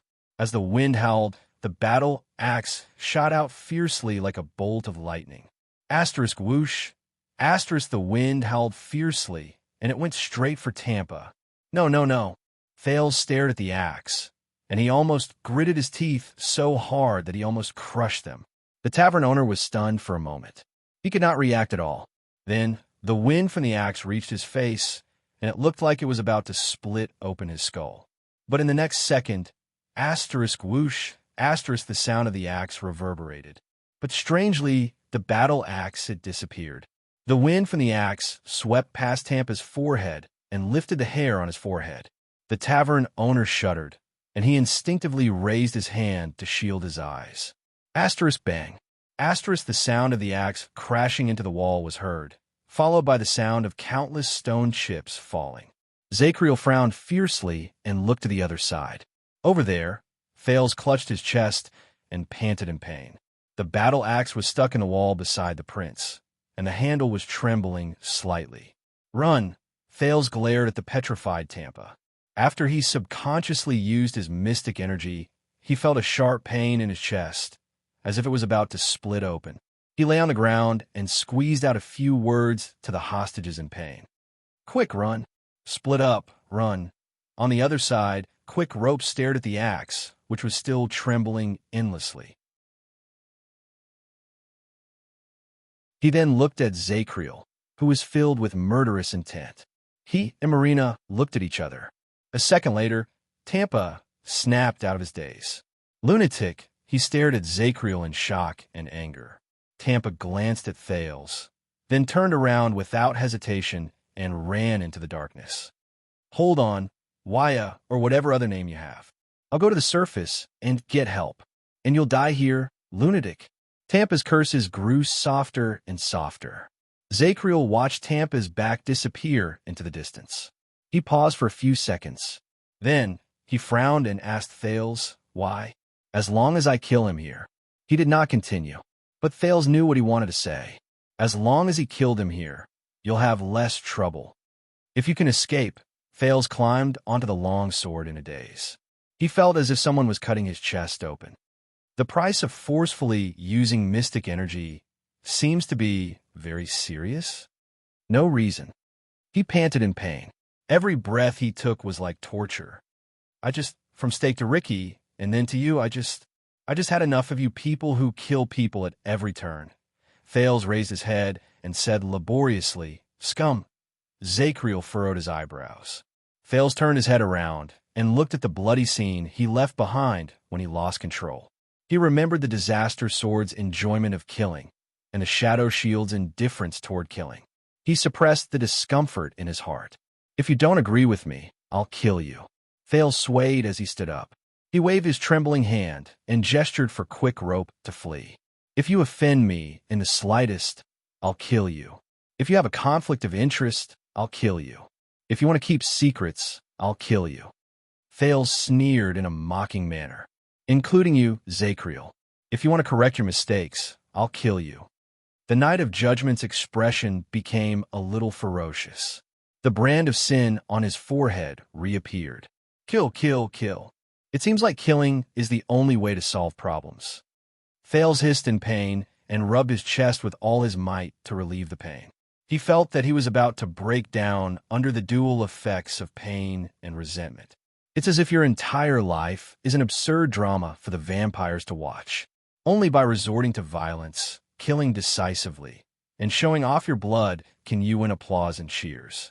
Only then can you prove that you're the damned, handsome, and decisive protagonist.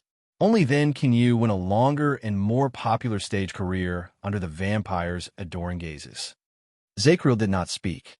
He only clenched his fists. Thales tried his best to endure the pain and spoke falteringly through gritted teeth. He enunciated his words falteringly.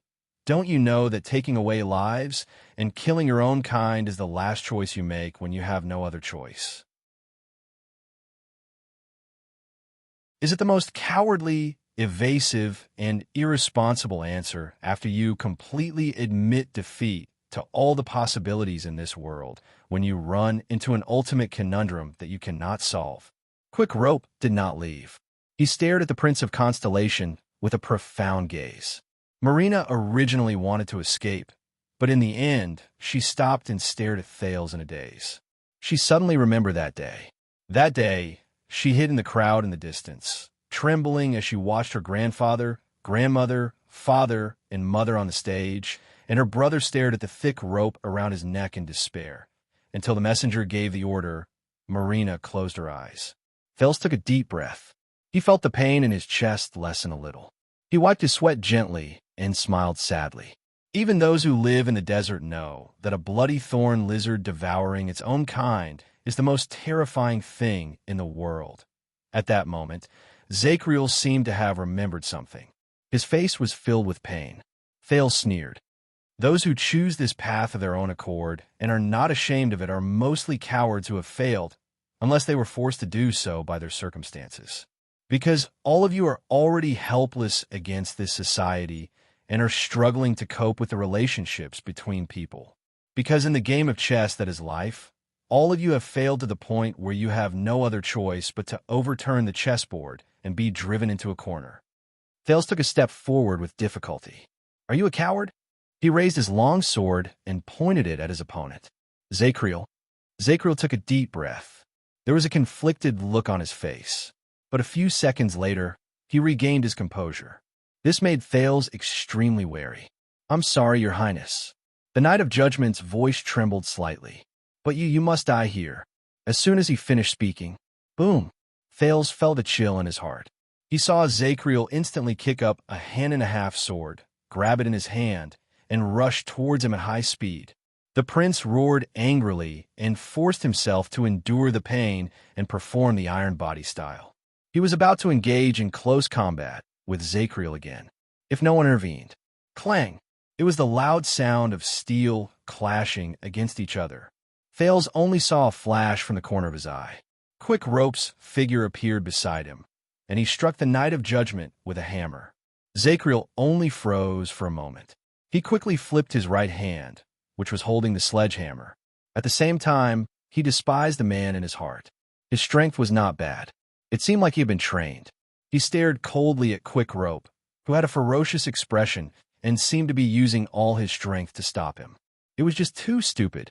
He recklessly rushed over from this angle. He only needed to make a slight adjustment, and he could,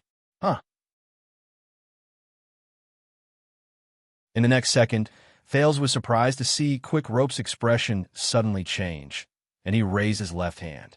He threw a lot of dust. Thales was dumbfounded. Ea, the Knight of Judgment's head and face were covered in dust. He covered his eyes, roared, and retreated. He swung the sword in his right hand back and forth. It was obvious that he was extremely resentful, but Thales only stared blankly at Quick Rope, who looked as if he had gotten his way, and let him pull him away. Scatter, Scatterlime, your arm strength is obviously superior, and you're so good at using sledgehammers, but you just have to, are you a prince or not? Ah, it hurts. Thales cut off his train of thought and pressed his hand against his chest. Hurry, hurry, hurry. Quick Rope threw the sledgehammer at the Knight of Judgment. He was so nervous that he did not have time to explain. He supported and pulled Thales away, until Zacriel's sword was once again in front of them. Use the dust. Zacriel lowered his left hand. Thales was surprised. He saw that his eyes were well protected by his left palm. They were not stained by the dust. But the Knight of Judgment's previous magnanimity and sorrow had long since disappeared. All that was left was hatred and indignation. This is what I played with when I was 6 years old. The Knight of Judgment thrust his sword at Thales. He was filled with anger. Thales gritted his teeth. He pushed away Quick Rope, who was unarmed because he wanted to support him, and held his longsword. But at that moment, the sound of wind rose behind Zacriel. Asterisk clang. Asterisk the Knight of Judgment turned around and slashed away a torch that flew towards him. Sparks flew everywhere, and he furrowed his eyebrows because of the heat. When they saw the person who helped them, Thales and Quick Rope were both shocked. It was Marina. The swordswoman in red held her twin swords and stared at Zacriel with hostility. Listen, Jadestar. She gritted her teeth and said hesitantly and painfully, you saved me once. She picked up something and threw it to Thales. Thales caught it in a flurry, and only then did he realize that it was his confiscated luggage. He did not know when Marina had retrieved it from the assassins' corpses. But now, Marina stared at Zacriel with a solemn expression and launched an attack. I don't owe you anything anymore. Thales did not react. He just stared at the backpack in his arms until Quick Rope gave him a shove. Run. The swordswoman said her last words. She did not stop moving. She leaned forward, and her twin swords created illusions. She attacked quickly. She aimed straight at the Knight of Judgment. Asterisk ding, ding, clang. Asterisk in those 2 seconds, she forced Zacriel to take a step back. Thales and Quick Rope, who were prepared to run, felt a lingering fear. Is she that powerful? But good things did not last. The Knight of Judgment's next attack was like a heavenly steed soaring through the sky. It accurately pierced Marina's left hand amid the illusions of her twin swords. Marina cried out in pain and let go of the sword in her left hand. Thales' heart sank. After Hard and the Rain passed away, dual swords were no longer popular.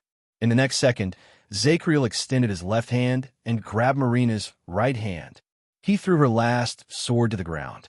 I was fortunate enough to meet her once, and I wanted to challenge the legendary Storm's swift sword, which can break through all defenses. Marina gritted her teeth and wanted to kick her opponent, but Zacriel did not move or dodge. He acted as if nothing had happened and used his right elbow to block her kick. Zacriel looked at the twin swords on the ground, clicked his tongue, and shook his head. But unfortunately, she was already in pain at that time. She was so weak that she couldn't even lift a cup. Zacriel seized Marina's neck and lifted the struggling swordswoman into the air. Thales panicked when he saw that. Now, while Quick Rope was still in a daze and had not reacted to the situation, the air in this small world seemed to ripple slightly. In the next moment, a gray sword pierced through the air mercilessly. Asterisk rip. Asterisk it went straight into Zacriel's back. Ea! As Zacriel let out a furious roar that shook the heavens and earth, Marina was flung away violently and fell beside Thales. The Knight of Judgment was like a cheetah that had gone berserk. He quickly turned around and swung his sword, but all he could do was draw an arc in the air. The gray sword had already disappeared. Only the bleeding wound on Zacriel's back proved its existence. Then, Another figure appeared in front of the knight. He kicked Zakriel's chest with his right leg. Asterisk thud. Asterisk the Knight of Judgment cried out in pain and was sent flying backward. He fell on the ground in a disheveled manner. He fell into a bloody and ruined area, stirring up a lot of dust. Thales breathed a sigh of relief. He quickly extended his hand and helped the heavily injured and weary Marina up with quick rope. He flashed a smile at the figure who appeared. "Aya!" Zakriel groaned softly in the dust. Thales did not know whether he was enduring the pain or because he was angry. "Huh." The knight lay on the ground and said in a disheveled manner, "I've aged over the years, and I've regressed. Or have you become stronger?" A hoarse voice came from the other side. It was low and concise. "Perhaps both." Zakriel laughed in pain. "That's why he talks so much when it comes to killing people or not." Zakriel exhaled and felt a little sentimental. "Just so he could find you a chance?" What tacit understanding. He took 2 deep breaths. His muscles tensed up, and he slowly sat up. He stared straight at the masked figure in front of him. "You shouldn't have come back so early," Zakriel said coldly. Across from him, Yodel, who had left and returned, shook off the blood on the supreme sword and said hoarsely, "I shouldn't have let you out." The Knight of Judgment and the masked protector stared at each other, silently, for a full 3 seconds. Zakriel smiled. "Why can't you be a little smarter, Brad?" The knight sighed and stood up. "You only left the child's side once. You came back after he ended his life in a dignified manner." The wound on his back was no longer bleeding. As Zakriel spoke, he looked at Thales, who was not in a good state, and narrowed his eyes. Thales smiled coldly at him, then nodded at Yodel. Yodel also cast a glance at the prince in the distance and nodded slightly. "I left him once." The masked protector averted his gaze. He moved his left leg, held the gray short sword in a reverse grip, and prepared for battle. His words were incredibly firm. That was the last time. His figure gradually disappeared. His voice spread out like waves and echoed faintly in the air. Zakriel watched the dark purple mask disappear into the air. His gaze was gloomy, and no one knew what he was thinking about. "For the sake of the past, I don't want to hurt you, young Yodel. Don't force me." Yodel's answer, which was short on words, echoed in the air. "I feel the same." Zakriel pursed his lips. Thales watched as Yodel disappeared, and his lips curled into a smile. Yodel did not leave. Just like what he said, he was always there. Zakriel was silent for a few seconds. "You didn't ask me why I did it." Zakriel glanced at Thales, then raised his head to look at his surroundings. His expression was gloomy. "So you also know, right?" "You already knew." "Already knew." There was no answer in the air. Quick Rope gave Thales a hard look, telling them to hurry up and leave, but Thales only covered his chest and shook his head resolutely. "No, wait a little longer." "As long as a little while later." "But does King Kessel know?" The Knight of Judgment's voice suddenly rose, and it was filled with a ghastly chill. "Does Lord Hanson know?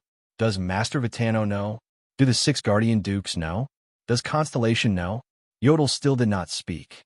Zakriel picked up an axe and pointed it at Thales angrily. "Do they know that the evil flower from many years ago has already borne its evil fruit?" Thales' heart froze. Evil flower. Evil fruit. What are you waiting for? Marina pushed Thales' arm away and glared at him fiercely. "Why aren't you leaving? Are you waiting for death?" Thales still shook his head. His frown deepened, and his hand over his chest tightened. "Just a little while more. That's good." "No, sir." Yodel's hoarse and simple response came from the air. "The only evil flower and evil fruit here. Only you." In the next moment, Zakriel roared again and charged at Thales. Quick Rope and Marina were both shocked. Almost at the same time, Yodel's figure appeared beside him. "Go!" This was the masked protector's brief hint. Thales clenched his teeth. Before his eyes, Zakriel's unstoppable figure was getting closer and closer. Yodel's gray short sword moved forward at high speed. He let go of the hand he pressed against his chest to stop the pain. He knew what to do. In the next second, Thales raised his arms without warning. Under the latter two's surprised gazes, he went around Quick Rope and Marina's necks and placed them on their shoulders. He closed his eyes. Come on, make your choice. Asterisk bang. Asterisk Zacriel's axe slammed against the ground. It even broke a floor tile. Countless stone chips flew into the air. Yodel came after him and stabbed his left arm with his sword. But Zacriel no longer had time to care about the masked protector, who was both an old friend and an enemy.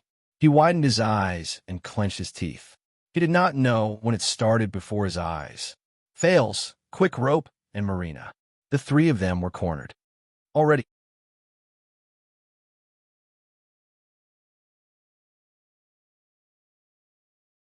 Chapter 441. Farther away. Thales calmly watched the Knight of Judgment's axe blade disappear before his eyes, along with the dim corridor. He was slowly rising again. It was as if he had lost gravity. But this time, the prince managed to maintain his rationality in the void where time was unknown. He tried his best to recall the anchor point and follow the teachings to stay true to himself. I just need to go further away. I don't need to knock on the door. He tried his best to remain calm and thought in his heart. Countless scenes flashed through his consciousness. The dilapidated walls of the abandoned house, the simple and crude back kitchen of Sunset Pub, the magnificent balcony of the Hall of Stars, the fluttering snowflakes in the birch forest, the fires in heroic Spirit Palace. Leave the prison of bones, leave Blade Fang's camp, and get as far away from Zacriel as possible. Go further. But just as he thought that, a strange burning sensation surged from his back. It was as if someone had lit a fire on his back. Thales' expression changed. No, at that moment, he instantly escaped from the state of losing control. It was as if he had woken up from a dream. His indifferent attitude disappeared, and astonishment filled his mind. No, in a fraction of a second, the burning sensation grew stronger. It spread from his back to his entire body, and slowly evolved into a tearing and cutting sensation. In that second, Thales could not help but grimace and cry out in pain. This long-lost but familiar feeling, could it be Sage Asterisk T? He remembered something, and his heart turned cold. Thales, who was still suffering from the burning and tearing sensation, only felt his body become heavy. In the next second, he crashed violently against the ground. Asterisk bang. Asterisk with a muffled thud. Thales could not care about his aching knees and forehead. He turned over like a madman and flung the backpack on his back with great effort. Damn it, damn it. It was as if it was a piece of burning charcoal. Damn it. Marina's angry voice rose in his ears, as if she had just come into close contact with the ground. What happened? Ah, the axe, OW. In the darkness, Quick Rope's panicked shouts came from beside him. Huh. There was a panting sound. It sounded like Quick Rope got up from the ground. Is this Hell's River? Thales exhaled laboriously and felt the burning sensation on his back slowly disappear. But another feeling spread to his nerves. Pain. The Prince of Constellation gritted his teeth as he gasped for breath. Yes, this is Hell's River, and I am your ferryman. He touched the ground and sighed in his heart. Therefore, they were not out of danger yet. Thales. When Quick Rope heard his voice, he was delighted, but then he became even more puzzled. But why? Why can't we see? In his panic, he heard a soft scraping sound, and a sudden flash of light appeared in front of him, causing Quick Rope to instinctively shield his eyes. In the darkness, Marina lit a small torch and cursed as she got up from the ground. She wiped the dust off her face and said, Damn it, what the hell are we? But she did not continue. The strange smell in her nose and the surroundings allowed her to identify their location. The swordswoman in red relaxed her neck, which was strangled by the Knight of Judgment. She frowned. We are still in the prison of bones. Thales did not reply. At that moment, his face was pale and he was trembling slightly. Quick Rope, who had regained his vision, put down his hand gently. He glanced at Marina, who was holding the torch with a dazed expression. Then, he turned to the teenager beside him, who was panting on the ground. His expression darkened. What happened just now? His confusion faded away. He helped Thales, who was obviously not in a good state, up from the ground and made the latter lean against the wall. Where's that uncle? And that masked friend of yours? Thales panted hard. He endured the increasingly intense pain and squeezed out a sentence. This is the Alchemy Tower's little magic. You can think of it as a mechanism in the prison of bones. It can transfer you to different places. Marina was slightly shocked. Thales tried to force a smile, but Quick Rope's expression was no longer as playful as before. The rookie mercenary squatted in front of Thales and looked at him quietly. His gaze was profound, and he seemed to be deep in thought. Little magic? Quick Rope's expression made Thales remember the man's true identity. Yes, that's why I used it. Thales could not continue. The increasing pain in his chest made him break out in cold sweat, and his lips trembled. *T. Even though he lacked references from other mystics, whether it was the assassination in the carriage on King's Avenue 6 years ago, the mystic gun attack at Broken Dragon Fortress, the unexpected knocking on the door at Giza in Dragon Cloud City, or Asda's warning before they parted, all these experiences made Thales learn one thing. In the face of danger, unless it was absolutely necessary, one should not easily resort to using mysterious mystic abilities. The burden and damage to one's body caused by losing control should not be underestimated. It would also gradually increase as the amount of mystic energy involved increased. Once it reached the point of knocking on the door, the price that followed would be fatal. That was why Thales was very grateful to Taurus. This was the most mysterious mystic he had ever met. He was also the mystic who treated him the best. It was thanks to his generous help and patient teachings that he managed to find the anchor point.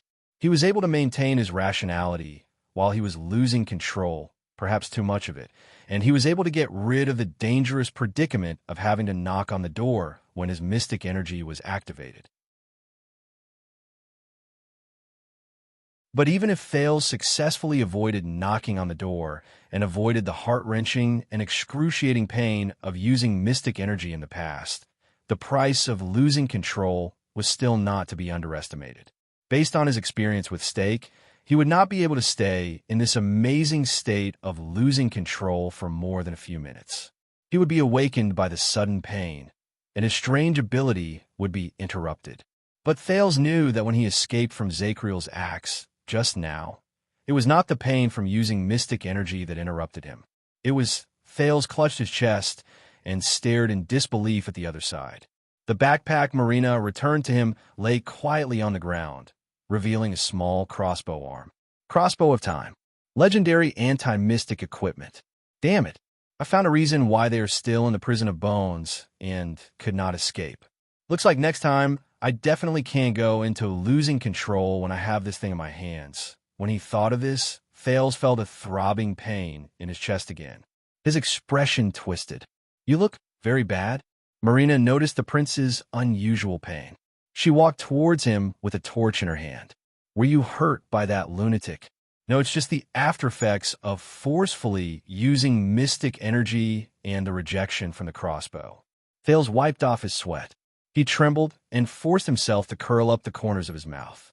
Yes, he was very heavy-handed. Quick Rope still did not say a word. Marina bent down and picked up a silver longsword from the ground. This is Ricky's sword. Marina's eyebrows slowly furrowed under the light of the torch. Thales' heart clenched again. Marina stared at him, and her gaze became colder. I saw the brand on that lunatic's face. It's the same as Samuel's. What happened to Ricky and the others? Thales pursed his lips. While enduring the pain, he also had to deal with the person in front of him. This made him feel mentally and physically exhausted. He felt like his head was about to explode. What can I say? Sorry, your boss had a hole in his head by my friend? He hissed. At this moment, Quick Rope cried out in surprise. No. The rookie mercenary widened his eyes and looked at Marina. He pointed at Thales on the wall and said in horror, Your nose is bleeding. Thales subconsciously touched his nose. As expected, his hand was wet. Oh no, it happened again. Feeling dizzy, he leaned against the wall, trembling as he slid to the ground. Marina frowned. Quick Rope turned pale with fright. He took 2 steps forward and supported Thales. What's wrong with you? About that, the prince smiled weakly. The The Jadestar royal family is more or less different from the rest. Jadestar royal family. When Marina heard this phrase, her face became gloomy again. No, we have to do something. He doesn't look good. Quick Rope looked worried. He turned to Marina. This lady. Please keep an eye on this side. I'll go look for his luggage. Marina looked at Thales with a complicated gaze, then looked at the sword in her hand. In the end, she sighed and walked forward with the torch. A prince whose surname is Jadestar. Marina whispered as she looked at the pained Thales. Just now you saved my life. What?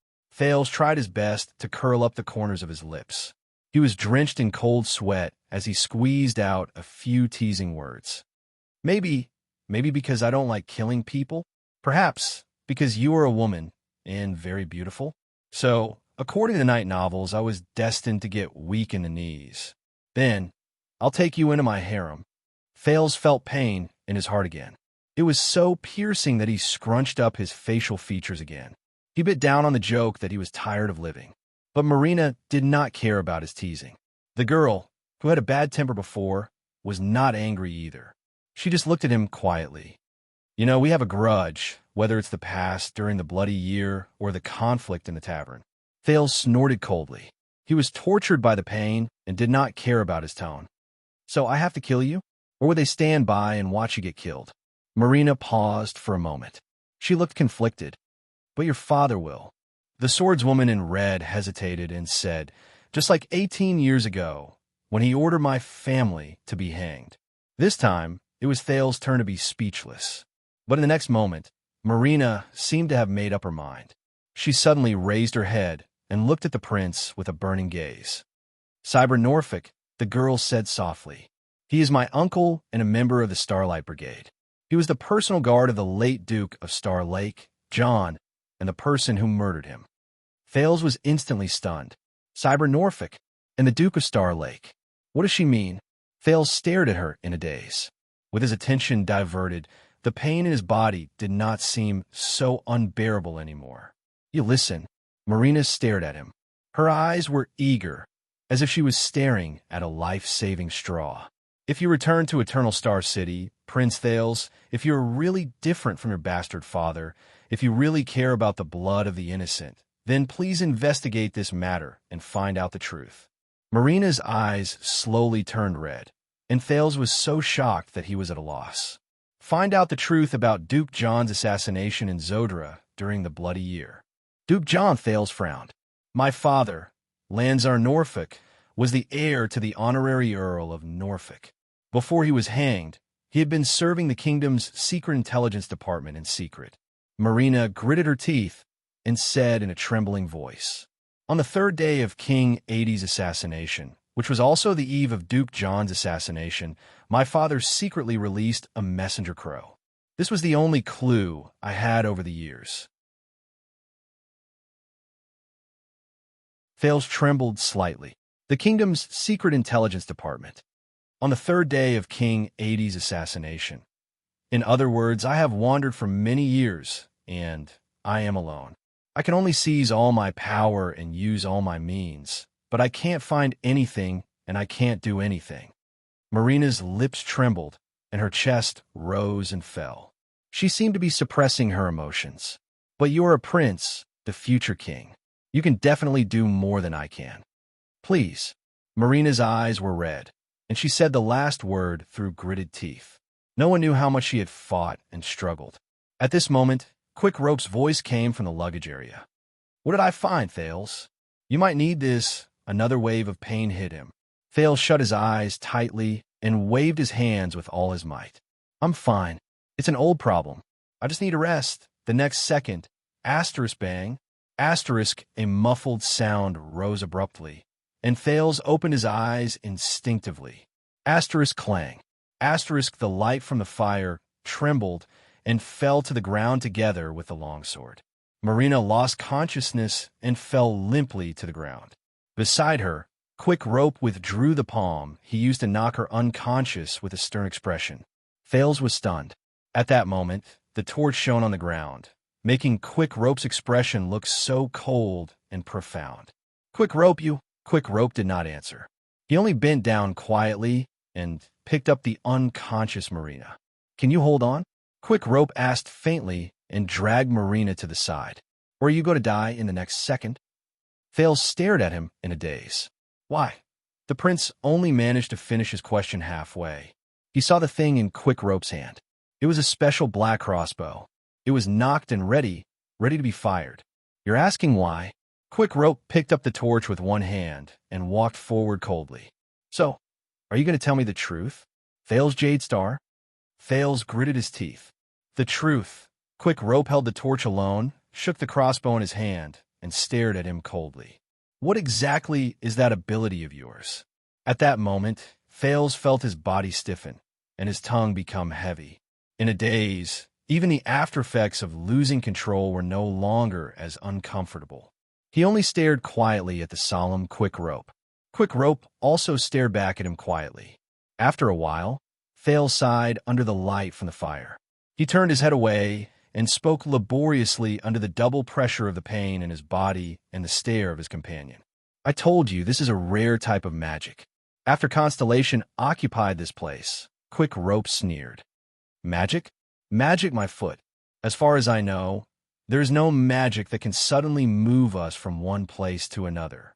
Not even 600 years ago." His cold rhetorical question made the rest of Thales' words die in his mouth. "Listen, Thales."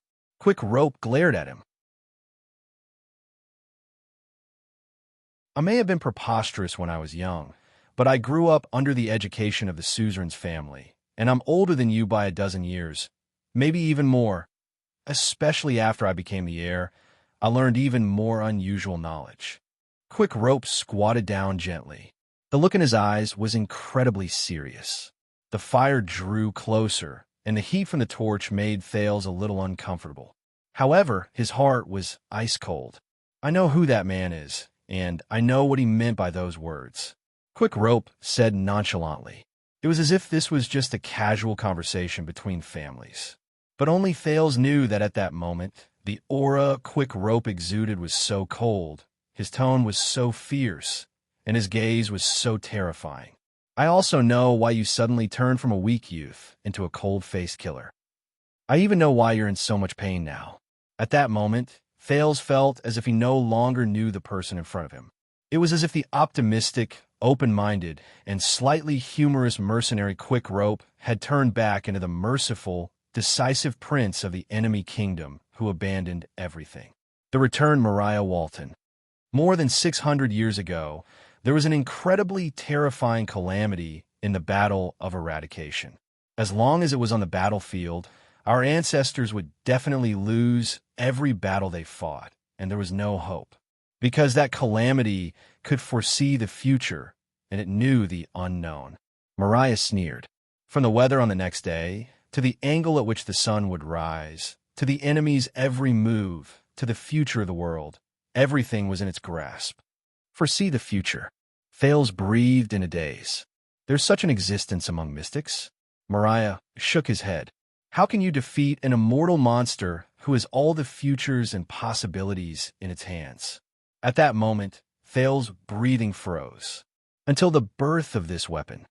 Mariah sized up the black crossbow in his hand. The emotions in his eyes were unclear. Its user was a Northlander.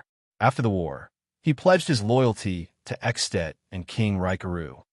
Hence, many years later, this crossbow passed through Nuvan I's hands. As a witness to Rikaru's oath, he gifted it to the city of faraway prayers, which was the most remote and the most difficult of the 10 great territories. Even though I just recognized that this dragon spear is the most unique, legendary anti-mystic weapon in the family's ancient records. Crossbow of time. In the next second, Mariah stood up coldly. He held the trigger, raised his slightly trembling arm, and aimed the arrow at the teenager in front of him. Thales' face was ashen. He could only press his hand against his chest. "You're a mystic, Thales." Mariah's eyes sparkled, and he spoke coldly. "A calamity. Just like the calamity who destroyed everything 600 years ago." Thales closed his eyes gently. Finally, this day still came, just like 6 years ago. Mariah's voice trembled slightly. The one who destroyed Dragon Cloud City and killed my father.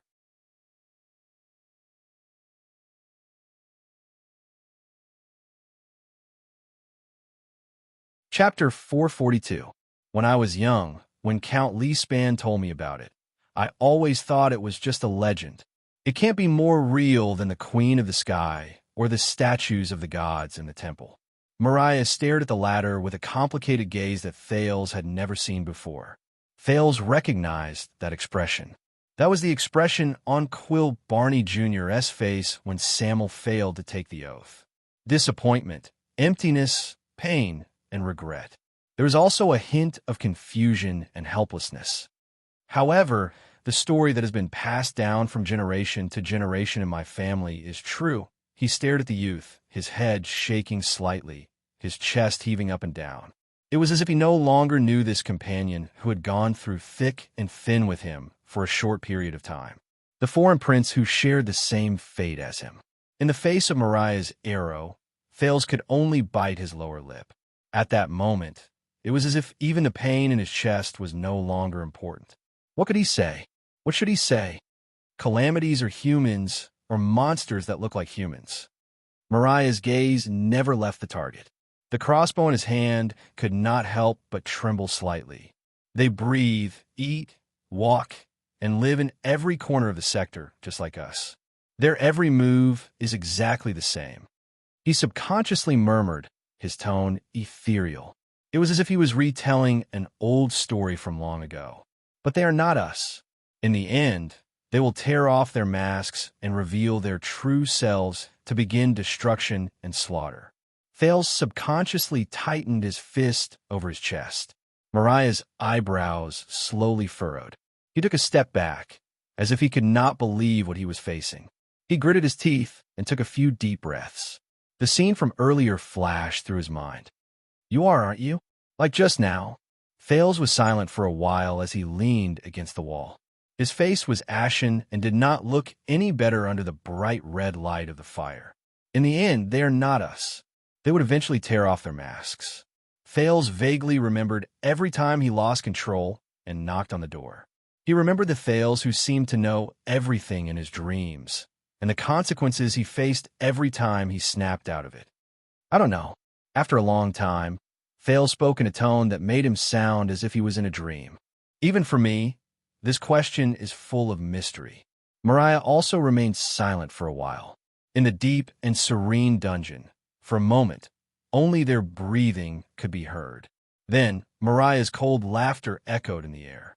So, among the calamities that King Raikaru fought with, which one are you? Thales was a little absent-minded. Mariah enunciated each of his words with the most solemn and wary tone. King Disaster? Nightmare? Blood Catastrophe? Secret Disaster? Calamity before? With each word he said, Mariah's expression became sterner. These words only appeared in the legends of the Walton family, but he had never taken them seriously. Calamity. As he listened to these unfamiliar and strange terms, Thales frowned slightly. Then Mariah raised his crossbow with one hand and said his next sentence. Or are you the leader of all calamities, the bane of the gods? The bane of the gods. When he heard this familiar nickname, Thales felt another pain in his chest. The teenager no longer looked at Mariah. He lowered his head and said in a tone that was half relieved and half lonely, Neither. I'm a newbie. Mariah paused for a moment. Huh. His shoulders swayed slightly, and his laughter was a little mournful. Even the fire in the crossbow trembled. So, you're like the white blade guards. There are newbies. There was a faint mocking tone in his words.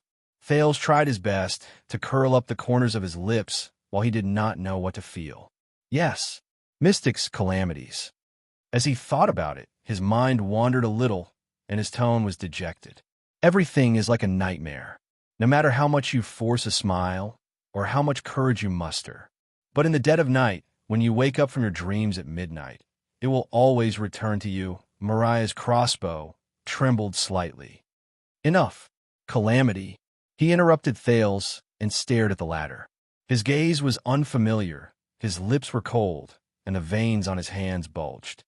Do you know that no matter which temple it is, no matter how dilapidated or how weak the church is, they all warn every king of Extet that the calamity that destroys the world will return and destroy us like how it destroyed the final empire? Thales did not look at him. He just closed his eyes. But Moriah was not prepared to let him answer. Nuvin's son clenched his teeth and spoke. His fingers tightened on the crossbow's arm as he forcefully suppressed the complicated emotions that he had nowhere to vent. Do you know what kind of terror, despair, sacrifices, and casualties Raikaru and his peers endured in the Battle of Eradication to miraculously turn the situation around, defeat the crazy and evil calamities, and build Extet? Do you know what kind of terror, despair, sacrifices, and casualties every Walton was taught since they were young? Thales did not open his eyes. He forced himself to curl up the corners of his lips. Is that so? The Prince of Constellation could feel that the bleeding from his nose had stopped, and his strength was slowly recovering under the nourishment of the sin of Hell's River. The pain in his chest was also gradually alleviating. At least, he should be able to stand on his own. But for some unknown reason, as he faced Moriah, who was glaring at him furiously, and as he faced the seemingly shaky crossbow of time, Thales suddenly felt very tired. It turned out that the companion who once went through danger with him, the companion whom he thought he could entrust his back to, would become like this. This was the calamity. It was him, and his own future. He thought gloomily. A pleasant female voice that he had not heard for a long time rose in his ears. You are walking further and further down the path of misfortune. Mystic, this is not a gift or a blessing. It is a curse and misfortune. As he listened to Moriah's hateful and heavy breathing, Thales suddenly felt as if he was having a long dream that drained his spirit. In this dream, he had no hope of waking up. So this is our end. In the dungeon, another spark burst from the torch. Was it you? Moriah asked coldly. Thales still had his eyes closed. What? Moriah stared at Thales, who looked miserable. Anger and doubt burned in his heart at the same time. 6 years ago, Dragon Cloud City. Those legendary monsters would not have appeared for no reason. Moriah gritted his teeth. Tell me, my father's death and your covert act of destroying half of Dragon Cloud City, are they all related to you? He subconsciously raised his voice and emphasized his words. Look me in the eyes and tell me. Thales' eyebrows twitched, and he instinctively opened his eyes. He stared into Moriah's eyes in a daze. His eyes were filled with anger, pain, hesitation, and bloodshot. Thales' thoughts slowly drifted away. He drifted back to that night in Dragon Cloud City. Ah, yes. Broken eaves. Mottled broken walls. Dead silence everywhere. Those things I thought I could put behind me. He trembled, but this time it was not because of pain. Instead, it was because his heart suddenly tightened. Because of those unavoidable facts. A second later, Thales absent-mindedly spat out that word. Yes, Moriah's arm tightened. That night, that calamity, and the Hydra, Kilika, Thales said in a trembling voice as he stared into Moriah's eyes. They went to Dragon Cloud City and caused the deaths of so many people. Thales closed his eyes in pain. It's all because of me. Me. Silence. For a moment, even Moriah's breathing stopped. Asterisk clatter. Asterisk the sound of the torch falling to the ground. In the next second, Thales felt his collar tighten. He was lifted by the furious Moriah with one arm and pressed against the wall. Asterisk bang. Asterisk the teenager grunted as he endured the sluggish feeling in his chest. Suddenly, he felt pain in his chin. Moriah had already pushed the crossbow of time to Thales' chest and pointed it at his head. The protruding tip of the arrow pressed against Thales' skin, bringing him waves of pain. Thales had never seen Moriah like this. The latter's expression was ferocious. His breathing was heavy, and he gritted his teeth. The muscles on his arms and the veins on his neck were extremely obvious. He was like a raging lion, just like the former Northland king. How dare you? Moriah growled in a low voice. Thales could feel the former's muscles trembling. He grabbed the teenager's collar with his left hand and held the crossbow with his right hand and right shoulder. The string on the crossbow of time was extremely tight. It was ready to be fired. It was about to devour someone. Mariah suppressed the hatred and anger in him that were like a volcano. You damn! Do you know what kind of sin you bear and what kind of disaster you will bring? But Thales's eyes were still, and he allowed Mariah to threaten his life with a blank expression. How dare you get close to them? How dare you get close to Dragoncloud City, Extet, Father, and Alex? Mariah gritted his teeth so hard that they chattered. His eyes were bloodshot. Get close to her country and her people. My people. Mariah's entire body trembled, and he almost lost control. You brought misfortune and inauspiciousness to them, and you brought misfortune like the bloody year to them. Do you know that your existence is the source of all disasters? Thales felt another sharp pain in his chin. He could feel the tip of the arrow piercing his skin as it trembled. Alex. This name was one step faster than an arrow, piercing into his dazed brain. No, he's talking about her. Little rascal. In his illusory memory, the beautiful girl with the pince-nez turned around and covered her mouth. She looked at him with faint surprise and an indescribable gaze. You want to take me away? Take me back to Constellation? At that moment, his almost scattered thoughts became clear. Thales sucked in a breath through his teeth. He ignored the pain in his chin and said forcefully, I know. Mariah's nerves were still tense. He glared at Thales, as if he was going to pull the trigger the next moment and pierce through Thales' head. The teenager said bitterly, I know it better than you. In fact, I know it better than everyone else. From that day onwards, I know everything that happened around me. Every single pair of eyes in Shield District that wanted to breathe, but could not. Every single person under the Hydra who cried and ran for their lives. Every single corpse in Dragoncloud City that was cold and still. And he could only kneel in the middle of the road and hug the only warm life in his arms. His face was covered in tears as he trembled. I'm sorry. Thales shut his eyes tightly. With a heart full of loneliness and sorrow, he said softly, I'm sorry, Mariah. He clenched his fists. All those things happen around me, blood dead. It's the consequence of him. It's something he had to face. It's not something he can calmly forget and avoid with a simple sentence like, it wasn't my intention, I had no choice, or even it's not my fault, or an even more disgusting sentence like, it's a pity, but a necessary sacrifice. At least he could not. For everything that happened, Mariah's breathing became heavier. Thales' collar was pulled even tighter. He could even feel a drop of blood trickling down his neck under the thread of the arrow. A long time ago, Thales had imagined a similar scene. But in his imagination, he faced a large group of people in an entire world. Regardless of whether they were acquaintances or strangers, their faces were blurred, and they pointed at him, a monster who brought countless disasters. Now, I'm already very lucky, I think. Am I not? When he thought of this, Thales felt relieved. He opened his eyes gently and looked at Mariah calmly. He looked at the anger and sorrow in the latter's eyes. Mariah, he thought faintly, I don't know. When this brave prince, who used a smile to hide his heaviness and humor to cover his sorrow, walked alone to the end of the world and drifted to the edge of the sea, when he looked in the direction of Northland, where he had complicated feelings, and looked at the hometown he had left behind, when he received the news that Dragoncloud City had suffered a disaster and his father had died suddenly. How did he feel? So this is it? Thales completely calmed down, and a smile appeared on his lips. This is our end? The man's eyes were still red, and he stared at Thales. The anger in his eyes did not diminish. This reminded Thales of the moment he opened his eyes in the desert. At that time, it was this red-haired Quick Rope who blinked his curious and excited eyes. When he thought of this, Thales sighed softly. Right, while there's still a chance. Thank you, Quick Rope. Thank you for saving my life in the desert, he said softly. At that moment, Mariah trembled slightly.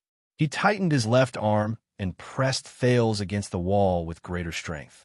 His right hand trembled as he pulled the trigger of the black crossbow. Thales closed his eyes. He waited for the man's decision. The next moment, Astra's thud. Asterisk Thales only felt the right side of his face tremble. Before he could figure it out, he felt the world spin, and he flew sideways against the wall. He fell hard on the ground. Cough, cough. Thales groaned in pain, and his entire head buzzed. He first felt a numbness that spread to half of his face. A few seconds later, it turned into a burning pain that made him grimace. Thales trembled as he climbed to his feet, trying to see what was in front of him even though he was surrounded by stars. Ow!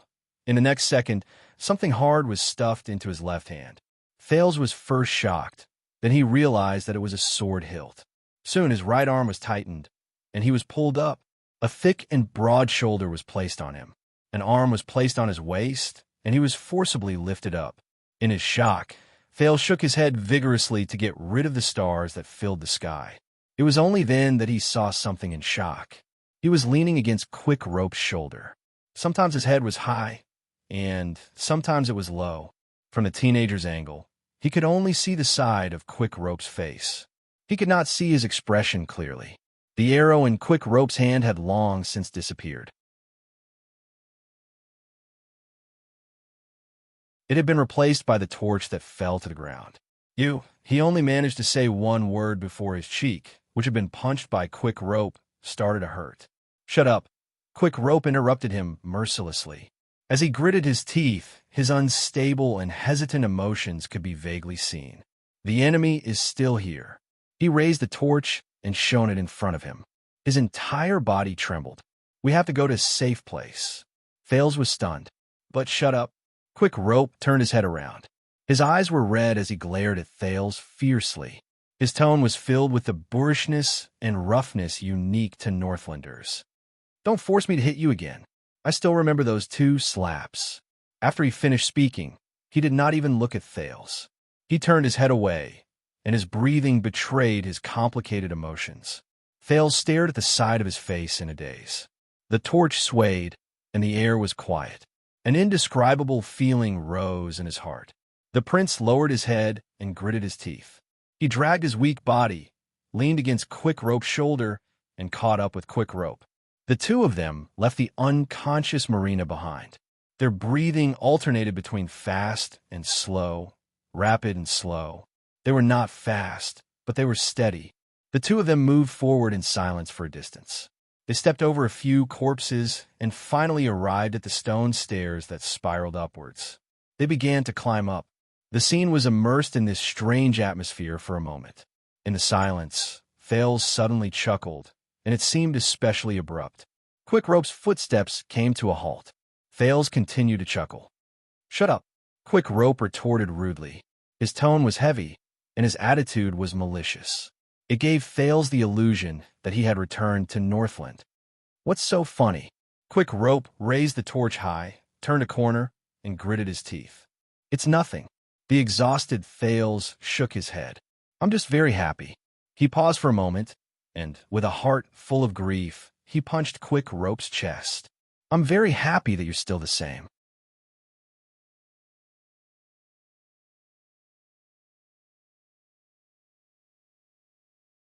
Chapter 443. Same old. Quick Rope snorted angrily and turned his head away. He seemed to be very dissatisfied with the teenager's words. You still care. Thales' tone fluctuated slightly. Quick Rope's eyebrows froze. What? Your father, Dragoncloud City, Extet, and even your niece. Thales took a few deep breaths in a direction he could not see.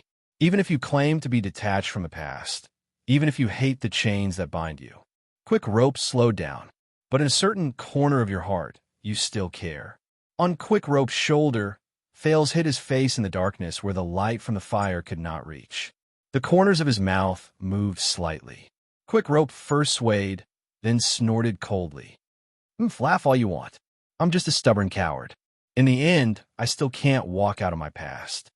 He quickened his pace unhappily, causing Thales, who was leaning on his shoulder, to stagger. However, the young man did not get angry or lose his head. He only smiled lightly. No, Quick Rope. There was a bitterness in Thales' smile that could not be wiped away. What I mean is, this is good. Quick Rope shuddered slightly. The youth lowered his gaze and looked at the darkness beneath his feet. Compared to Mariah, who abandoned everything for freedom, this is the real Quick Rope. Quick Rope did not answer. He only snorted again. But at that moment, Thales suddenly felt that the fatigue he felt just now was gone. Leave her. Thales came back to his senses. The panting Quick Rope gritted his teeth and said, Leave her, leave Alex. Alex. Thales' mood, which had lightened up a little, became heavy again.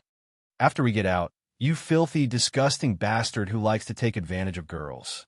Quick Rope said in disgust. He tapped Thales' chest with his left arm in a show of force and warning. I don't care what happened between the two of you in the past, but from now on, you are not allowed to approach her, think about her, or covet her. Stay away from Alex. Quick Rope said resolutely. In that second, Thales' expression darkened. What a joke.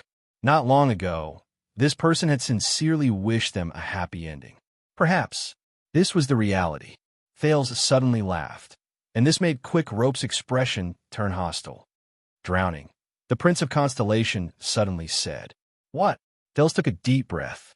His gaze was profound. Sometimes, I feel that I'm like a drowning man who is struggling to catch his last breath in the water.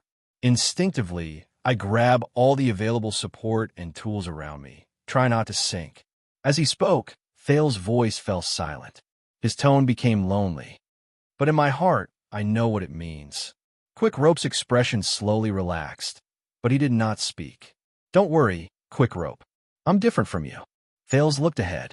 In the corner where the torch could not reach, there was only darkness. With such a fate, Thales stared at the darkness and felt as if he could see the girl's tear-filled face. Yes, Thales, I believe in you. I trust you with my life. He flashed a bitter smile. My shoulders have long been unable to bear heavier things. For example, the future of another person. Quick Rope fell silent. He resisted the desire to turn his head and look at the person beside him. He just moved forward. Step by step, they searched for their way forward in the darkness, which was barely illuminated by the torch. They moved closer to the stone steps. It was as if nothing could stop their footsteps. However, in the next second, Thales' ears twitched. Even though it was very soft, with the help of Hell's senses, he still heard it. Thales frowned slightly. Someone's coming. Quick Rope moved slightly and glanced to his side. The two of them turned around tacitly, left the stone steps, and entered the dark corridor on this floor. They crouched behind a collapsed stone pillar. Quick Rope put down the torch and skillfully extinguished it with 2 or 3 stomps. Darkness covered the two of them again. Soon, the rotating stone steps in front of them lit up.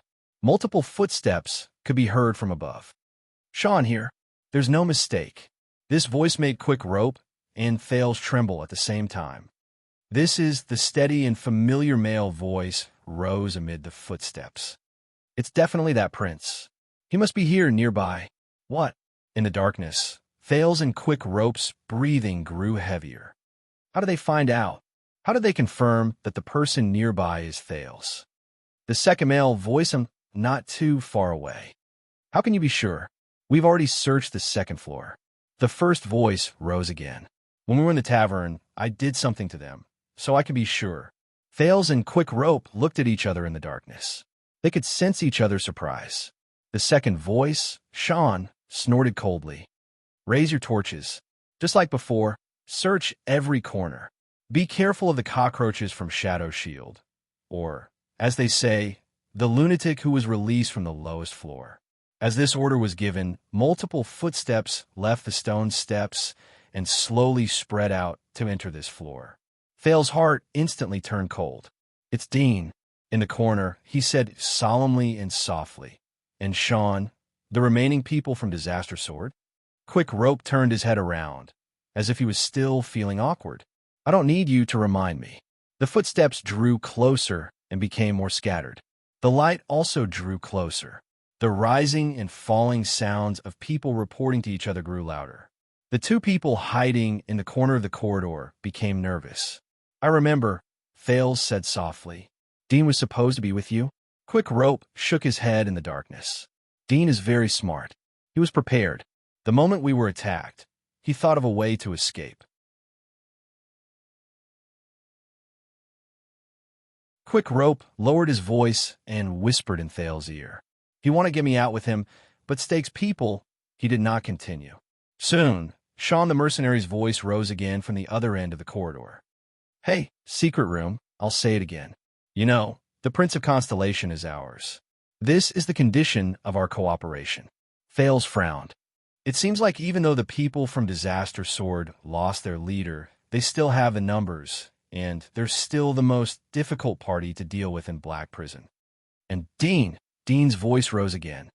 Yes, I know, but according to the agreement, I want revenge. He sounded like he was gritting his teeth. That man, the so-called Wyacasso, the person who defeated me, Dean said coldly, he must pay the price. And I want him alive. Quick Rope sighed in a barely noticeable manner. Is that so? In the distance, Sean snorted coldly. You're really not a magnanimous person, are you? Dean did not answer him. He only continued searching. Thales took a deep breath, but when he heard the enemy bend down to check under the stone table, he was immediately shocked. T. They didn't even spare a single corner. Are they certain that their target is on this floor? The light from a fire was getting closer and reflected on the stone pillar where they were. Under the dim light, Quick Rope and Thales saw each other's faces at the same time. It was the same solemnity and tension. And shock. The situation is bad. As he listened to the approaching footsteps, Thales gritted his teeth and whispered, they've made up their mind to turn this place upside down. There was no need for him to remind him.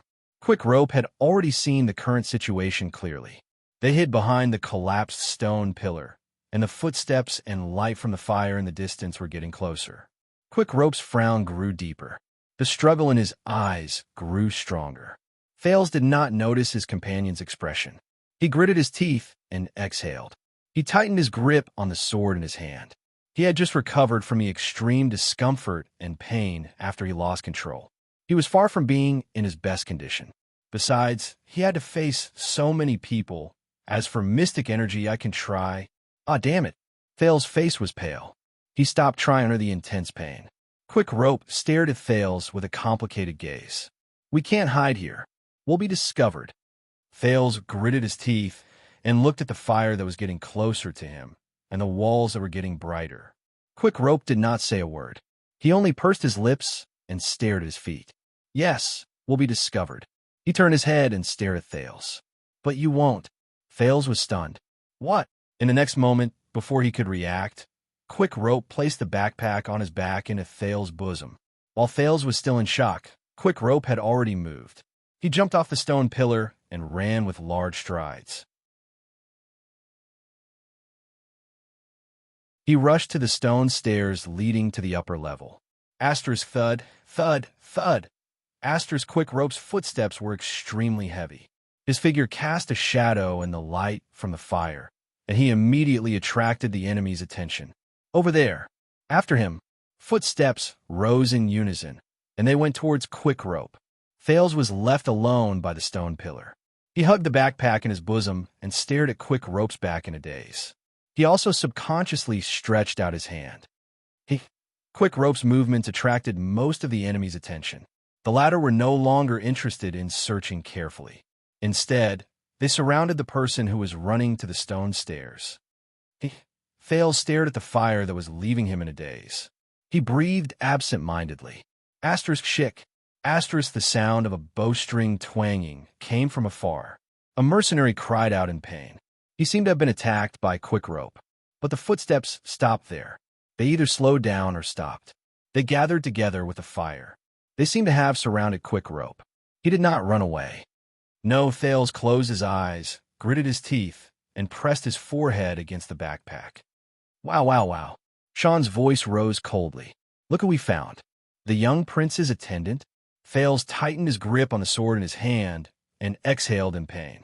No, yes, we'll be discovered. But you won't. Is that what you mean? Damn it. Quick Rope, Mariah. You idiot. Where's the prince?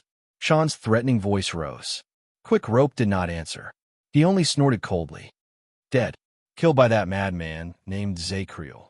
At that moment, Thales remembered Quick Rope's angry and pained expression just now.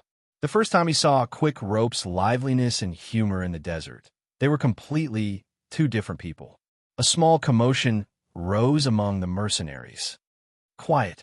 Sean's voice rose again, but this time there was a hint of anger and annoyance in his words. Dead? You know, if the prince is dead, it means that you're useless as well. Quick Rope did not answer. Thales breathed in a daze.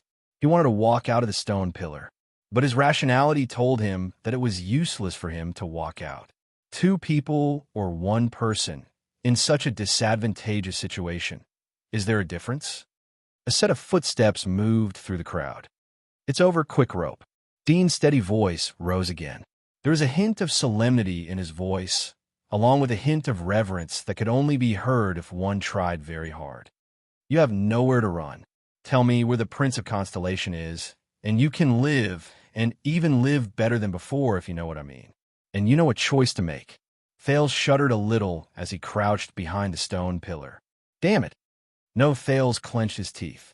At that moment, he, who was hiding behind the stone pillar, felt powerless. You asked where the prince is. Quick Rope's rhetorical question rose faintly. It was filled with indifference and sternness. There was no trace of his former joy and cynicism. The prince isn't anywhere. As he listened to the profound words, Thales' heart ached even more. As for living better than before, Quick Rope snorted softly and said, Dean, when you go back, why don't you tell that old woman? Faint noises came from the distance, along with the mercenaries' uproar. Stop, Quick Rope. There was a hint of panic and anxiety in Dean's voice. You're digging your own grave. At that moment, Thales suddenly knew what Quick Rope was doing. He was reloading his bow. No, Thales was stunned. He understood something. Tell her. Quick Rope? No, Mariah Walton's voice rose again. It was firm, sharp, and unwavering. I made my choice 6 years ago. My way of living. At that moment, Thales remembered what Quick Rope said to him in a daze. The chains of power.